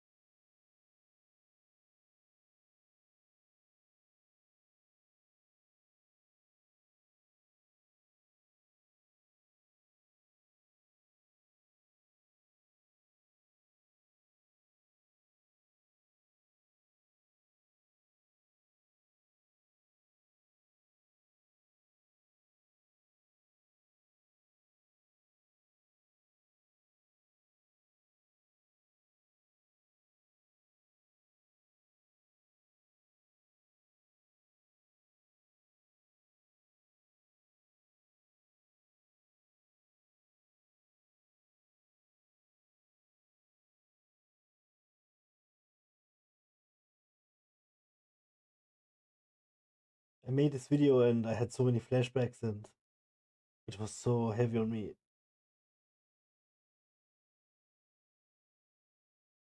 I got 2 or 3 panic attacks during the thing. One was really bad. Wow, that was crazy.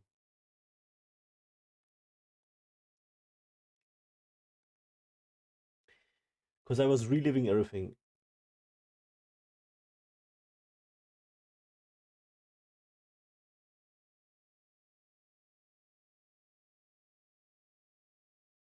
Hmm.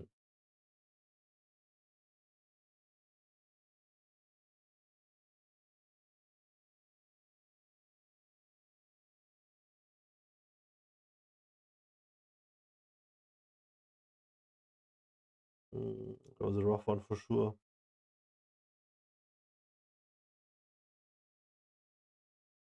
"90 minutes." Yeah.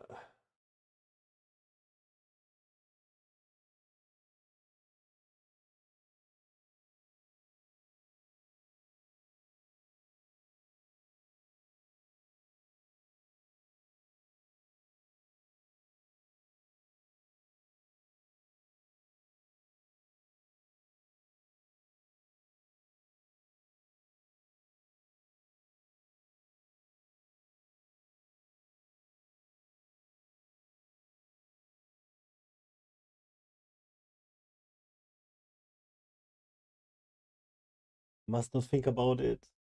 Get out of my head.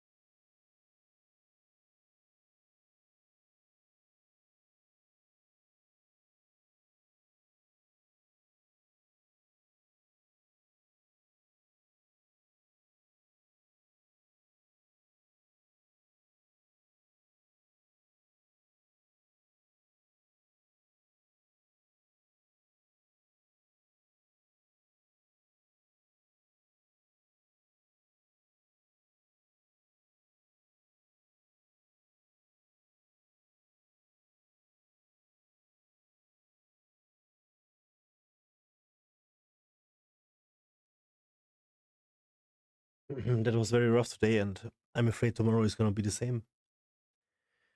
And tomorrow I have to do some more work.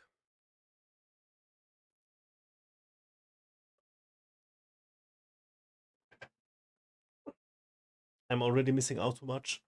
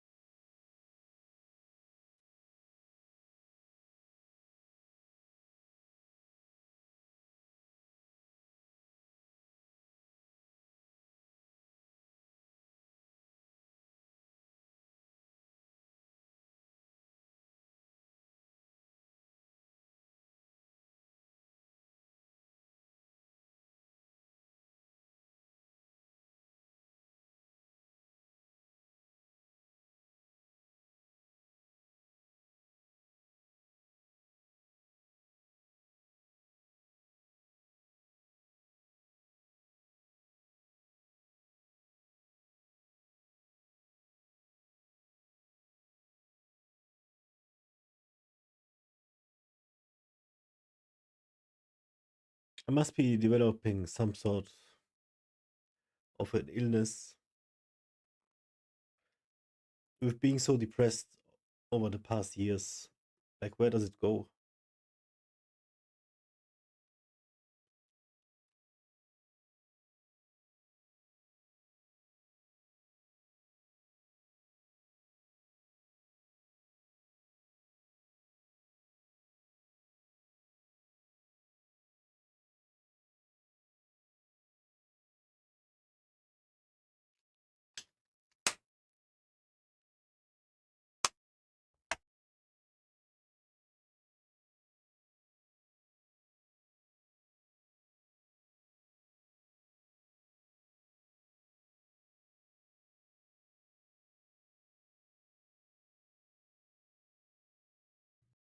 Have you ever felt like no matter how hard you try, you just can't let go of that person, that situation? What if everything you thought you were losing was actually setting you free? What if letting go wasn't about loss, but about liberation? So this episode is about letting go. It's about moving on in a way that is authentic and healing and self-empowering, because so many people struggle to let go, to move on from misaligned relationships, friendships, careers, experiences, beliefs, perceptions, and even identities. And it's something that I've personally dealt with in various ways throughout my life. And recently, I've experienced a deepening of my understanding of letting go because I've been reactivating my Kundalini. So my husband passed 8 years ago, and a couple of months after he passed, while I was hiking in the Swiss Alps by myself, he came to me, and then I had a massive spiritual awakening, and then I had an involuntary Kundalini awakening, which really broke open the universe essentially and it removed the veil between real and not real, and it opened all my psychic abilities, and so it went kind of dormant because I got real stuck in 3D. I got real stuck in the hustle and achieving, and then I got super burnt out. And so now that I have reinvested in my spiritual health and prioritized it, I'm reactivating my Kundalini. And what this journey has revealed to me in a very visceral way is that true transformation requires deep surrender. Holding on, whether it's to people, to old identities, to beliefs, to emotions, or to control itself, restricts the divine intelligence and orchestration of not only our energy, but what's orchestrated for us within the universe. And when we do deeply surrender, let go, we not only liberate, but we also integrate our whole selves and elevate our whole selves. Letting go is not a passive thing. I think a lot of people think that it is. It's actually an active choice to step into not only your higher alignment, but to productively and intentionally release what is out of alignment. So in this episode, I'm going to discuss why people struggle to let go, why people hold on, and then I'll also share guidance about how to productively and healthfully and intentionally let go so that you can be free of what is out of alignment with your highest health, with your highest happiness, with your highest self.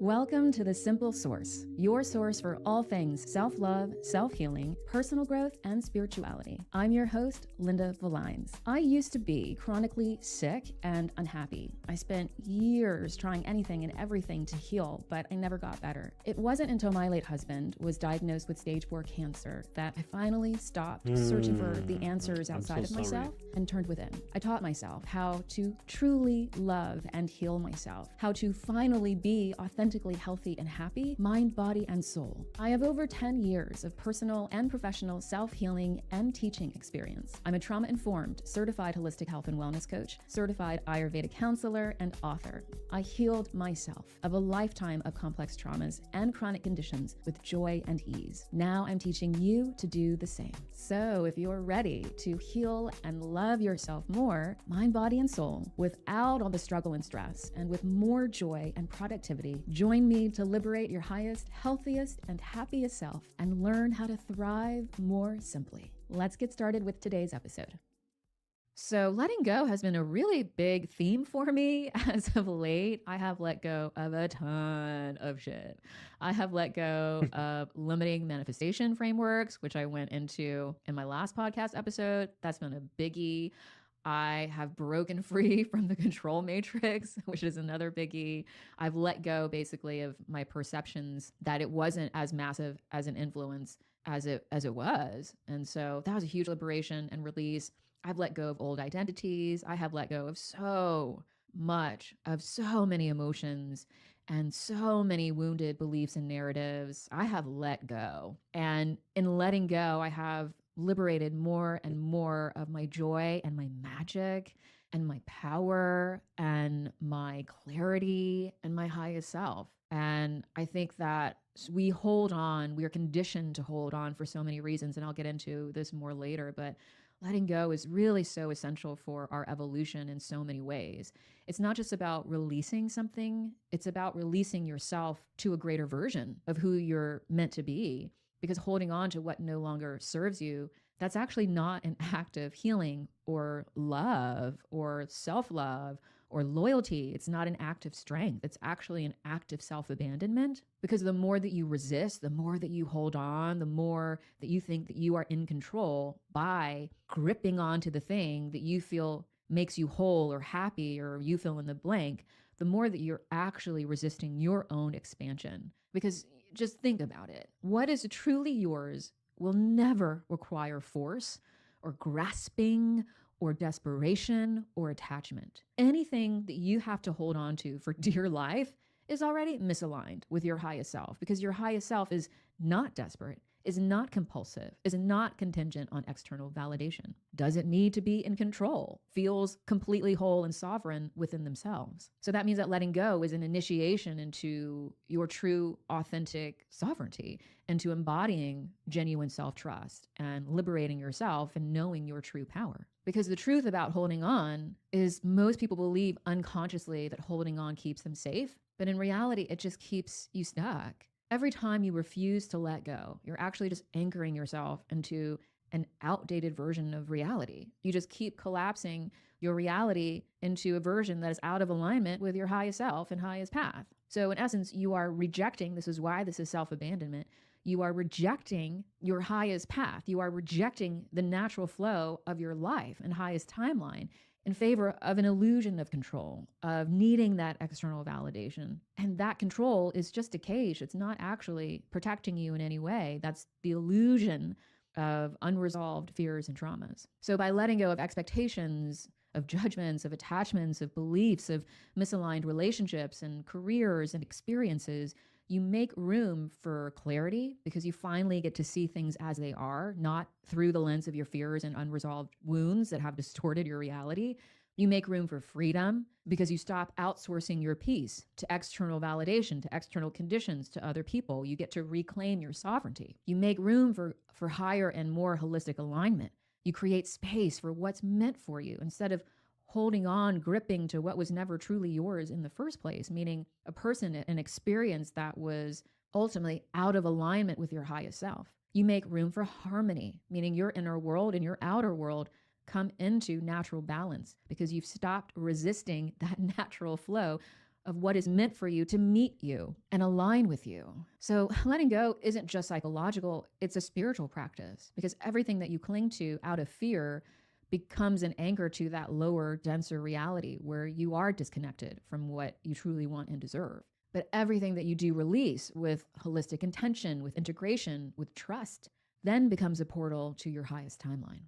And that's how you elevate your human self. That's how you elevate your spiritual self. That's how you transcend the needless suffering that's so normalized, and you step into your divine embodiment with greater ease because you have more inner and outer space, and with more mind, body, soul clarity. And when you surrender your control, you also activate something much greater. You make space, you invite, you give permission for the intelligence of the universe, the wisdom of your highest self, and your connection and embodiment of unconditional love to be seen, to be felt, to be experienced. Unconditional love requires surrender, because if love is conditional, it's not healthy love. It's attachment, it's control, it's love that's rooted in fear, it's love that's rooted in control, it's love that's rooted in attachment, it's love that's rooted in codependency. True love, whether for yourself, whether for another person, whether for life itself, requires you to be open and expanded and to surrender, because it's an unconditional love. That means it's boundless. It doesn't need to be attached to anything. It's unconditional. And your understanding, your embodiment, your connection with unconditional love is going to deepen, is going to reach into the corners of your mind, body, and soul that you have never been to until you travel and know that unconditional love.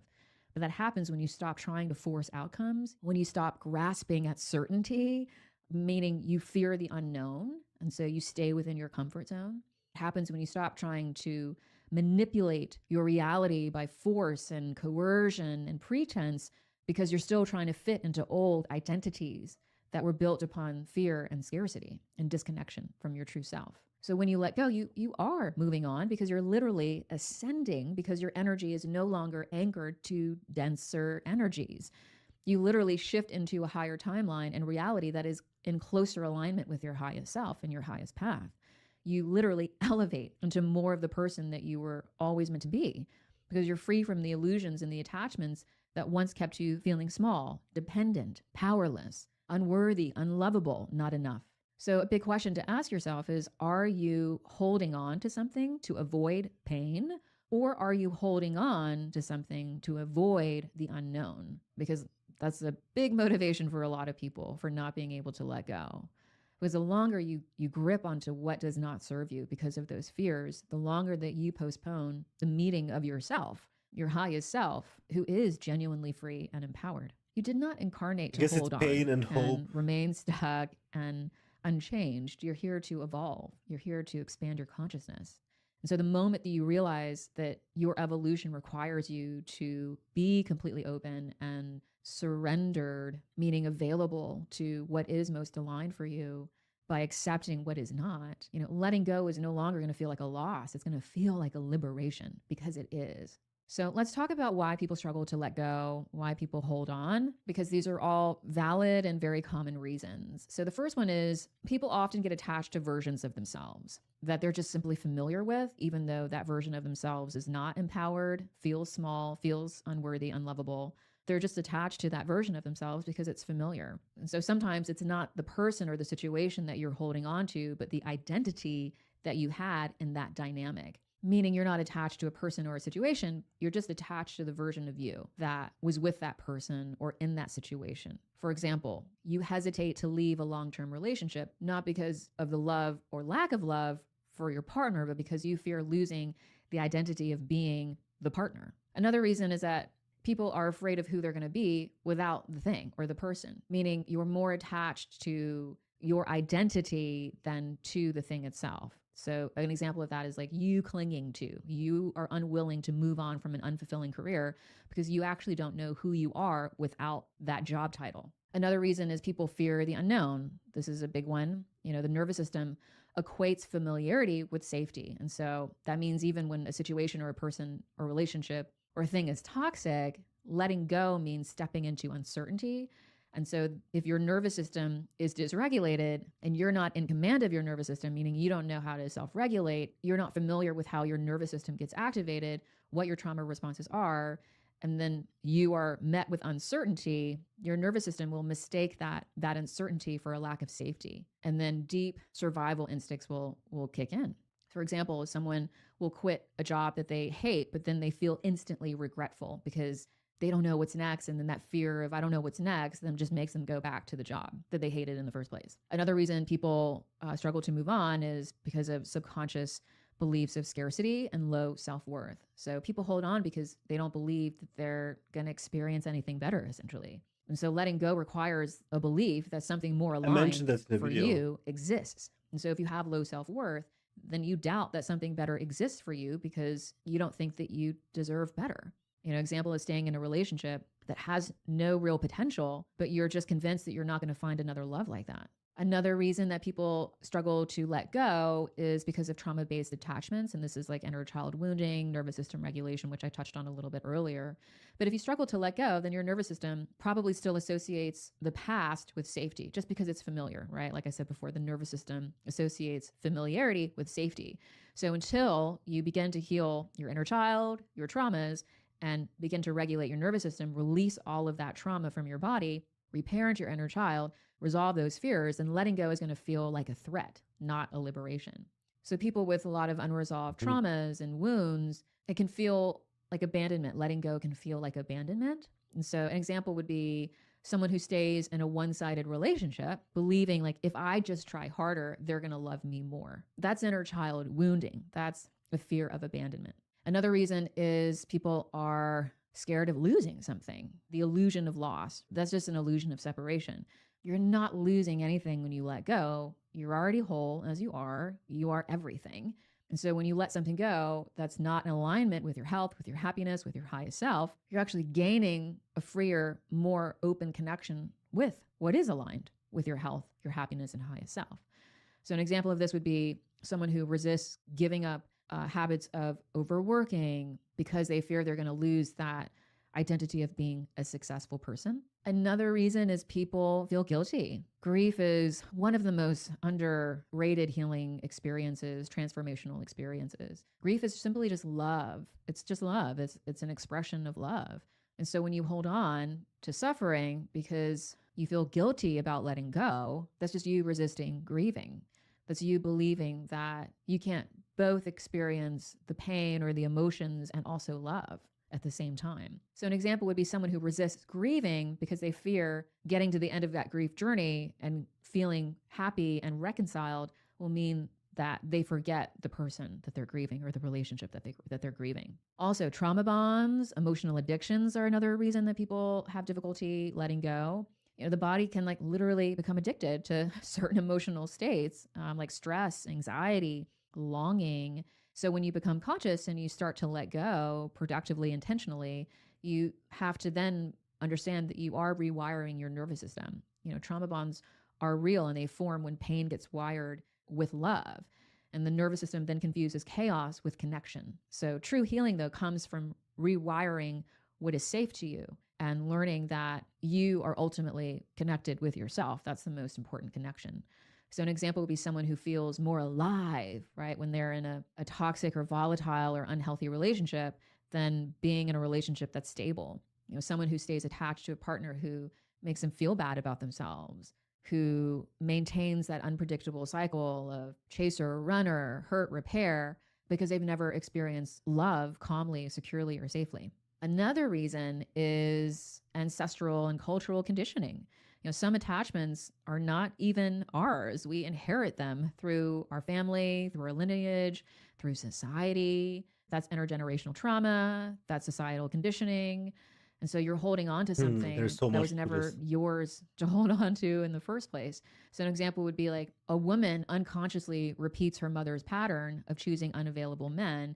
And that's a pattern that her mom did, her grandmother did, et cetera, et cetera. Another reason is people often fear regret. Like, what if I make a mistake? And that's why they hold on.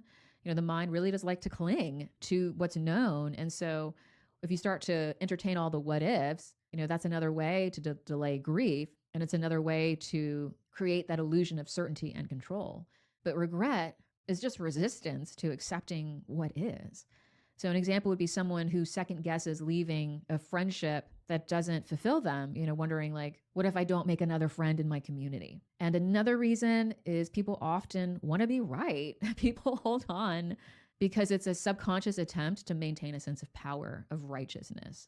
But, you know, true power doesn't come from being right. That's your personal sovereignty and certainly is not rooted in resentment.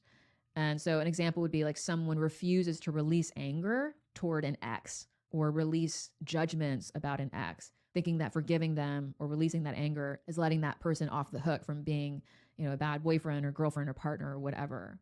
And another reason is people fear losing the meaning of the relationship of the situation, like moving on, like will invalidate something about what they experienced. But you can't honor the past while you're trapped in it. So an example would be like a person resists moving on from a breakup because moving on would then invalidate the love that they shared. This is a big unconscious motivator for a lot of people. And another reason are soul contracts and energetic imprints. You know, some connections linger. They leave energetic imprints in your auric field, and they linger due to subconscious beliefs that you have a soul contract with that person that you're bound to, that needs to be fulfilled. So you stay in a relationship or a situation for longer than is healthy for you. An example would be like you feel an inexplicable pull to your ex, even though you know the relationship isn't healthy. And no matter how much time passes, you still feel tethered to them. And so another big reason is that people believe that pain is like evidence of love.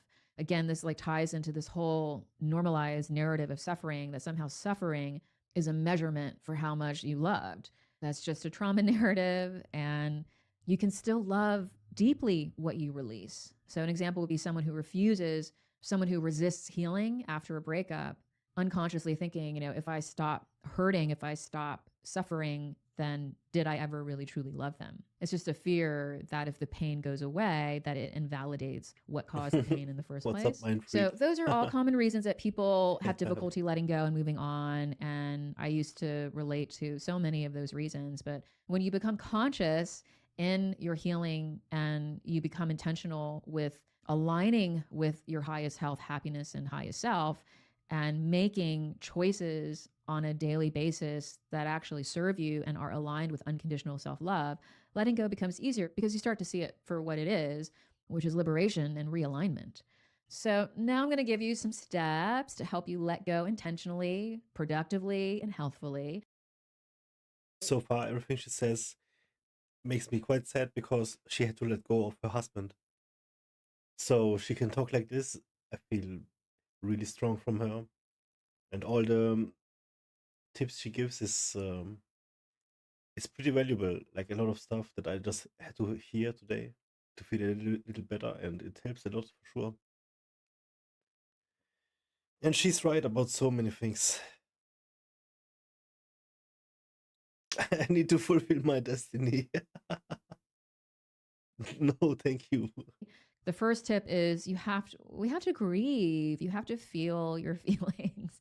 You have to honor your emotions. You have to move through the whole grief journey, and the whole grief journey is full of different emotions. And that's why it's such a transformative healing practice. And it's so liberating when you release all of those emotions and you grieve what needs to be grieved, because in grieving, you just validate what you didn't get, what you needed, what you wanted, what is moving on, what the transition is, what the change is. It's such a self-empowering and self-loving practice, grieving. And forgiveness is such a huge part of letting go. This means forgiving yourself first and foremost. Forgiveness is primarily an act of self-love. It's you giving yourself peace and permission I talked to about this in the video be today. I can never whole forgive myself. as I you hate are, myself for with this. or without the person or thing or whatever. So forgiveness is such a powerful practice for letting go. And yes, then once you forgive yourself, forgiving whoever else is involved, forgiving the situation, even if it wasn't a tremendously painful situation. Perhaps it was a statement, perhaps it was a certain conflict. All of that you hold on to is a part of your energetic field, becomes a part of your energetic resonance, which then determines the reality that you're living in. And so you really do liberate your energy when you forgive. It's such a healing practice. And I think a lot of people have misconceptions about forgiving. Like forgiving means that if someone did wrong you, then it means that what they did doesn't matter. And that's not true at all. Forgiving doesn't invalidate anything. It doesn't dismiss, it doesn't erase. It's just you claiming your peace and your sovereignty and your emotional, mental, physical, and spiritual well-being. It's you accepting like your own humanity by accepting another person's humanity and accepting that every single aspect of a human being exists in you and exists in another human being. That's part of being human. That's called shadow work. And when you embrace those aspects of yourself that you have difficulty forgiving in another person, that's the power move. That's how you forgive, is by learning radical self-acceptance and self-love, because that's true compassion. And when you have that compassion for yourself, then it's so much easier to have that compassion for another person. And another tip for letting go healthfully, productively, and intentionally is you have to release the experience from your body. People don't do this enough, but this is essentially somatic exercising, emotional release. Like emotions are a part of your physical body. That's why they're called feelings. You feel them. So you have to release the experience from your body. It's not just a mental letting go. Like you decide, okay, peace, we out. I'm not going to think about you again, person, thing, job, whatever. You have to let it go from your body. And this also means regulating your nervous system. That means you reestablishing safety where you are now I in don't this understand new how to do that connection yet. where you are without that thing, person, belief, identity, whatever. So that's all you taking command of your physical well-being. That's huge for the process of letting go, because you're not just a mind. You have a body that's connected to it, and it all works in tandem. So the more that you release that experience, all the emotions that are connected from your body through somatic exercises, through movement, through emotional release, and then you regulate your own nervous system in the present moment, the easier it's going to be to move on. And also you have to validate what needs to be validated for you. You have to honor your experience. People don't know how to self-validate. People are so self-invalidating. People are so self-abandoning, so self-rejecting, so self-judging, so self-shaming. And of course you're going to struggle to feel happy and confident and clear and certain in your decisions and choosing choices that do serve your highest health and happiness when you are in conflict with yourself.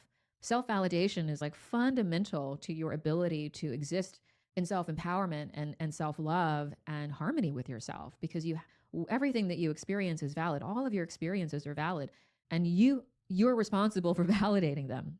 And when you learn to self-validate and say, okay, I'm feeling angry, I'm feeling weak, I'm feeling vulnerable, and you honor those experiences, or that was challenging for me, I didn't know how to show up for myself in that moment, and so my wounding was present, and you validate that. You validate your wounding. I see you. It's okay that you showed up. I mean, self-validation is such a simple self-healing tool. People overlook it all the time as if it's like, okay. But yeah, try it and see what happens, because it's very self-loving. It's very self-empowering, because often people want other people to validate them for them. It's like, oh, you should validate that for me. And that's codependency, friend. Self-validation is so fundamental to self-empowerment and your ability to let go, which is you liberating yourself. And also cutting energetic cords is a big thing. Everything's energy. And so every experience, person, thing, belief, identity has an energy to it. And so when you let go, you have to make sure that you're clearing your energy. You're removing those energetic connections and imprints, because that's just all stored energy and frequency in your energetic field. And so that's a huge pro tip. And also decluttering your physical space to reflect your inner shift, to reflect more like literal inner space and freedom. Yeah, just that is also a wonderful way to help you transition and let go, because it's a physical reflection of your inner reality, right? When you declutter, when you make space in your physical environment, because you've made space in your inner environment, there's going to be inner and outer harmony, which of course is going to help you move on. And also you have to acknowledge and rewrite the subconscious narratives that you have surrounding attachment. So that means asking yourself, what subconscious beliefs, what perceptions do I have that are keeping me holding on? Like, is it because I feel like I'm not going to be loved again? Is it because I'm scared of being truly loved, because that means I'm going to be really seen? Is it I'm scared, I don't want to admit that I made a mistake, or that was my only chance at happiness because that was the only person who's ever loved me? You have to acknowledge the subconscious narratives that are feeding your behaviors and choices and your emotional patterns that are keeping you attached to the thing that is not serving you. And then you have to go to the root of those narratives, identify who those narratives, beliefs, and perceptions belong to. How is that programming formed? And then you have to validate, honor, heal, release all that. And letting go and moving on requires certainty. I think this is not something that people understand immediately, but you have to have certainty that what you're moving on from is not only for your highest good, but that what you're moving toward is more aligned for you. That's trust. That's trust in your highest self. That's trust in the universe. Because so many people doubt that what is beyond what they know isn't safe, isn't better for them. They don't actually believe that there's anything more for them, because of low self-worth, because of limiting beliefs, because of unresolved trauma, because of unresolved fears. So the more certain you become, meaning you develop self-trust, you develop trust in the universe, the easier it is for you to understand that whatever you're letting go of is only just making space for something that's more aligned. And this is why healing your inner child is so important, because it's them, it's their attachment that's keeping you from really truly releasing in a way that's healthy and empowered. It's their wounds, it's their beliefs, it's their perceptions that they're not going to be loved, that they're not worthy of anything more, they're not capable of anything more. So letting go also requires turning within and seeing the parts of yourself that have those narratives that enforce the grasping, the holding on to, the inability to release control and truly surrender. So you have to remind them that you are there. That's huge, because they're afraid of losing something. They're afraid of abandonment. They're afraid of being alone. So when you turn within and you see your inner child and you remind them that you're there, that you'll always be there for them, they're always loved by you, that's not only going to help you reconnect with yourself, but it's going to make that progression, that development of transitioning into a more aligned version of yourself in your life so much more self-loving and self-empowering. Because self-love and that self-connection are so key. You're holding on, you're attached because you believe that that thing, that person makes you whole. They validate you. They validate your lovability. They validate your wholeness. You fill in the blank.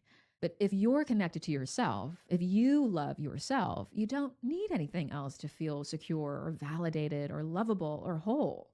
So self-love, unconditional self-love, That's a huge, huge asset to your ability to let go. Yeah, that's what I'm trying to learn. At some point, you have Oh, to God. officially claim your sovereignty over your mind, over your body, over your heart, over your soul, with I'm so yourself far into the away. universe, because that holding on is you giving power to the thing that you're holding on to, because you're scared of what's going to happen when you let go of who you are, of that space not getting filled. This I've is all covered true. so many reasons of why people struggle to let go. But when you do take a moment to reclaim your sovereignty, to say, you know what, this is my heart, this is my body, this is my mind, this is my soul, and I'm fully accountable for myself, and I'm fully responsible to the health of my mind, my body, my heart, and my soul, because I am a sovereign being, and my mind and my body, my heart, and my soul are mine, and ultimately no one else's.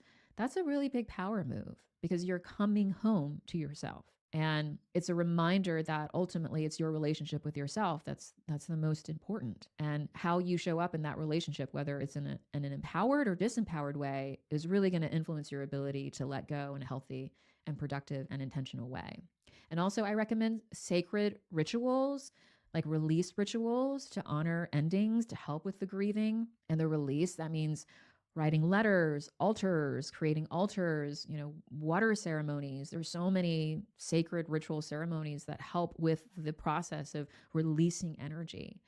Ultimately, when you engage in any of those practices with the intention and knowing that moving on is actually you moving towards something more aligned, which is toward your highest self, the energy of you letting go becomes really sacred. It becomes really beautiful and so healing. And that's why it is a liberation. So I want to really quickly talk about the quantum perspective of this, because I think this is a helpful perspective. If you continue to hold on, what happens is you're actually rooting yourself, you're anchoring yourself into a timeline that is no longer in resonance with your growth and your evolution. Again, loss is just an illusion of separation. You never lose anything. When you let go, there is nothing that's lost. You are already whole. You are an infinite and eternal being. You're not separate from anything, because the fundamental truth of reality is oneness, where everything is connected, everything is one. So when you're letting go, you are actually shifting into a freer and higher version of yourself, meaning a higher reality, a higher timeline. Because when we release something, we're actually not losing it, we're actually transmuting it into a new form. Because again, energy can neither be created nor destroyed. It just transforms. And so energetic connections don't just vanish, they evolve. And you have the power to control how that connection evolves, whether you remain tethered to it, whether it continues to pull your energy down, reinforce those wounded, limiting, self-abandoning perceptions and beliefs, or you can transform that energetic connection into something that reinforces your sovereignty and your embodiment of your highest self. And letting go also allows you to be available for the divine intelligence and orchestration that is happening for you. There is a divine intelligent orchestration that, if you allow yourself to flow with it, will always guide you, will always move you, nudge you toward knowing and embodying your highest self and your highest timeline. That divine intelligent orchestration is your highest self. It's your guides, it's your angels, it's your ancestors, and its source. It's the universe all working together to help you align and stay on your highest path. That's what people You call have God. to And you know what? I that you are actually have not this alone feeling, in and life. You're not alone in the the stupid universe. thing We're is, always being supported. says We're it's always with being her. guided. We are always loved. I've So, yeah. become so distinctly aware of that divine, intelligent orchestration, because my life in the past few months has become unrecognizable from what it was 6 months ago. And it's so intensely magical and so deeply illogical what's happening if you look at it through a 3D lens. But if you zoom out, I'm experiencing time in a completely nonlinear way. I'm no longer influenced by cause and effect. Like, the amount of synchronicities and experiences that I'm living they're just beyond, there's no words to describe them. And it's even been challenging for me, because I'm like, oh, I want to share this, but then I don't even know how, because there's so many. It literally happens every single day. I have pages and pages, because I haven't, it's called my evidence of magic journal. And I write all the magical shit that happens to me in this journal. And it's literally pages and pages and pages. It's an overwhelming amount of magic and support. And it's because I have let go of so much. in the past few months, I have let go of old identities. I have let go of old fears. I have let go of old wounds. I have let go of people. I have let go of emotions. I have let go. And in doing that, I have created so much space for my highest self, for the universe, for my guides, for all that divine orchestration to be seen, to make themselves known. And it's ongoing. You know, sometimes I'm like, is it ever gonna? Nope, it's just on and on and on. And what I'm experiencing is self-referential timeline corrections where my past is literally changed so that my present is anchored in my highest timeline. Where like physical things that are showing me how my past has changed, synchronized with very meaningful dates. I mean, the orchestration of it is beyond. You know, I think I probably will I write a understand book what she about it because says. it's so fantastical and extraordinary and out of this world. But what I've come to deeply understand is that nothing is random. Nothing in life is random. I've held a belief that nothing is a coincidence for many years, many years. But nothing is random is different because, yes, we all have free will. Yes, we are all in total control of our reality. But there is also a divine intelligence. There's a divine orchestration moving things around, making shit happen in the background. And the more that you make space for that because you are living in flow, meaning you are not resisting your connection, your highest path, because you're holding on to old identities, you're holding on to experiences and people and beliefs and perceptions that do not serve you, you are available for the magic. You're fully present in the flow. And you're going to start to see and experience and trust that magic and flow more deeply, because you're going to start to understand that is your own divinity and limitlessness being reflected back to you, and that magic and all of the illogical, like, I can't even write that, no one could write that type of experiences. Like, you get to experience your own existence as truly limitless because you're free to be limitless. You are a complete, divine, sovereign, multidimensional being that is bound to nothing, bound to no one. Now, that doesn't mean that nothing matters, that no one matters. It just means that the only thing that's keeping you stuck, keeping you feeling like you can't be happy or whole without a person, without that belief, without that thing, without that job, without that identity, is you. We can have healthy attachments, meaning we can have healthy relationships. But when we hand over our sovereignty to that relationship, whether that's a relationship with a person, a job, a place, whatever, we hand over our innate freedom and thus our power, our truth, our divinity. Letting go is not about forcing yourself to move on. It's about returning home to yourself. It's about freeing yourself. It's about recognizing that you were never incomplete to begin with. It's about you trusting that when you release something that no longer serves you, you're making space for something far greater than your human mind can currently comprehend. And that is when the magic happens, is when you truly surrender. So here is your action step for the week. This is a practice that's going to help you let go intentionally in a very self-empowering manner. And it's a very simple one, but it's a very powerful and effective one. I want you to write a liberation letter. I love this practice. I love a good letter. So it just means, grabbing a piece of paper. This is not an electronic letter. So grab a piece of paper or a notebook and write a letter of release to a person, to a situation, to a belief, to an identity, to whatever it is that you're holding on to, a habit, a job. But here's the key. Do not write that letter of release as your wounded self who's attached.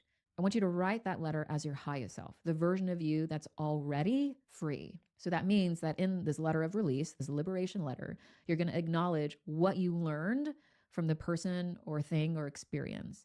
Thank it, acknowledge and appreciate what you learned, what it taught you, how they or it helped you to experience yourself in a more aligned way, how they've helped you evolve.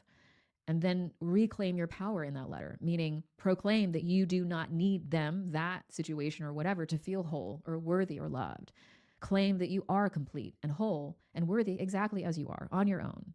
In the letter, proclaim that you love yourself, that you are loved, that you were always connected to love, and that you are never alone, and that you will always be connected to them. But now your connection is going to change so that you're no longer attached because you've reclaimed your sovereignty. And then I want you to end the letter with love. And that's when you release the connection to the universe to be transmuted into a higher purpose and set yourself free. So it's not just an emotional release letter. It's a very intentional liberation letter So when you're done, this is also key, read the letter out loud, okay? Because when you speak, you send a vibrational command through the resonance of your voice, through the resonance of your words to not only your subconscious, but to the universe. And that verbal proclamation also proclaims that you're no longer available for that old timeline, for that old connection that no longer serves you. And then lastly, burn the letter safely, right? In a safe manner.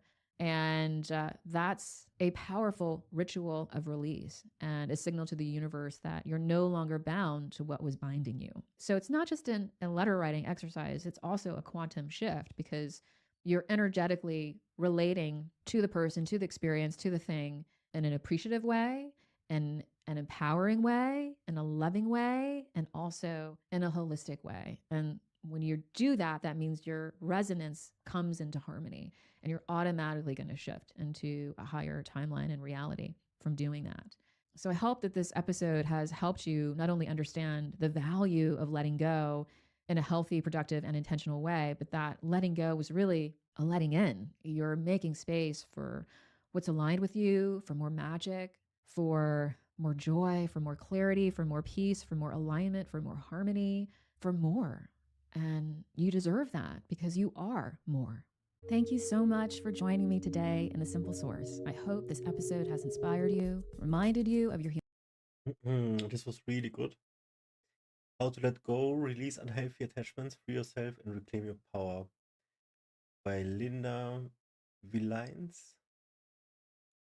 I forgot how she said her name. healing power and reawakened you to who your true and highest self Maybe she is. says. If the show has empowered and enlightened your self-love, growth, and healing journey, please share this episode, leave a positive review on Apple or Spotify, and subscribe to be reminded of new episodes. I am so grateful for your presence, and all of your comments and your support are seen and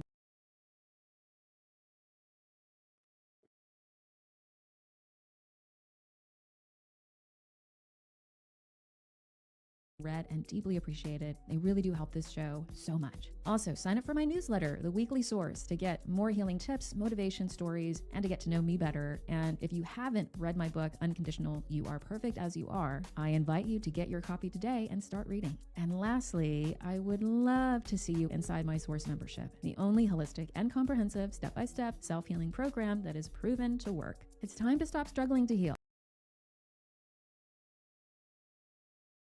Cool, she seems happy. Good for her, man. That is some tragedy she went through for sure.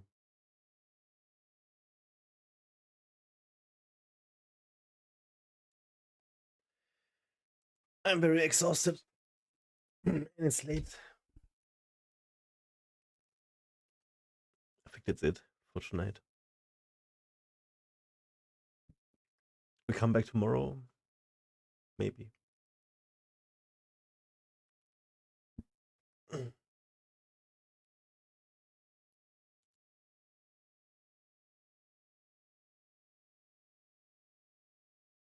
Thanks for hanging out, guys. Thank you.